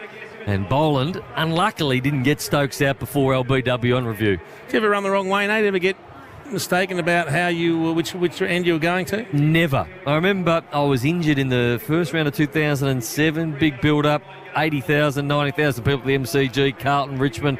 Our captain was Kane Johnson. Kicked the biggest barrel he's ever kicked in his life. It would have been 65 metres. The only problem was, went into the Carlton forward line. Mate, you did famously celebrate a draw once. Yeah, it's different to that, Chad. It'd be a shock, though, when you break away and all of a sudden you're thinking, I shouldn't be kicking it to my defenders, should I? What are they doing up there? Half-time at Marvel Stadium. We've got a full house and we've got an absolute belter here. Round 17, the Western Bulldogs have a 5-point half-time lead over the Magpies thanks to McDonald's and Ream Hot Water. Triple M Rocks footy. That halftime break for Mitre 10 Trade. Get in, get out, get on with it at Mitre 10 Trade. For Ream Hot Water and McDonald's. Triple M Rocks Footy. Triple M's Marty Sheargold Show. Oh my God, you'll love this. Featuring Give it some room. Marty Sheargold. They'll take us off air. A real ladies' man. Light the fire, get on the Bacardi, pour yourself a glass of red wine. Yeah, all that. And have a crack at your partner. See how you go. Kickstart your day with a laugh. Triple M's Marty Sheargold Show. 6 to 9 weekdays on Triple M. All right, run to your mum.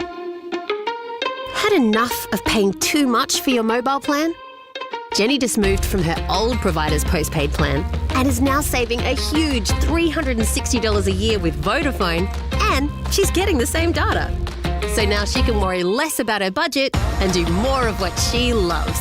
Make your move and save with Vodafone today. T&Cs apply. Savings based on Vodafone large SIM-only plan compared to Telstra premium upfront mobile plan. Take crispy bacon and juicy 100% Aussie Angus and layer it with spicy, sticky barbecue sauce, and you've got the new Spicy Sticky Barbecue Angus at Macca's. It's a great day to be hungry. Available after 10:30am for a limited time. Kobe is a cheeky 9-year-old that loves bikes and fast cars.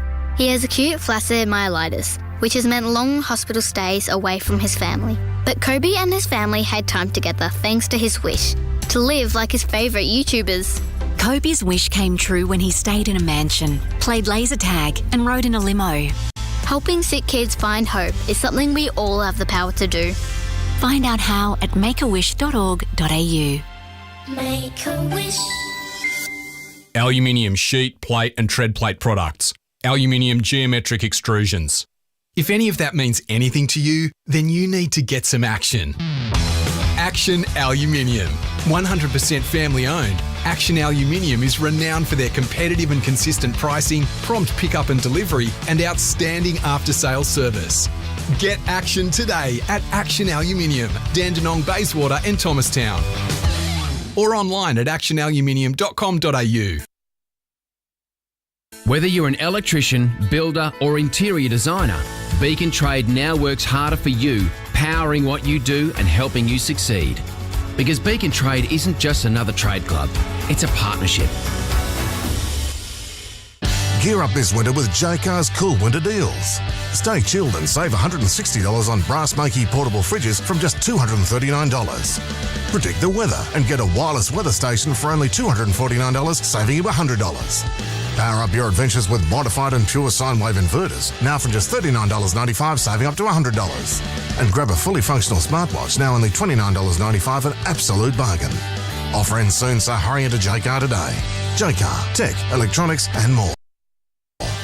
Hey, old mate's just booked off sick again. Oh, you gotta be kidding me. Nah, it's all good. I've just called Construct Personnel. Well, who's Construct Personnel? Well, they're ex-tradies recruiting tradies. And they've got labourers and tradies ready to go. No Yep, they're sending a tradie out now. What? Legends. Construct Personnel. Tradies recruiting tradies. Call 1300 Labour or search Construct Personnel, a leading labour hire company in Victoria. The footy's on the radio. Triple M rocks footy. This quarter for Titanium Caravans. Titanium Caravans are built to tackle Australia's toughest conditions. Visit titaniumcaravans.com.au. You want to go anywhere, you need to get yourself a Titanium Caravan. They are Australia's toughest off-road caravan. Titanium Caravans are purpose-built to tackle Australia's uncompromising conditions. They have everything you need to stay off-grid and off-road for longer. Look no further than a Titanium Caravan. Visit titaniumcaravans.com.au.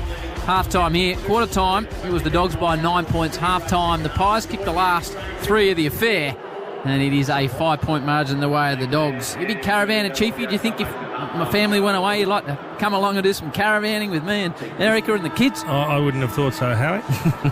Squeeze a couple of your kids in the back, Chief? I wouldn't have thought so. I'm not a caravanner. I like my mod cons. Do you? Maybe meet you at the desk. You tell me where you're going and maybe I'll drift past there at some stage. Oh, that'd be nice. Now, Chiefy, let's cast our attention forward to the rest of the weekend.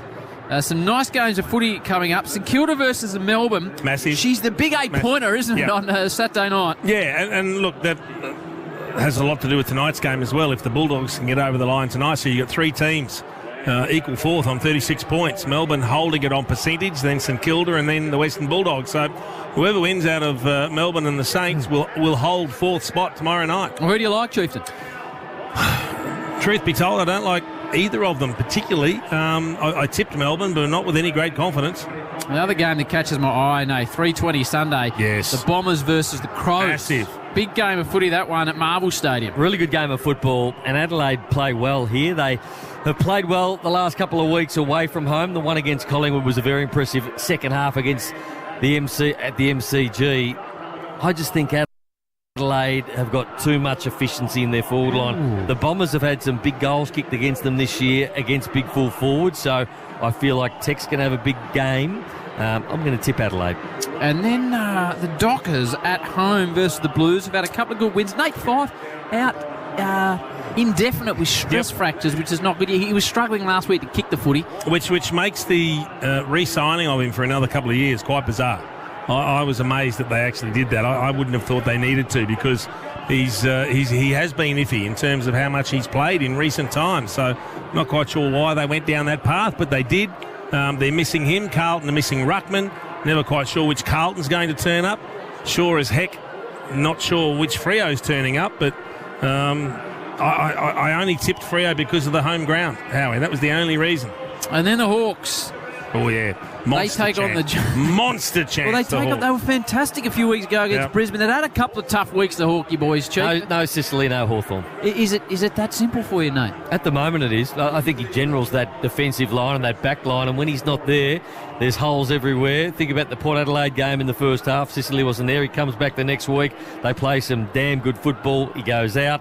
They lose their way. They're going to be a very good side the next couple of years, Hawthorn, but James Sicily is the rock at the moment. Now let's have a chat about the cricket. England 5 for 107 after 33.1 overs. The deficit 156. Ali is 8. Stokes 15 from 45. Boland none for 28. Cummins has got the wickets alongside Stark this morning. Root out in the first over, caught Warner. And then Bairstow caught Smith. Chief, we got our noses in front at 107 for 5 with the deficit 156. I think we certainly have. You'd have to say Australia has their nose in front. Stokes being the key wicket. Get Stokes, and then you're really in a chance to have a 100 lead on the first innings. Scotty Boland was stiff on that LB, wasn't he? He was a long way down, but it was very, very adjacent. We'll certainly be getting a result in this test, Howie. Well, I just wandered into the media box, and there's a lot of people in there cheering for England to get the win because they want the series to go down to the wire. We want it to be alive. If you 3-zip up, it's all over, Howie. Where do you sit on that, Nate? I understand where they're saying, but I think they've been blessed with so many Australian wins over the years. You go back 30 years, and if you said that about an Australian team, everybody would want Australia to win 5-0. It's just because we've had such a good team for a long time that we've become accustomed to winning. Well, I'm concerned if England win this test, they'll win the series 3-2. Unless there's weather, you'll get 2 more results, Chief. Yep. At least it's good. We're not worrying about draws, are we? No. The game's played more aggressively. We haven't had severe weather impairment on the game, so enjoying what we're seeing. No, somehow we always seem to be bowling in the sunshine. And we have been on the stiff end of the draw, haven't we? Chewy, have you got anything for us, you little freak? Scotty Pendlebury, watch 11 disposals, needs 2 more to break the all-time record for most number of disposals in VFL, AFL history, surpassing Robert Harvey. What are you going to go with, Darcy, if you call in the moment? Have you worked something up, Hutto style or Dennis style, to give it a bit of sizzle? Well, I can just go with the flow. Right. We're not a preordained You're more of a lack of prepreparation style of operator. Correct. What have you got in store, Hal? I got nothing. So well, hey, you've got to do the man justice, you blokes. It's a massive achievement. Well, let's hope Darcy, because he's the man on the big coin at 7 to produce these moments. So I think we're ready to get things underway, aren't we, Guru? We are ready. Bulldogs got a 5-point lead heading into half-time. And, gee, man, in terms of ladder position, Collingwood, you think are going to be very hard to unseat from the top 2. But for the Bulldogs, this keeps them in the top 4. Yeah, massive. They'd only be outside the top 4 purely on percentage if they were to win tonight, Das. So we're ready to go full house here at Marvel Stadium. The Bulldogs with that 5-point lead. Collingwood kicked the last 3 goals of the second term. Bianco starting on the wing. He was the starting sub. Will Hoskin, Elliott, Tommy Brown telling us with a hand injury. It's Pendlebury who gets the first of those possessions, Stu. He just needs one more. Spot on. To break the all-time record of possessions in the game with Robert Harvey. What a remarkable achievement that is his to go. Going to send the Pies into attack first. Long bomb to the square. Mason Cox has been quiet. He gets a look at this one. Big fly from Johnson. Picked it back up. Darcy Cameron had it smothered. Treloar picks it up. There's a good tackle. Mason Cox. The Pies on Alex Keith. And it will be thrown up about 7 metres out, directly in front of Collingwood's attacking. So what's he needs? Pendlebury, one more? One more, Howie. To equal or to have it on his own? To break the record, have it on his own. Okay, so he's currently tied with Rob Murphy with the equal most possessions in the history of the game since records. Rob Harvey. Correct. Okay. Free kick. It's going the way of DeGoey for applying the tackle, so this would be a perfect start. DeGoey, he's 30 out, right hemmed in on the boundary line. You go round the corner. This to give Collingwood the lead for the first time this afternoon, this evening. DeGoey hits it as only DeGoey can, and Collingwood, they've kicked 4 in a row and lead for the first time tonight. 6-6-42 to 6-5-41. Triple M Titanium Caravans scoreboard. Titanium Caravans, built to tackle Australia's toughest conditions. Visit titaniumcaravans.com.au. Definitely is a bit of feeling out there still. Jordan DeGoey lays the tackle on Tom Liberatore. Jamie Elliott comes over after the free kick is paid and gives him a gobful on the way up. Jamie Elliott has been very chatty and very chirpy tonight. Played some good football himself, kicking 3 goals. But the Pies in front for the first time on the Harvey Norman replay. That is a big mop of hair. Well, he was on the ground when he picked the ball up, so the umpire said you had control, you chose to take possession from that position, so it is your responsibility to get it out. It didn't come out. Free kick, no problem with that decision. Pendlebury's in the middle, Jukey. Nice inclusion, isn't it? Jordan DeGoey started a little slowly, but we know what a superstar that man is. Bontempelli trying to get the quick reply, wins the clearance. Hugo Hagen launched at it. Norton picks it up. Caleb Daniel came through. Hacked forward off the ground by Norton. Here's Caleb Daniel. His handball was taken immediately away by Nathan Murphy, who clears it down the line. Taylor Adams, brilliantly done. Got in front of Vandermeer. Bianco with his first kick. The sub has taken a bit of chalk, and it will be a boundary throw in right in front of the interchange race here on the Medallion Club wing side. Collingwood with a 1 point lead in this game. There's all on the Titanium Caravan scoreboard. I hope you nail this world record possession thing. I'm going to rate it out of 10, whoever gets it. I hope it's not me. English down in the direction of Pendlebury, but Liberatore snaffles it away and sends it back the other way. Quainer on the stretch. He's completely shut Waitman out of the game. Isaac Quainer, since going on to him after Waitman never lose the one-on-one. Kicked a couple of early goals. Kicked the first 2 did Cody. Where's Chewy's man Scott? He's in the middle of the ground and the ball's on the outer side. Most possessions in the history of the game and only ever once been called scont, and that was by our man Chewy. It's a memorable moment in Triple M footy history, that from the Chew. First and only time he was asked to go down to ground level and completely bolted up, Chew. Yeah, I certainly did for Red Z. 11 years ago, almost to the day. Boys didn't take it great deal of delight. Maybe we should let Chew call the moment, I would have thought. Yeah, that's not a bad idea. See if he can make amends for... What is a statistical thing? Noble. Pies got some serious momentum. Rory Long with a good contested mark at centre back in front of Jamie Elliott. What's he done, Ash? Rory Long. Well, that's his first mark as a starting point, just the 5 touches. That's up 5. Jack McRae's got it on the outer side. Taking his time. Called to go now. He goes back and across defensively. Gives up about 15 metres to Richards. He's got Alex Keith.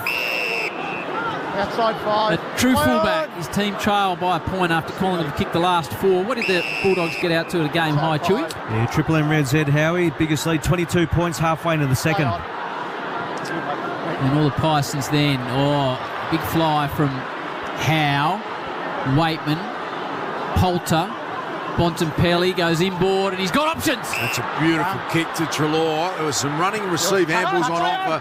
Decided to pull the trigger with a kick and it was partially smothered. And this is where Collingwood have set the game alight from Harvey. Jack Crisp just put the afterburners on. Great chase. It was Liberatore hunted him down. Caleb Daniel to win it back.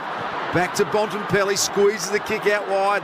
Sits up okay for lob. Hands it back to Riley West. Quainer is in the box seat, and that was the only spot you couldn't kick it, and he's put it straight down the throat. Riley West to Quainer, who takes an easy mark.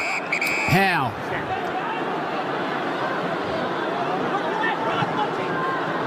Oh, he's kicked it straight to Bontempelli. He's on the intercept, was looking for De Goey. He kicked it to the star, and he's got Jamara, who is absolutely chockers full of confidence.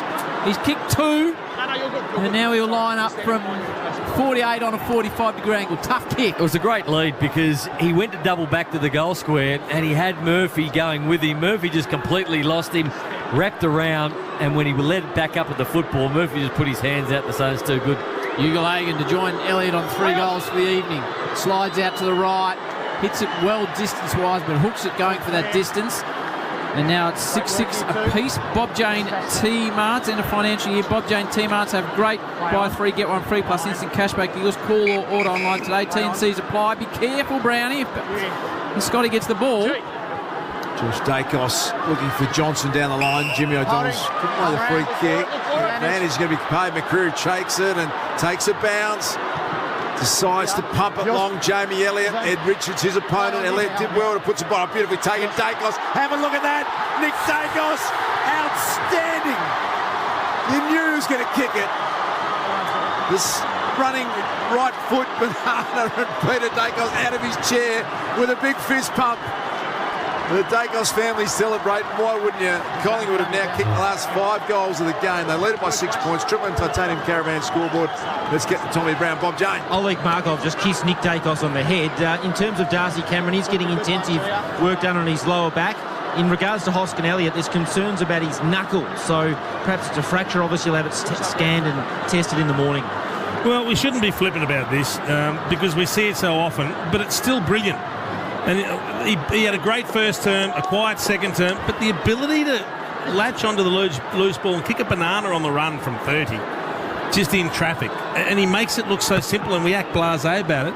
Bloody skillful. Cox down towards Pendlebury. Oh, Mitchell snaffles it. Mitchell snaffles it off our man who was on the way to the record, comes back in the direction of Bontempelli, still in the frame. Is Pendlebury, now Caleb Daniel, off to Jack McRae. Low ball, Bailey Smith, numbers, Chewy. Bailey Smith, Triple M, Red Z, just the 6 touches. Wants someone to come towards him. Pendlebury drops back into D50. On the lead, Ugle-Hagan. Free kick. Jamara is causing enormous problems for the Pies defenders. And he'll go back and line up again for his third. What's he kicked? 2. Triple M, Red Z. He's kicked 2 goals, 3, Howie. Okay, this one from 48, no real angle.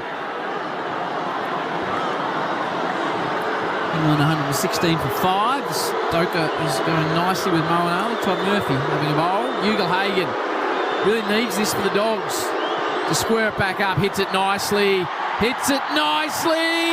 not sure it's got the legs. He's wrestling with Mason Cox. And in the end it was marked on the line. Well, Jamara was celebrating and the director cut away to something completely different. Dogs are going to get an opportunity back through Bailey Dale. Back to Jamara. His hands are just elite at the moment. Beautiful extended arms. The right foot kick those being taken away by Markov. But away they go. The Pies. Have a look at them. They are lightning from half back. Lipinski's picked it off. The handball from over the top. Here's Markov with genuine leg speed to the goal square. Bobby Hill. He's just pushed it offline, but they are unstoppable when they get going at half back. As we have a look at the Harvey Norman replay, Darcy Moore has marked it right on the goal line. 7-point lead to the Pies. That's on the Triple M Titanium Caravan scoreboard. I think Jamara was going into celebration. I think he was. He didn't get the distance. Big Coxie likes a tussle, Chief. Yeah, I'd be more concerned about finding the pill and that sort of stuff for Mesa. Hasn't had a lot of it tonight. Chief typically cutting to the core on the Triple M Harvey Norman. And Triple M Seabus Supers De Goey wrestling with Lockie McNeil. How long since Pendlebury's had a stat, Chewy? Scott Pendlebury, probably about 7 minutes, I reckon, how he's still level with Robert Harvey. He's a chance here. He's in the contest. Down towards Pendlebury. He applies a tackle on McRae. Can't get it out. Didn't he get the first one of the quarter, Ash? Mason, it's him again. Yeah, he certainly did, Brownie. It'll be about 9.5 minutes. No, he's had 2 this quarter. Chance here, Pendlebury. McRae dishes out to the side. Josh Dacos gets rid of the footy and he'll get a free kick. Played it really well as Bailey Williams held him as he got rid of the footy. Collingwood lead by 7 points on the Triple M Titanium Caravan scoreboard. That goes in short, and here is the great Scott Pendlebury And the crowd are all over it. 373rd game. He has now had more possessions than anyone in the history of VFL, AFL football. Take a bounce, Scotty Pendlebury. And the Magpie Army get out of their chair for that one, as they should. He goes past Robert Harvey. Remarkable achievement from one of the greatest ever. Not a lot of fuss from Scotty, it's fair to say. Solid Duke, gave you an 8 out of 10. Well done. He's going to rack up another one, mate. And now onto it. Pendlebury with another disposal. Did you blokes go one early? I think the crowd are just waking up, Chief. And they put it up on the scoreboard for that possession, not the first one. No. Chew. Chew. No. I promise you, Chew, if you've got this wrong, I'm going to throw you out. He's two in front on the stats. Exactly. I'll tell you who enlightened me. The guru of statistics. Correct, before the game. So they were slow here at the ground. Yep, they were, because he's two in front. And Two-Man just starting to pull out both fingers on pointing. I've never seen him this aggressive, the little man. Bit defensive. As the ball goes the outer side, he's got a real aggro. Look to him, Chief. They're backed up against the wall, too. We haven't seen that before for the Chief in 21 years. The Darce gave me the death stare. Well, he did. He caught it beautifully. And then he had a bit of a Bruce Lee look about him, Chew. It was going to be a Shanghai surprise moment. He was backed up like he was for anything. What's your couple? Chappell and both of them all over again. They got real frosty in the box. And they might be talking about this in 50 years' time as the ball goes out of bounds on the outer side. You were questioned. Your integrity was questioned, too. No, I knew I was in good hands. Swamp is an absolute legend and guru. He was enlightening not only myself but the other media boxes as well, that there had to be a correction. I think you need to apologise, Darce. It's not something you do regularly. Oh, happy when I get it wrong now. We just haven't got one wrong for a long while. Tim English. Scrubbers a kick forward. Picked up by Chris. And they explode again from half-back to Dacos. Now to Bobby Hill. Going to take a run, Bobby. Looking for Jamie Elliott. Going to take some more bounces as Bobby. And then this little short kick was perfect to Jamie Elliott, who's just marked it inside the boundary line. He'll have to kick it about 48 metres tucked up on the boundary line at half forward. He's going to go short. And an easy one. Josh Dacos picks it up, immediately plays on and loved it. Got a goal. Collingwood have now kicked the last 6 goals of the game. They've blown this out to a 13-point margin. They are simply brilliant. Josh Dacos was superb. Back-to-back goals from the Dacos brothers. Yeah, we said that Nick made the last one look easy. What about that finish, Nate? Yeah. And he was allowed to play on. The Bulldogs, Bailey Williams, didn't think he was going to play. Bailey Williams just went up to the mark as if, well, he's marked his football 45 metres out. I'm going to stand the mark, and just sort of ambled over there. Josh Dacos only had half a centimetre of space, took that, and then off one step, banged the ball home. But the Dogs have been caught napping. Bob Jane, Tommy Brown. Scott Pendlebury's just come off to a standing ovation around the bench. He'll be presented, I think, with a special match ball prepared by Collingwood post-game. Darcy Cameron's on, which is good news. No continuing back issues that I can see. Love it. Two-Man all over the Triple M Red Z Lenders. Red Z Lending Loans for the self-employed. REDZED.com. He was challenged and he answered the champ. That's Pendlebury and Two-Man. Mitchell in the middle. Josh Dacos is in the vicinity. It's a little push on Rory Lobb. Caleb Daniel does well to grab the ball. Now Trelaw, they need to respond near the Dogs. They've given up how many goals in a row? Triple M Red Z, Howie, they've given up the last 6. Dougal Hagan picks up the footy, gives it to Riley West. Loves the goals, Brownie knows. Centering ball, Norton! Hadn't been seen for a while, Big Azza. But he marks 20 out directly in front, should snaffle it. It's a great kick from Riley West. He saw where the numbers were. And Collingwood had all got drawn out to the footy. No tools in the middle. And it was an easy mark, virtually an uncontested mark for Norton, who should make no mistake from here. Kicked one in the first, one in the second, did Aaron Norton. 5 disposals, 4 marks, just kicked 2 goals, 1. Simply must kick the goal, and does. Pumps it home.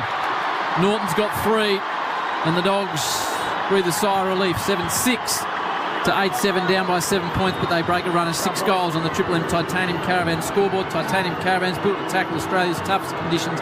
Visit titaniumcaravans.com.au. But in that run of 6 goals, it's not as if the Bulldogs haven't had their opportunities. So they've been inside forward 50 a fair amount of times. Jamari Ugle-Hagan's missed 2. He's had 1 that hasn't made the distance. And They had a quick snap out of the pack before, which missed as well. So they had 4 decent opportunities. That was the best of them. So they're not that far behind. Only a 7-point margin. I think they played the better of the first half. Collingwood have dominated this quarter. The Dogs need to now control the football a bit more. Collingwood's pace is really hurting them on the outside. They need to retain the football a bit more and make Collingwood defend. Just with Howe and Moore combined, only 2 intercept marks, but Quaynor, he's taken 6 along with his 17 disposals. Caleb Daniel, 1 first possession, and the tackling effort from Nick Dacos, which just another dimension that he's adding to his game around the middle of the ground, was outstanding. Trap Caleb Daniel on the spot. Caleb Daniel's been huge, won it to Poulter. The Dogs can go inside 50 again. Jamara from behind Darcy Moore. Nearly a mark to Norton. It got over the top of both Moore and Jamara. Picked up by Waitman. Bontempelli burst through the pack. Launched a shot at goal and missed an absolute golden opportunity. The superstar.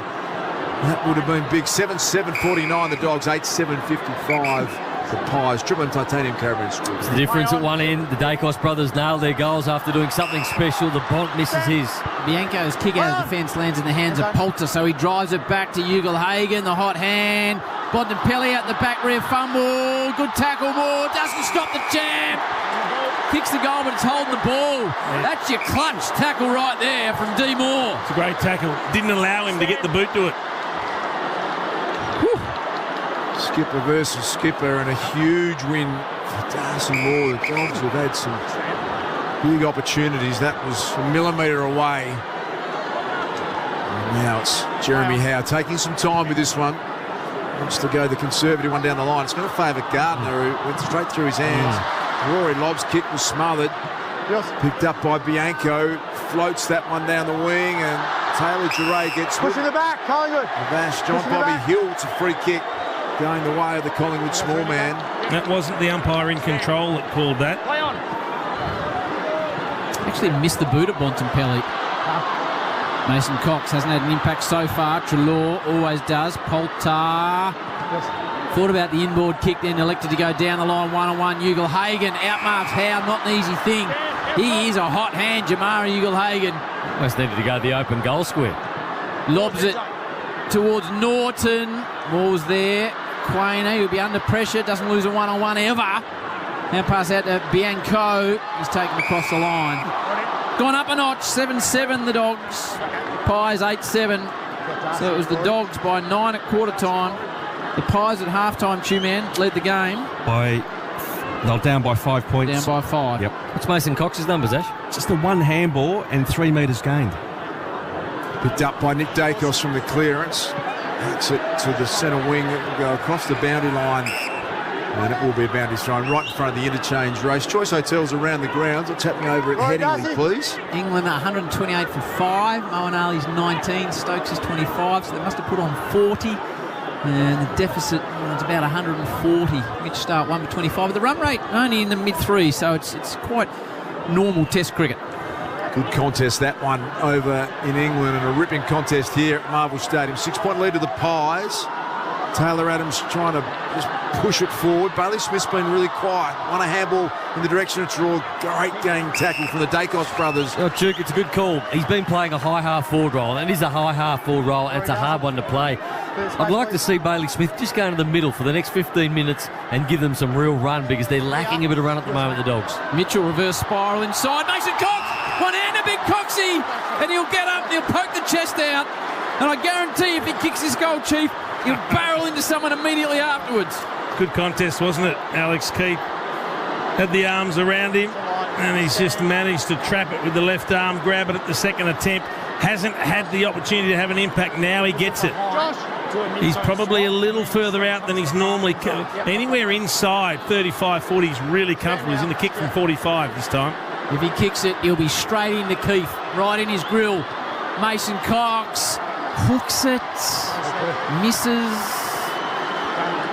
8-8, 56, 7-7, 49. The Pies by 7. The only other thing happening in the cricket is Ben Stokes has got a bit of a grumbly hip, and he's just had a bit of pain relief out in the middle. 6 minutes remaining in this third term. It's a 7-point lead to the Pies. Pretty crucial 6 minutes coming up. You sense Ed Richards. Oh, he's coughed it up. Tried to fake the kick. back through the corridor, but there is no fooling Nick Dacos, and he is going to shoot from just on 50 directly in front, and nothing is a problem for Nick Dacos. You can see what he was trying to do, Ed Richards, but he just didn't give the ball enough air. Billy. And when he kicked it, he saw Nick Dacos out of the corner of his eye, but he was already through the kick. He couldn't stop it at that point, and it was picked off nicely. 16 disposals, got a goal. Nick Dacos playing a lot of midfield minutes. Look at that. That is just a ridiculous strike of football. He has no weakness, Nick Dacos, and Pete's out of the chair again with a double fister. He is just celebrating everywhere. Brilliance from Nick Dacos, and that is a huge goal for Collingwood. 9-8-62. Western Bulldogs are 7-7-49. That is all on the Triple M Titanium Caravan scoreboard. He's as good a kick as I've seen in the game, Brownie, and that doesn't matter whether it's a field kick, an instinctive kick, an intuitive kick, or a shot for goal. He gets the ball where he wants it to go so easily. And our producer, MJ, massive Collingwood nuffy, as he marked the ball 52 from home, he said, Guru, mark it in your book. And then he said, you're watching the best athlete on the planet. And that's how Collingwood fans feel about this man. Interesting producing. Yeah. Makes MJ a bit of a flog, though, doesn't it? Yes. Thought Dunners was a total nuffy, but... Yep. No, MJ's next level. Next level nuff. Our man Pete MJ. was up and about. Trelaw. Too much, you think, Nate? Here is Nick Dacos. The aforementioned greatest athlete on the planet. De Goey from 60 takes a bit off it, too much for Elliot Frampton. Oh, Big Billy elevates. Well, he's the other one, Howie, the other big bloke. We spoke about Mason Cox hadn't had an impact. Frampton hasn't had an impact. What's he had, Ash? It's his first mark, just the 3 touches and scoreless. Now he gets a chance to kick the goal that Cox couldn't. B. Frampton with a little wispy blonde moustache. What's his goal kicking like, Chewy? Billy Frampton for Triple M Red said 10-14 from set shots career-wise. Triple M Seabus Supers, you got the Chief and Nate. Seabus Super making hard work pay off. This for 2 in a row for the Pies to extend it to a nice margin. Billy! Oh, Billy! Dogs 7-7-49. The Pies 10-8-68. All of a sudden back out to 19 points on the Triple M Titanium Caravan scoreboard. There's a big crowd support for Billy too on the Harvey Norman replay. Hot deals at technology. Now at Harvey Norman. Say hello to big savings on mobiles and audio. Hurry, limited time only. Well, he's got to find a way to have an impact, because we know when Myercheck comes back, one of the tools will go out of this team. Is it Frampton? Is it Cox? Is it Johnson? Well, Johnson's got himself a couple of goals. He kicked those in the second term. Now Frampton gets a goal to his name, but he's got to find a way to have an impact if he wants to stay in this side. It's a good side. There will be pressure on a lot of positions. Just a concern for the Bulldogs in this quarter. Collingwood, they've only had 9 entries inside 50. They've taken 5 marks and they've kicked 5 goals too. They trailed by 5 points at half-time. Collingwood have got it out to a 19-point margin. Nicely done English, guided it down to Liberatore, tumbles through centre forward for the Dogs. Markov has been good. Noble managed to get rid of the handball. He's sure Johnny Noble can get up okay as Nick Dacos tracks it, scoops it up on the wing and then goes short and finds De Goey. 4 minutes remaining until three-quarter time. It's a crucial patch in this game. Another goal will be a long way back for the Dogs. If they can pinch one back here, they'll feel truly in the contest. Darcy Moore, brilliant on Norton. Defensive effort was okay. A boundary throw. About 70 around from the Western Bulldogs goal. It's 10-8-68 Collingwood, 7-7-49 the Western Bulldogs. Catch. Moanali's out. Catch! Steve Smith takes the catch. Moanali, second sky ball of the over. This time Smudger snaffles it. And that's the end of Moan. That's good for cricket. The ball on the outer side. Holding. I'm around. So they lose their 6th wicket. England still trailing by 131, and that'll mean the Wokes man comes out to join the Stokes man. Right, Mitchell's got it. AFL logo out of side. Drops it inside 50. Billy, Frampton and Elliott. Both Billies there. And the ball is held in about 50 out from the Pies attacking goals. Moanali goes for 21. Thrown up centre forward for the Pies. Taken away by Bontempelli. Dumps it down the line. Quayno's been huge shooting. 7th intercept mark. Darcy along with 19 touches. Been a huge part in their revival. They were 3 goals down early in the first quarter, and Quayno from that moment on has been impenetrable in defence. Bobby Hill Watch it down the line. English Cameron. Spoil from English Nick Dacos. Oh, that's a little party trick it was. He flicked it over his head. Cameron was able to work through the tackle, and that kick from Bianco is going to be okay. Johnson. Chop the arms. Has got a free kick, so Ash Johnson can score in the left forward pocket. It will favour him on the right foot. He's a better than even chance from here, Ash Johnson. In front of good Collingwood army down there. Ash Johnson, who fancies chances from here. Good looking strike. Made it look easy.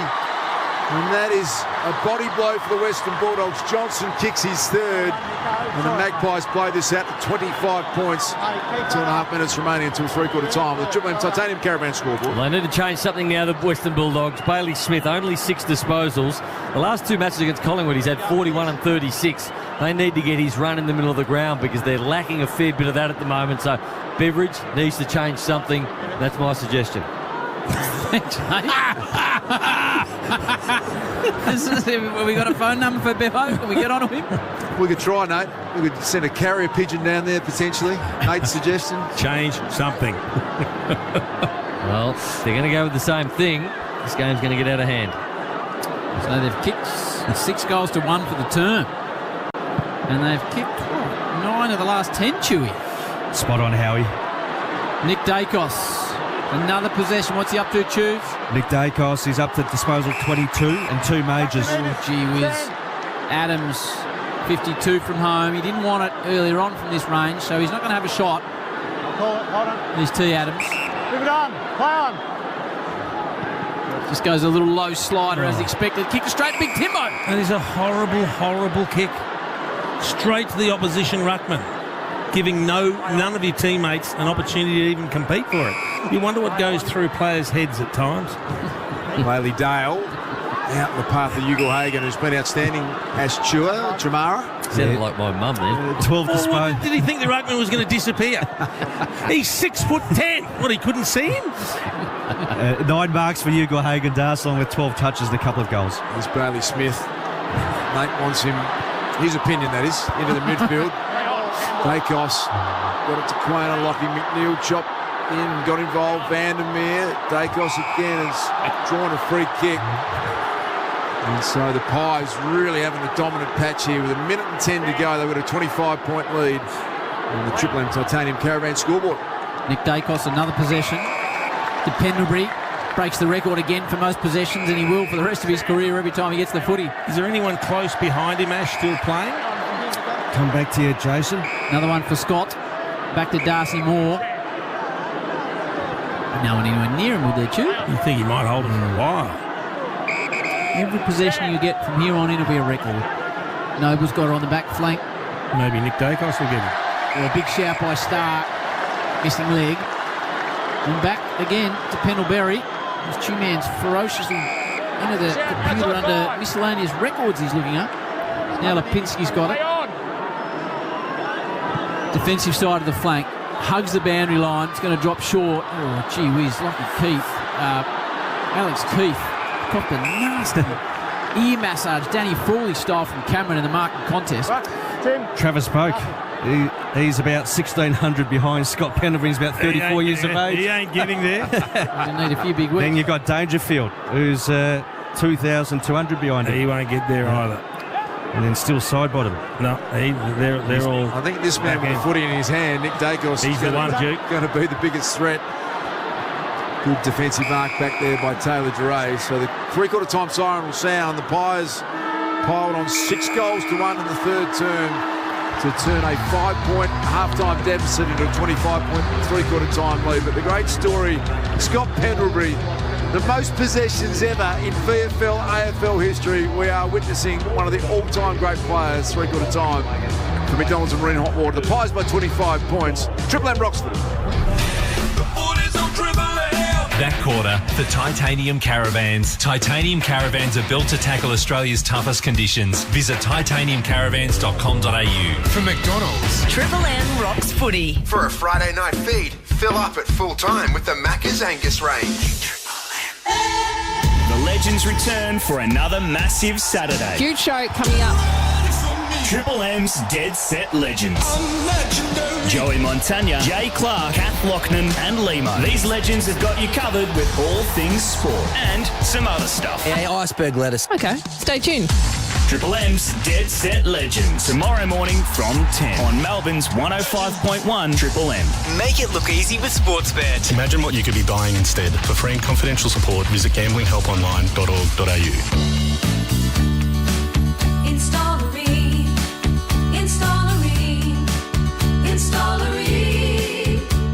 For the hottest of hot butter you've ever seen. Ream comes on steady, hot and strong. It just keeps on and on. Ream's been proudly manufacturing here in Australia for over 80 years. Install a Ream. Install a Ream. So ask your plumber for Ream, Australia's #1. Amazon Prime Day is coming, 11th and 12th of July. With 2 days of epic deals exclusively for Prime members, you'll feel like a big deal. Deals from electronics to home, it's on Amazon Prime Day. Included with your Prime membership, $9.99 per month. It's tough out there as a small business owner, and rising inflation has given small business a whole new set of challenges. If you own a business and you're trying to get more customers with a smaller advertising budget, we have the answer for you. In fact, you're listening to it right now. Audio is a cost-effective advertising medium that reaches huge audiences anywhere and everywhere. Give your business a rise and advertise with us. Just visit triplem.com.au/advertise local. Over 94% of pilot patients report improved performance in the... Sorry, censors say we can't talk about that. What? Yep, everyone's offended these days. Well, apparently we're not allowed to talk about where pilot patients have improved performance in, so let's just use this analogy. Over 94% of Aussie campers using Pilot report stronger, firmer tent poles when it comes to pitching their tent. And we all know camping is a lot funner when your tent pole stays up all night. Take the quiz at pilot.com.au. Pilot. Hard, made easy. Kmart's incredibly low prices on winter clothing help you rug up the whole family. Shop cosy jackets and knits, snuggly sleepwear, slippers and more. Download the Kmart app and shop anytime, anywhere. Kmart, low prices for life. What key is tonight going to be played in? Well, that's entirely up to you and your spirit. Over here at Wild Turkey, we're opting for something that rings true and can reverberate for ages. A little 101. Wild Turkey 101 has been pleasing crowds for decades with its iconic, rich flavor. Crafted with generations of know-how and the finest ingredients. Over 18s only. Drink responsibly. Wild Turkey. Trust your spirit. Bank said no to your home loan? Talk to Australia's real-life non-bank. Pepper made us feel important and like we do matter. Everyone deserves an opportunity. They've been really, really good to deal with. Great service. Give them a go. You know, if I can do it, you can do it. Pepper Money, the home of loan options. Credit criteria, terms, conditions, fees and charges apply. Australian credit licence 286655. Shut up! The footy's on the radio! Triple M rocks footy.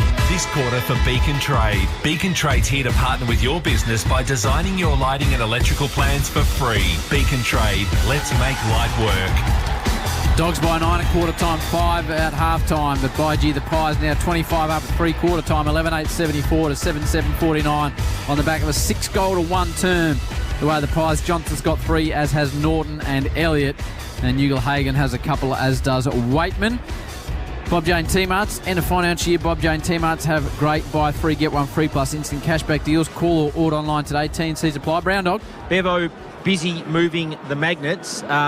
They've got Scott as their sub. They haven't activated him as yet. They could possibly, I guess, put him on a wing to create some runs. Smith's been quiet tonight. As far as the Pies are concerned, Hoskin Elliott's obviously the injury concern there with knuckles or a hand, which I imagine will be scanned in the morning. I'll follow it up post-game, but obviously some concerns there, given he was subbed off. Thanks, Brownie. Triple M Red Z Lenders. Red Z Lending Loans for the self-employed. REDZED.com. Two-man's got his eyes back in his head and he's calmed down after his professional integrity was questioned in the third quarter. Hello, Chewy. So recapping, Pendlebury holds the record. Most number of disposals in VFL, AFL history. He's currently 5 ahead of Robert Harvey, 9,661. Harvey at 9,656. And Collingwood doesn't get any better for the Bulldogs because the Maggies are number 1 for fourth quarters in terms of differential, plus 199 against their opposition. Anyway, back for the Dogs? I'm finding it hard at the moment. They haven't got enough run inside the midfield part of the ground, and they're really leaking goals at the moment every time they go forward. But they're so good defensively in that first half, and they had their opportunity. So Jamara missed a couple, then Marcus Bontempelli missed a couple of easy opportunities to score and to keep them within margin. But at this stage, it looks like Collingwood going to be too strong. They just need to find some run. And looking at Bailey Smith, I know I said that before, he's starting on the bench at the moment, but they had the 3 starting, Treloar, Liberatore and also Bontempelli, pretty much at every centre bounce so far tonight. I'd just like to see that get changed up a bit.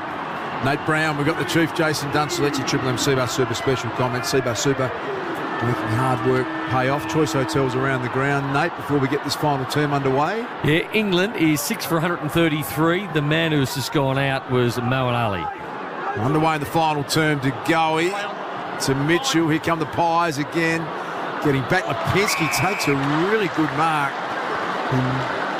The contest was Bailey Dale, but Pat Lipinski will enjoy that against his old side. Massive kick coming. If they can kick the first goal here, they get a chance to snuff out the Bulldogs' hopes. But if the Bulldogs kick the first, they'll back themselves. That's it. So this is absolutely massive. Wokes, he's just hit a 6. It was a big one too. Pat Lipinski, a little bit of an accidental poke in the eye as part of that. He's a beautiful natural kick. Lipinski caressed that one really nicely, and it was just over the line. In fact, it might have been touched had they had someone stationed on the line. I think they would have, Duke, but so they've fallen asleep there, the Bulldogs, and a little bit of discussion going on deep in defence. It's going to be a goal to Lipinski, and as Chief said, that is the first and a really vital one in the last quarter. They get their margin out 12-8-80 to 7-7-49. That is on the Triple M Beacon Trade scoreboard. Don't have any chance. The Bulldogs need to kick the first goal. Goes to Collingwood, but you're right, Duke. It was well shepherded on the boundary on the goal line, but there was no Bulldogs players at the front of the goal line. Everybody was back, so the Collingwood forwards just stood in space. And Harvey Norman replay screen, Nate. We want to see who didn't make enough effort on that goal line to actually stop the ball going through, because that was woeful. Have a look at the Harvey Norman replay at the moment. What was Tim English doing? Not sure, Chief. Hot deals on technology now at Harvey Norman. Say hello to Big Savings on mobiles and audio. Hurry, limited time only, not going anywhere from the centre clearance.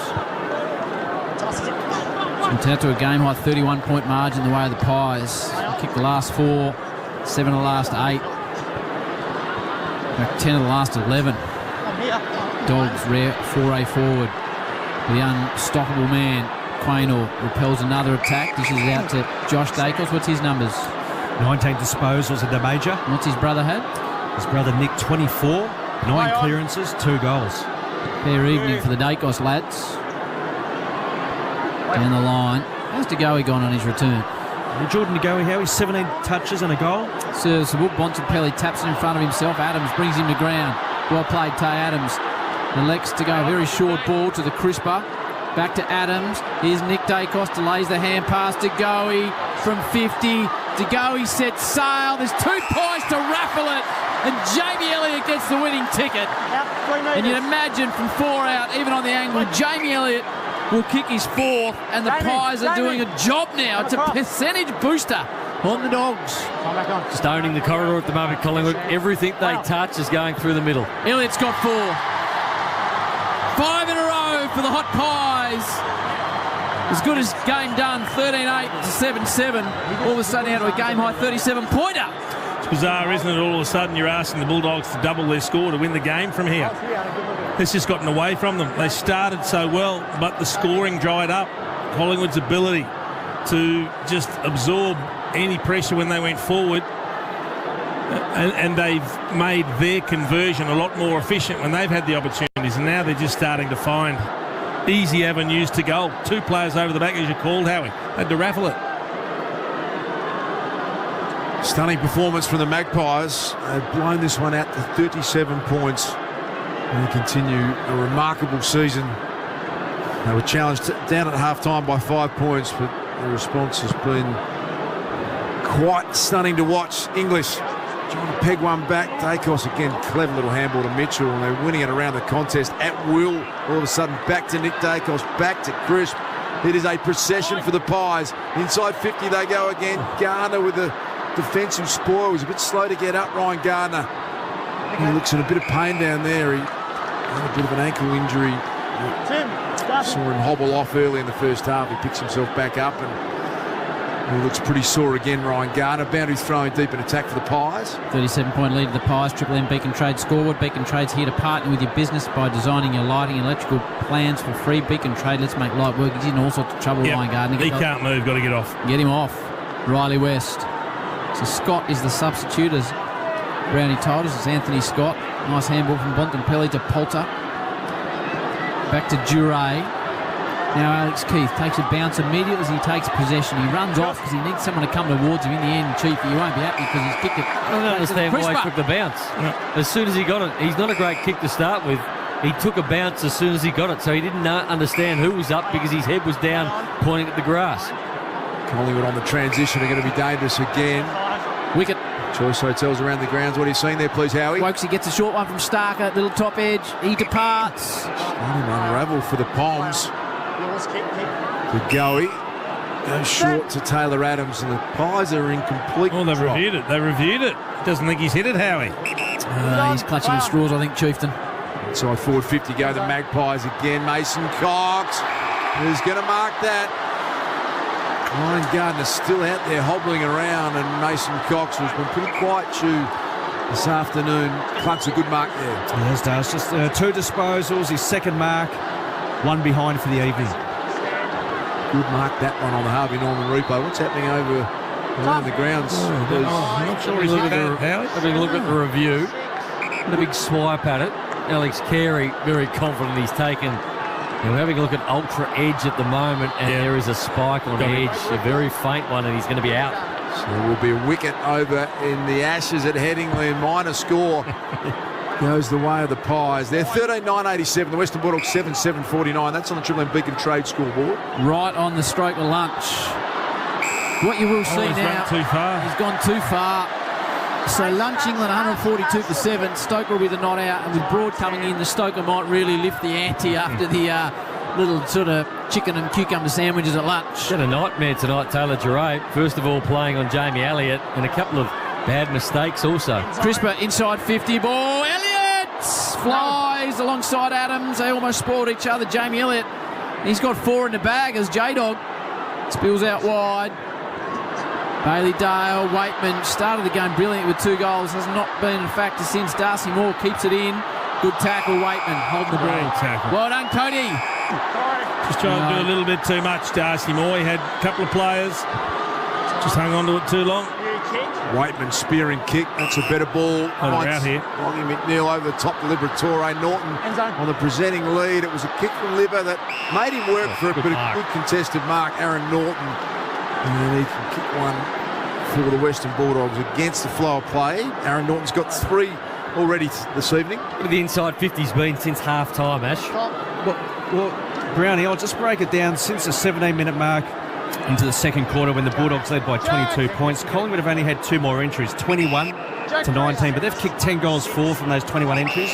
Bulldogs only 1 goal 4 from the 19. Good stat, Ash. True, the Triple M Reds leading stats. Excited about that one. An outstanding job as always. Aaron Norton, goal number 4. He gets it. And that is a nice confidence booster for Aaron Norton, who's battled really hard tonight. The Bulldogs kick their first of the final term. They go to 8-7-55. Collingwood 13-9-87 on the Triple M Beacon Trade scoreboard. Beacon Trade here to partner with your business by designing your lighting and electrical plans for free. Beacon Trade. Let's make light work. Yeah, you're looking for positives. They need to finish strong, the Bulldogs, but it's great to see Aaron Norton back in goal kicking form. Needs to be having those 3 and 4 goal games on a regular basis if the Bulldogs are going to do something come September. So really good to see him back in that sort of form. He has marked the ball really strongly. A couple of good contested marks tonight. Bob Jane, Tommy, has the sub been made? I'll just check on that now, not to the best of my knowledge yet, Howie. Just 2 secs. Thanks, Tommy. You'll be all over that. Why is they don't play Bailey Smith on the wing a little bit more, Chief? He has not got involved at all. Dacos, another handball. That was Nick DeGoey. Now Bianco slides the ball forward. Too much on it for Richards.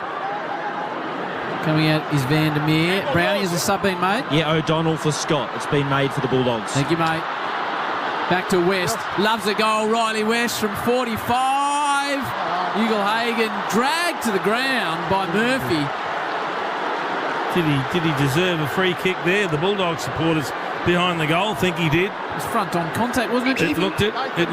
Loves a goal, Riley. We get the benefit of the Harvey Norman. But that's a couple of mistakes from the Pies. One from Darcy Moore cost a goal, and that one nearly cost a goal, the Bianco turnover.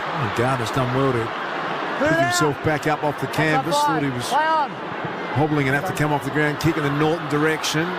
Big double-footed jump, Tim Membry style, and then he socketed it. Got beautiful centering purchase on it, but getting back was Howe for Collingwood, Jeremy Howe, and Pies are going to release this one out the city side wing.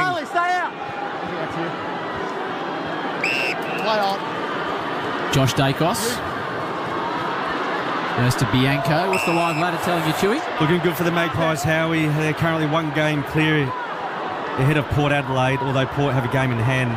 Good chunk of percentage, though, eh? Yeah, there's a 21% differential between Collingwood and Port Adelaide. Wow. Unbelievable. Since Bianco's just kicked straight into Norton's guts and centres it to Waitman. Well, Trent Bianco's desperate to try and get a crack at playing in this team, but that's not going to look good. Kicked off one step straight into the man on the mark, then had the chance to hold him up in a tackle, but it's great to see all his teammates getting over there and just saying, mate, understand it's a mistake, get over it, we move on, we deal with the next one. Cody kicked the first two. This for his third. Cody Waitman. And he misses, rare miss for Cody Waitman, 57 to 87, 30-point margin. What does this do to the Hounds, Chewy? Yeah, so the Bulldogs are currently 6th on the live ladder, but they'll drop to 7th come completion of this round. The reason being, they're only 4 points ahead of Adelaide and Essendon. They play against each other on Sunday, so one of those two, the winner, will surpass the Bulldogs. Or if they draw, Ash. That's a fair point, Das. We've had 2 draws this year, haven't we? Liberatore to Caleb Daniel. Puts it out in front of Norton. Here is Jamara. Deep in the pocket, under pressure. He's popped that one out of bounds on the floor. They've just taken their foot off the pedal at the moment. The Pies. They've got a bit of a run on. The Dogs maybe get a couple of quick goals, get themselves right back in it. There's still a fair bit of time left. 12:15 on the clock. 130 points. Another poor kick. It's partially smothered. Norton picks it up. Has a big burning snap, and he almost thought it was home. It was floating back with a bit of bend on it.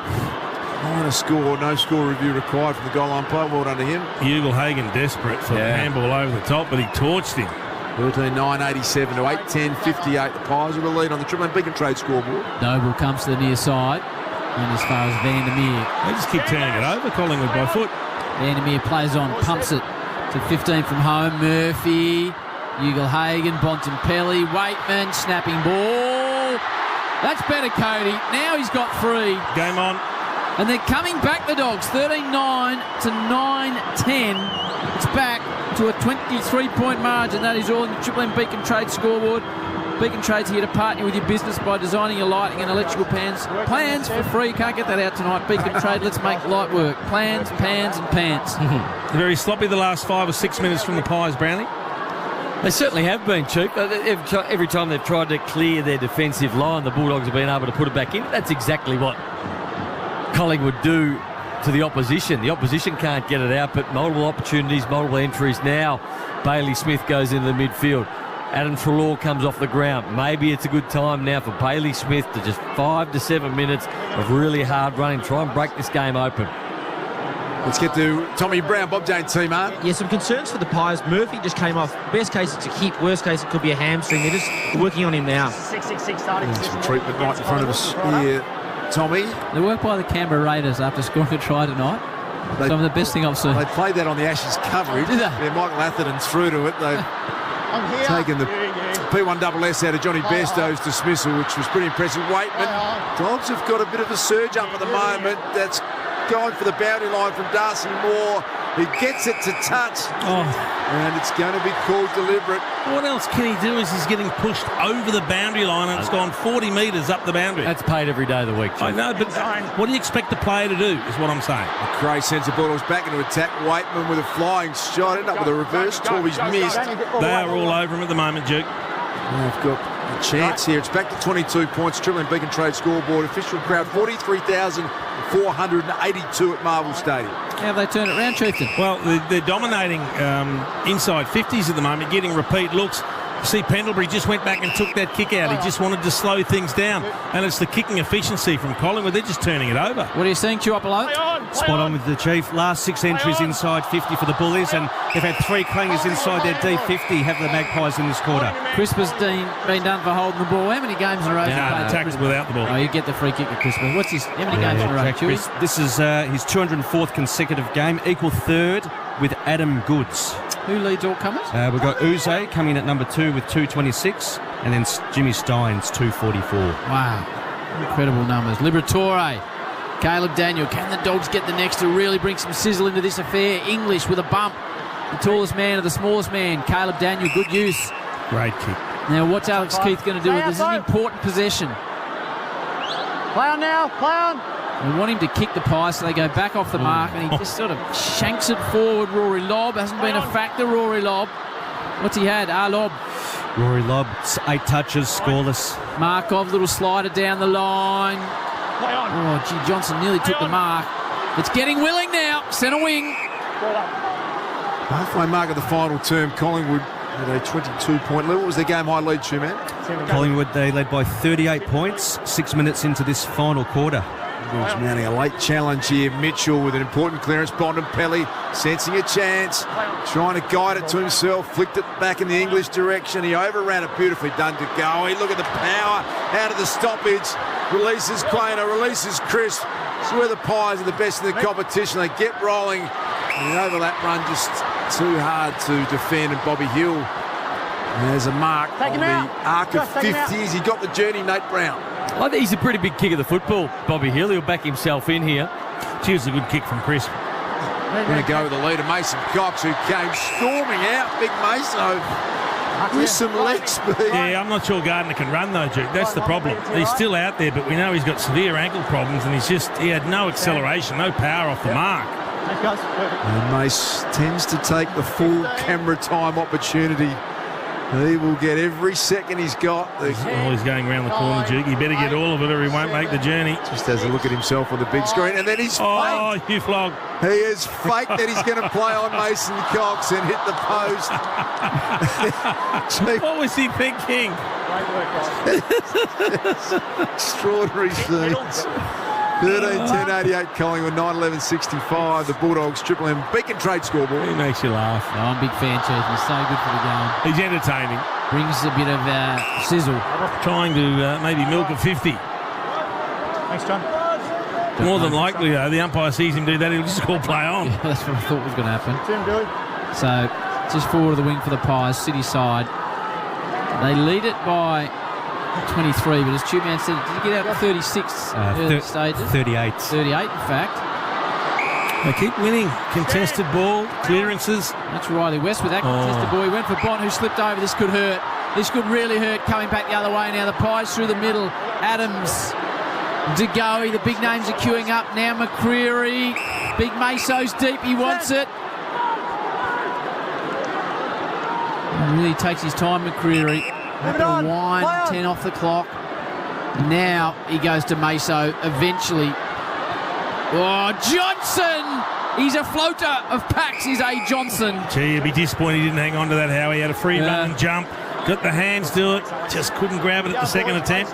He's a spring-heeled customer, Johnson does. Yeah, it just looks like Ryan Gardner struggling to launch and defend. He's courageous to still be out. Yeah, he's battling on. Here he is, Gardner. Cox picked up by DeGoey. Spinning, pirouetting move, hit the post. That would have been a devastating blow. The margin's 24 points. Dogs are just hanging in there by a thread. 7:47 remaining. Triple M Beacon Trade scoreboard. You wouldn't think they could concede another goal. So they've done that. They've dodged the bullet. Now they can try and score again. Oh, it was a triple Baileys. It was Williams, Dale, And then Smith's on the end of it again. A quadruple Bailey's. He drives into the pocket. Ugle-Hagan. Murphy plays it well. Bailey to Bailey to Bailey, Chewy. It's been a big night, hasn't it? Pendlebury's record and the quadruple Bailey red said lending stat. Nice to see that run of Bailey Smith that Nate Brown's been calling for. That's his trademark. He's powerful aerobic athlete. Just struggled with that high half-forward role tonight, Bailey Smith. And the Dogs manufacture a goal here. Here is Bailey Smith. Nice strong tackle effort from Noble and Josh Dacos. It'll be thrown up. 35 out from the Western Bulldogs. Footscray Road end goal. 43,482. Really good crowd. Friday night footy here at Marvel Stadium, and it's wrapped up again. Still an attack. The Dogs. Nick Dacos tonight, Chewy. Howie, 28 disposals, 10 clearances, 2 goals. Make that 29 disposals. Who's got the votes tonight? Nato. Bobby Hill out of side, the former Giant, loving his time at Collingwood, as seemingly every player is at Collingwood is playing at the moment. Not much ahead, so they had all numbers back behind the footy, so they're happy just to chip it around. Taking a bit of time out of it, Chiefy. Yep. Under 7 minutes now with a 4-goal margin. Every time they get the ball, they're just taking their time. The Pies, Tim English marks nicely. Well, that's Gardner again down on the ankle. He's had a rough night on that ankle tonight, Darcy. He's a very sore character. Imagine how sore he's going to be tomorrow. Oh, gee whiz. It will be blown up like a balloon, and it's a strange feeling when you get a little bit of that pain relief. You know how sore it should be. You know what's coming. It's a good mental battle, that one. He's been brave. He's Caleb Poulter. We'll go down the line to Norton. Quainer doesn't ever lose a one-on-one. He's just pushed Norton in the back.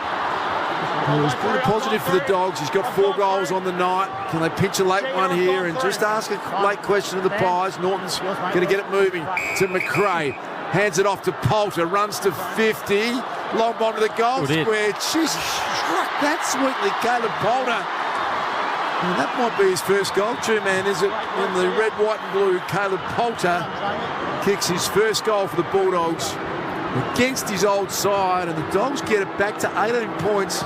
Just a tick under 6 minutes remaining in this one on the Triple M Beacon Trade score. You give them the chance, Chief. Absolutely, you have to. They've got all the play at the moment. They are just playing. It's almost a little bit chaotic when they get the ball. They just run. They just all go.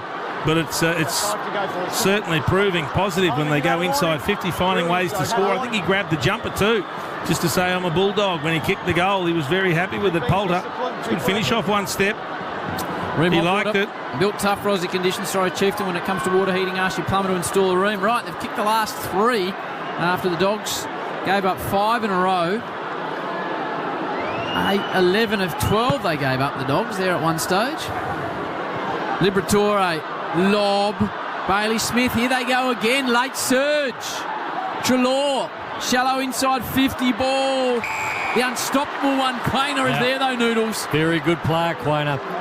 Sends it in the McCreary direction. Huge play, Isaac Quainer. Has been one of their best two-man this evening, Isaac Quainer. 8th intercept mark. He's taken 11 marks in total, throwing 23 disposals and 8 intercept possessions. He's had a really good year too. Dogs have found a bit of run with Bailey Smith in the middle. Surprise, surprise. Jeez, a little clip there from Nate. He's finished his online shopping and he's back in the game. Cameron can't take the mark for Collingwood. Little fumble from Lobb. Fighting hard for Treloar. Liberatore picked it up and then jammed it forward on the one-handed catch. Oh, how can you pay that? There's been paid to Lockie McNeil. Chief can't believe it. Well, he never held it. McNeil puts it out in front of Ugle-Hagan and they get a goal here, the Dogs. It'll be a little nervous time for Collingwood. Ugle-Hagan signalling for some movement. He's got English down there. Collingwood get a lot of numbers back. Darcy Cameron, they can't get out marked. That was just too easy. Cameron got in the spot, did it really well, the Collingwood ruckman. He's been a bit off tonight, Tim English. He hasn't been his competitive self all year. He's used that big frame. He's been competitive. He's gone back into packs. He's been brilliant. But tonight, he's just been that little bit off. And Darcy Cameron has had his measure. Murphy and Isaac Quainer. He's got bright pink fluorescent boots on. What's his numbers tonight, Isaac? 24 touches. His PB is 28. Pendlebury again, working deep in defence, just trying to control the tempo of the game. Another record, Howie. Yep. You mentioned, Chief, the amount of turnovers Collingwood have committed in this last quarter. All 22 of the Bulldogs' points have come from turnovers. Yep. Down the line ball, 3 Dogs against Frampton. The Dogs win it. Vandermeer. They're struggling to get it out. Jamie Elliott sees it across the line. They've just been good at sucking some time out of this game here, the Pies. It's under 4 minutes. They lead by 3 goals. Really throwing true centre wing, city side of Marvel Stadium. What are you seeing there? No Choice Hotels around the grounds. Big Merv doing a spot on Channel 9 at lunch break. Looks like he's dressed up for the occasion, Merv. Looks like a big galoptic, doesn't he? Good game tackle from the Bulldogs. They're appealing for holding the footy. Liberatore, Bailey Smith, who's just had a little bit of spark, Bailey Smith, in this last 5 or 10 minutes. The clock down to 3:45, so that becoming an issue. 18-point margin. They're winning it again through Anthony Scott, the starting sub. Quainer again. What's the record for intercept marks, Chu? 10. He's got 8, nearly took a 9th then. Mitchell's handball back. Pendlebury, first fumble he's had in 373 games, I think. To Bailey Smith. Little don't argue on Bianco. Sends a left footer inside forward 50. Oh, Darcy Moore. That is classic work from the captain of the Pies. Beautiful intercept mark. He's a great player, is D. Moore. Maybe starting to think about dreaming of being a premiership captain, Darcy Moore. His father win premierships, Jimmy? Peter Moore? No. One Brownlow's. One Brownlow's played in, I reckon, 3 or 4 losing grand finals in the draw. 4 in a draw For the Pies. for the Magpies. Good intercept mark by T. English. Needs to happen now. Just needs to happen for the Dogs. Trelaw collected. We've got 2:45 on the clock. They need to kick 3 goals to tie it up. They go to Ugle-Hagan, who's been good. Even he can't elevate that high. But as you said, Chief, Scott Pendlebury is just back there. Yeah, he's playing loose. Controlling the ball game.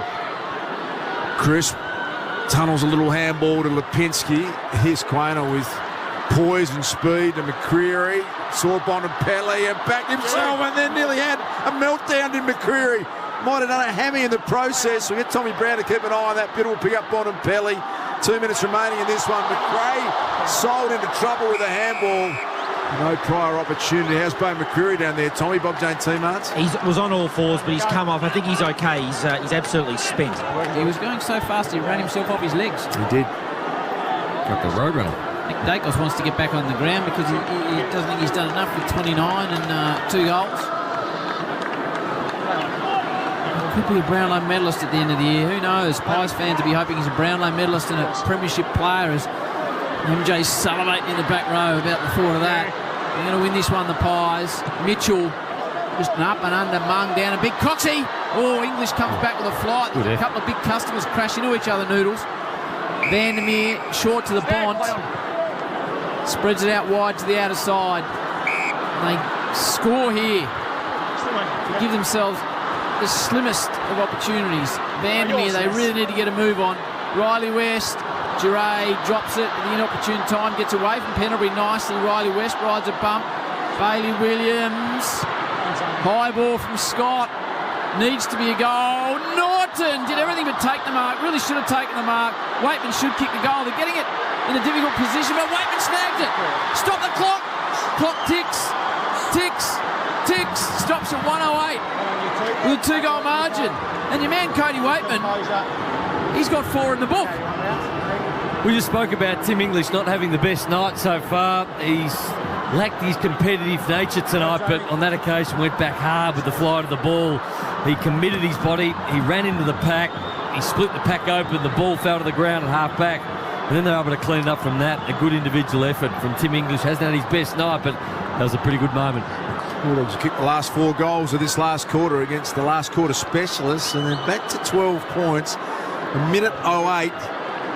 It is not beyond the realms if they can convert straight from this centre bounce.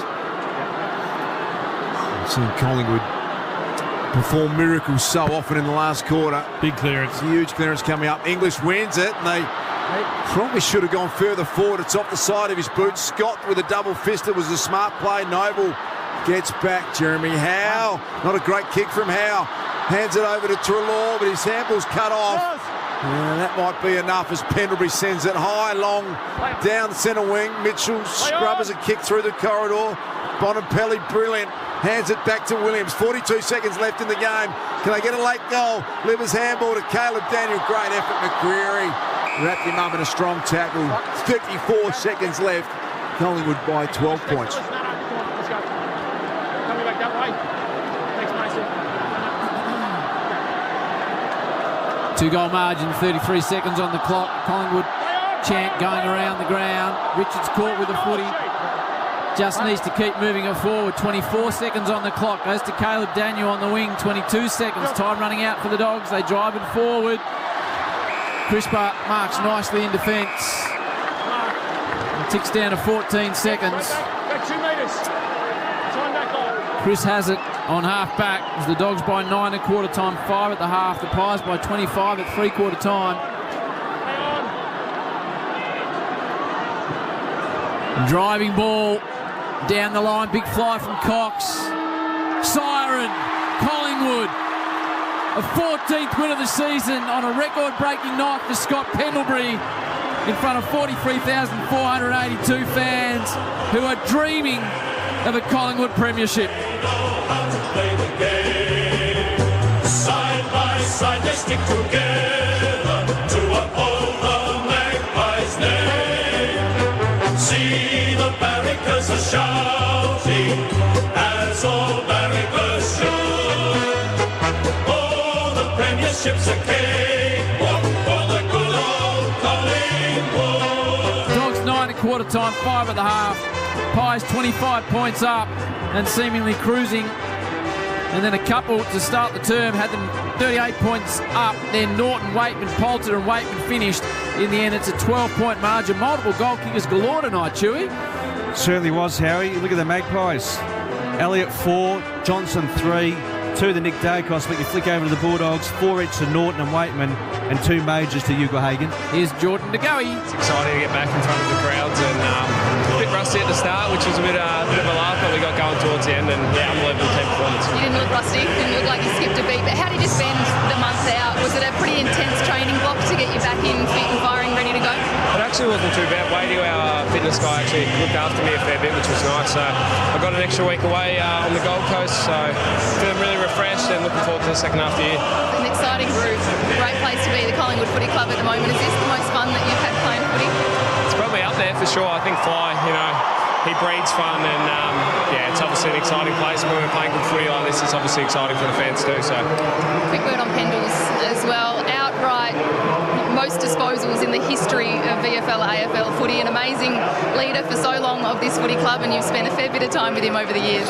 Yeah, he's super special. He's a fantastic bloke, great family man, and he's taught me so much. I'm forever grateful to him, and it's awesome to see him fulfil this achievement. Thanks, Geordie. Great to see you back. Appreciate your time. Big thanks to Abby and Channel 7 doing a great job, Abby, as always. And nice to see Jordan to go, isn't it? He's being more expressive and happy and healthy, and great credit again to Craig McRae and the way they've handled him. He's an A-grade star and was a chance maybe to leave the Pies, so great to see him playing as well as he is back from a month out. And I thought his second half was a lot better than his first half. Started a little bit rusty, fumbled the ball a bit, a couple of errant kicks, but I thought his clearance game got going, particularly in the second half, and his big clearance at half back where he spun around and broke through a couple of tackles and then put the ball inside forward 50, and they scored from that, and that was pretty much the game.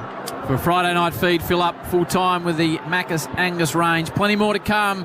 We'll get the full wraparound. We might open the IGA liquor open line. We'll see how we go with that. But it's the Pies getting the job done by 12 points. And plenty more to come on Triple M football. For McDonald's and Ream Hot Water, Triple M rocks footy. That quarter for Beacon Trade. Beacon Trade's here to partner with your business by designing your lighting and electrical plans for free. Beacon Trade, let's make light work. For Ream Hot Water, Triple M rocks footy. Built tough for Aussie conditions. When it comes to water heating, ask your plumber to install a Ream. Hi, it's Marty Sheargold from Triple M's Marty Sheargold Show, and right now, Triple M rocks football. On the radio.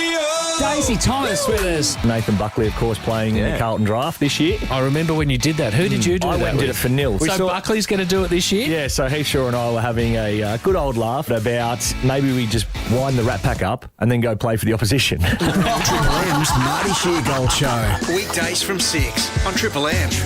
Get the podcast now from the Listener app. At VetAssess, we're looking for trade-certified people interested in making a career change to one that will help fill Australia's skills shortage. All you need is 3 years' experience working in your qualification, the ability to travel outside your base in Melbourne or regional Victoria, and ideally have a Certificate 4 in training and assessment. No Cert 4? No worries. We'll help you get the qualification while you work within VetAssess. Head to vetassess.info/trade assessor and apply today. How was your weekend? Awesome. Jim's Bucks party at World Series Paintball was a hit. They got him in pink overalls so we could spot him in a heap of paintball games. He'd do a buck run? Yeah, that was the best part. Well, for us anyway. We had the boys' 10th birthday at World Series Paintball. The kids said it was the best party ever. Hey, we should go paintballing for our Christmas party. Yeah, for sure. They're open in Oakley, Little River and Epping. So, boss, if you're listening, go on. Book in our Christmas party now at worldseriespaintball.com.au. G'day, Australia. Alan from Volkswagen here. Finally, there's a ute that answers the toughest of critics. You. Think more tech, advanced safety, a completely new design, and epic power. The all-new Amarok, born from tough love. Melbourne's best buys. All over it. Whenever nicotine cravings hit, Nicorette Quick Mist relieves cravings fast to help give more power to your willpower. Nicorette. Always follow the directions for use. Stop smoking aid. Best buys. For your chance to win $10,000 with Colorbond Steel, visit colorbond.com/get more. Conditions apply. See website. Vic residents 18+. Max 1 entry per person. Ends 31 October 2023. Melbourne's best buys. All over it.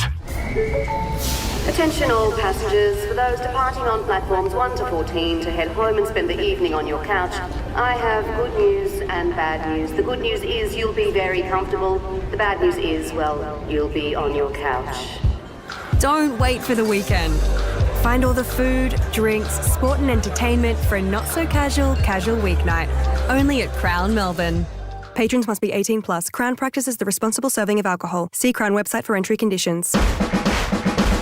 Buying a home? Contact Exopest for a termite inspection before you invest. Those nasty critters with pointy teeth, they'll destroy your home from underneath. Up, down, north, south, east or west, get your protection from Exopest. Put those termites down to rest. What to do? See Exopest. No worries, mate, they'll do it right. With Exopest, you've won the fight. Pest Manager of the Year. Safe, affordable, reliable. Exopest.com.au. 1800 68 69 22. Don't have all day to spend on one job? Kango's drilling and cutting accessories give your power tools a new gear so you can get it done fast. Kango, toughen up your power tools. Look for the yellow target next time you visit the Bunnings tool shop. Shut up! The footy's on the radio! Triple M rocks footy. The Triple M Footy Review. Amy. Submit your fan clanger story to amy.com.au/fansurance and you could win. Dogs by 9 at quarter time, 5 at half time, Pies 25 at three-quarter time. Most importantly, the Pies get it done. 13-11-89 to the Dogs, 11-11-77 by 12 points. Triple M Amy Review. Submit your fan clanger story to amy.com.au/fansurance and you could win. Here's Scott Pendlebury. Yeah, it was pretty loud when I got the ball, so I knew I must have been around the mark. And to be honest, it was nice to get it done and get it out the way. And the boys looked after me, fed me a few little ones. But most importantly, we got the win. It was a really tough game. We didn't start too well, but clawed our way back and managed to get over the top. So you weren't counting at all. The crowd were the ones that let you know. Yeah, the crowd sort of let me know. Obviously, I got close, so they just went off. And really humbling. And I've had a lot of support along the way. But as I said, most importantly, get the win. How good is that from Nick Dacos tonight? Another 30-odd disposal game, 2 goals as well, and for him to mention you as his idol as well, it must be pretty special. It's like the Master and the Apprentice, isn't it, in there? Yeah, well, it's funny. There's a little photo years ago where he's running through the banner as a kid and I'm taking him through. So I think he was about 6 when I started playing. So, he's amazing to watch now. I get the best seat in the house as a midfielder with him, and he's so special. He works so hard, but to do the things he does, you can sort of sit out there and just laugh at him. It's that good. 373 games tonight, 10th all time, but What's been your favourite moment so far? And no doubt you're looking forward to creating some big memories this season too. Yeah, it's probably hard to reflect right now, but I've enjoyed the whole journey, and each season is just a really good journey. So I'm loving where the group's at the moment. We're having a lot of fun. We're playing really hard in the right way, and I think we've set ourselves up really well. The Pie Army as well, they're out in full force again. It just seems wherever you guys go, you're selling out venues. They travel no matter where you are around the country. Yeah, I was reading the Herald Sun the other day, just grabbing a coffee, and I think we have the 4th best attendance worldwide. So that's incredible, and our fans, Fly says it all the time, they're our 19th man or our 24th man, whatever you want to call it, but they're amazing, and even again tonight, just the lift they gave us in that third quarter is incredible. Congratulations once again, Scotty, and go and enjoy. Cheers, thanks very much. 9,665 possessions. Like Alan Border, will be the first to 10,000 shortly, which is extraordinary tonight. I'm loving it. Moment happened in the quarter where Pendlebury was involved. Here's how it was called on Triple M Footy. That goes in Sean, and here is the great Scott Pendlebury, and the crowd are all over it. 373rd game. He has now had more possessions than anyone in the history of VFL AFL football. Take a bow, Scotty Pendlebury. And the Magpie Army get out of their chair for that one, as they should. He goes past Robert Harvey. Remarkable achievement from one of the greatest ever. That was a beautiful moment until Das accused Chew of getting the stat wrong, and then Chew Man really got a bit feisty, didn't he, really? He took a fighting stance against me. I thought you caught it beautifully, Das. And thank you, Chew. And then you took him down. Choice Hotels around the ground. Whatever your reason for travelling, you'll get the lowest price guaranteed when you book direct at choicehotels.com. So go ahead, book it before we get to the Aussies in the session. Spot on, Howie. Lunch day 2, England 7th 142, trailing the Aussies by 121. Stokes 27 not out. Unfortunately, we can't open the open line tonight. Come on, Chiefy. There's a situation with Broome, and they've got their pearl farming show on, and it throws out the whole network, so we can't do that. But Jamie Elliott is finding his way into the rooms, and then Noodles will give us the Triple M MVP award for New Holland. But here's the Pies celebrating their 14th win of season 2023.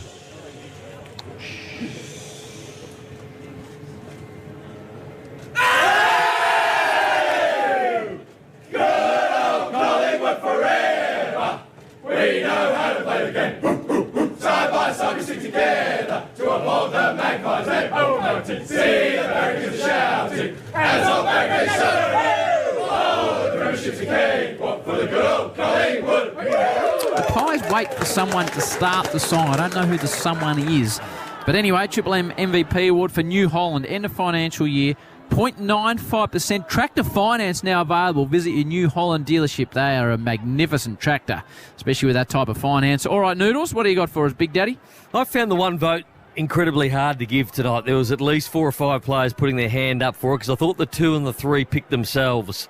In the end, I've gone with the 1 vote for, and if he had a kick straight, he probably could have got a 2 or a 3, but I thought Jamari Ugle-Hagen's game tonight was outstanding. 16 disposals, he took 10 marks, and he really troubled their defenders. He kicked 2 goals, 3, one that didn't make the distance, one about out bounds on the full. So he could have had a bigger night, but I thought the way he attacked the football was outstanding. I gave 2 votes to Isaac Quainer. I thought when he went on to the young fella called, what's his name that he went on to? Waitman. After the first 5 minutes, Waitman had the first 2 goals. He completely put down his influence, and he was very, very good going back the other way. Had a stack of it himself. Ash, I think he had 27 disposals. And 3 votes again to Nick Dacos. Kicked 2 goals, had 29 disposals, and that's what he did with them. He had a quiet second quarter, and that was the quarter that the Bulldogs really got going. And it was a tussle between Dacos and Quainer for the best man on the ground. So apologies to Jamie Elliott and also Norton, who I wanted to get in there for a vote. Well done to you, Noodles. Scott Pendlebury presented with a ceremonial footy in the room by the President, Jeff Brown, and the CEO, Gillan McLaughlin, which is a nice scene down there. Lovely, lovely, lovely. What's on for you tomorrow, Chiopolo? I'm going to take myself and my boy. We usually do a bit of a gym workout together Saturday mornings down at our local gym, and then Melbourne St Kilda tomorrow night. Yeah. Is he pushing a bit more steel than you, Ash? Yes, he is. He's just turned 18. Any roids Jason involved? Sorry, what was Any that? roids involved down there? No, mate. Two-man's got big pythons for a small man. Yeah, he has big actually. Pythons, the two-man. That's why he always wears tight tops like Duck. What's on for you tomorrow, Nathan? Just a day off, Howard. A day off? genuine day off. Any netball tomorrow? No netball tomorrow. New season starts next weekend. How'd you go last season, Nate? We lost the final 19-18. Oh, we didn't hear about that. When was that? Kept that to yourself? We'll talk about it next week. Oh, you'd be devastated too. I was pretty disappointed. Have you been behaving appropriately, Nate, courtside? Absolutely. Was it a coaching stuffer? Nope. Did you unload on the girls afterwards? No. Did you give it to your daughter on the way home? They did an outstanding job, the girls. Who made the big mistake? There was no one that made any mistake. I couldn't have asked for anything more than what You'd have to come under a bit of pressure, wouldn't you? I would have thought, as the junior coach. No. Seeing as you nicked all the good players and put them into your team. You're the best team. Nate, You didn't I have hear that you've been doing that. You did do that. And it just come down. What time for you tomorrow, Darth? Where are you heading tomorrow? I'm St Kilda and Melbourne, which is a big game. No flights for you? Tomorrow night at Marvel Stadium. Very good. You on a plane tomorrow, Howie? Yeah, Brisbane versus the West Coast Eagles. What flight are you on? Early flight out of Avalon, I believe, tomorrow morning. What about you, Chieftain? Off to Adelaide. Port tomorrow night, hosting the Gold Coast Suns. Right. So they'll need to put in a decent effort tomorrow night. Look after Dewey. Well, that's it. Well done to Jace, who we must say got his second hole in one in 3 weeks, Jace. It's just starting extraordinary. to come out. Unbelievable. Here we are on the Live Tour shortly. MJ showing us what a producer can do was fantastic tonight. Leroy back in the studio. What do you think he's up to now, Chieftain? He's just packing his last cone, ready to go to bubble heaven. That's what Leroy's up to. Well done to everyone here. I think we might go out tonight with a bit of Nate, who is in dominant form on the huddle, but the Pies get it done by 12 points. Roll the audio tape, Leroy. Come, Mr. Jellyman, tell him my disposals. Take us as a gun and opponents go home. Left foot, right foot, any foot touch. Take us as a gun and opponents go home. The Triple M Footy Review for Amy. Submit your fan clanger story to amy.com.au/fansurance and you could win. For Ream Hot Water and McDonald's. Triple M rocks footy. If it's been a while since you last listened to Triple M, you're missing killer songs you grew up with. Everyone a banger you can sing along to. The Triple M playlist, tuned up with the songs we made famous in Melbourne.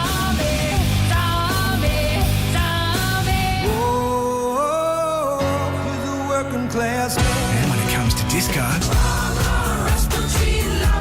yeah, disc. No, Melbourne's home of good times and rock's greatest hits. This is 105.1 Triple M. Hi, Rodney Jane here. At Bob Jane T-Marts, we've got so many specials this July. Buy 3 selected Bridgestone, Dunlop or Goodyear tyres and get the 4th tyre free. Up to $150 instant cashback on tyre brands like Bridgestone, Goodyear, Dunlop, Pirelli, Michelin and Continental. Want a free Yokohama GO15 all-terrain? Simply buy 3. That's 25% off. And we won't be beaten with our best tyre price guarantee. Give us a call or shop online today. At Bob Jane T-Marts, we'll look after you. T's and C's apply. Iceberg lettuce, $11.99. Inflation has hit 7.8%. Interest rates have increased by another 0.25%. Let's focus on the number 1. 1 is powerful. 1 act of kindness can produce a flood of joyful tears. And $1 means 2 meals for someone doing it tough. Donate at foodbank.org.au. $1 donated is 2 meals created. There's plenty of reasons why Best Sheds are the best sheds. All their sheds are manufactured right here in Australia and come with a 20-year manufacturer's warranty. They're family-owned with a focus on price, quality and top-shelf customer service. And best of all, they're up to 40% cheaper than the competition. So if you're looking for the best shed money can buy, speak to the team at Best Sheds. See more at bestsheds.com.au. Hello, Frank Walker from National Tiles. National Tiles relentlessly check and lock prices on many of our most popular tiles at more than 20% below the market every day of the year. Here's proof. Sensational 600 by 600 baseline floor tiles, best market price, $39.95. National Tiles checked and locked price, $24.95. That's way more than 20% saving every day of the year. Only at National Tiles. Gear up this winter with Jaycar's cool winter deals. Stay chilled and save $160 $60 on brass Makey portable fridges from just $239. Predict the weather and get a wireless weather station for only $249, saving you $100. Power up your adventures with modified and pure sine wave inverters, now from just $39.95, saving up to $100. And grab a fully functional smartwatch, now only $29.95, an absolute bargain. Offer ends soon, so hurry into JCar today. JCar, tech, electronics and more. At Optus, you can get iPhone 14 Pro with 48 megapixel main camera for up to 4 times greater resolution and 4 zoom options. Plus, you can buy iPhone 14 Pro outright or pay it off over time with Optus Pay, completely interest-free when you add an eligible SIM plan. Visit an Optus store or head online today. It starts with yes. Outright available with select phones and tablets through select sales channels. T's and C's apply. Good times with Triple M's Marty Sheargold Show. What would you say to yourself if I was 20? Keep going. I'd say your weight's going to fluctuate. Just deal with it. And Rock's greatest hits all weekend. Melbourne's 105.1 Triple M.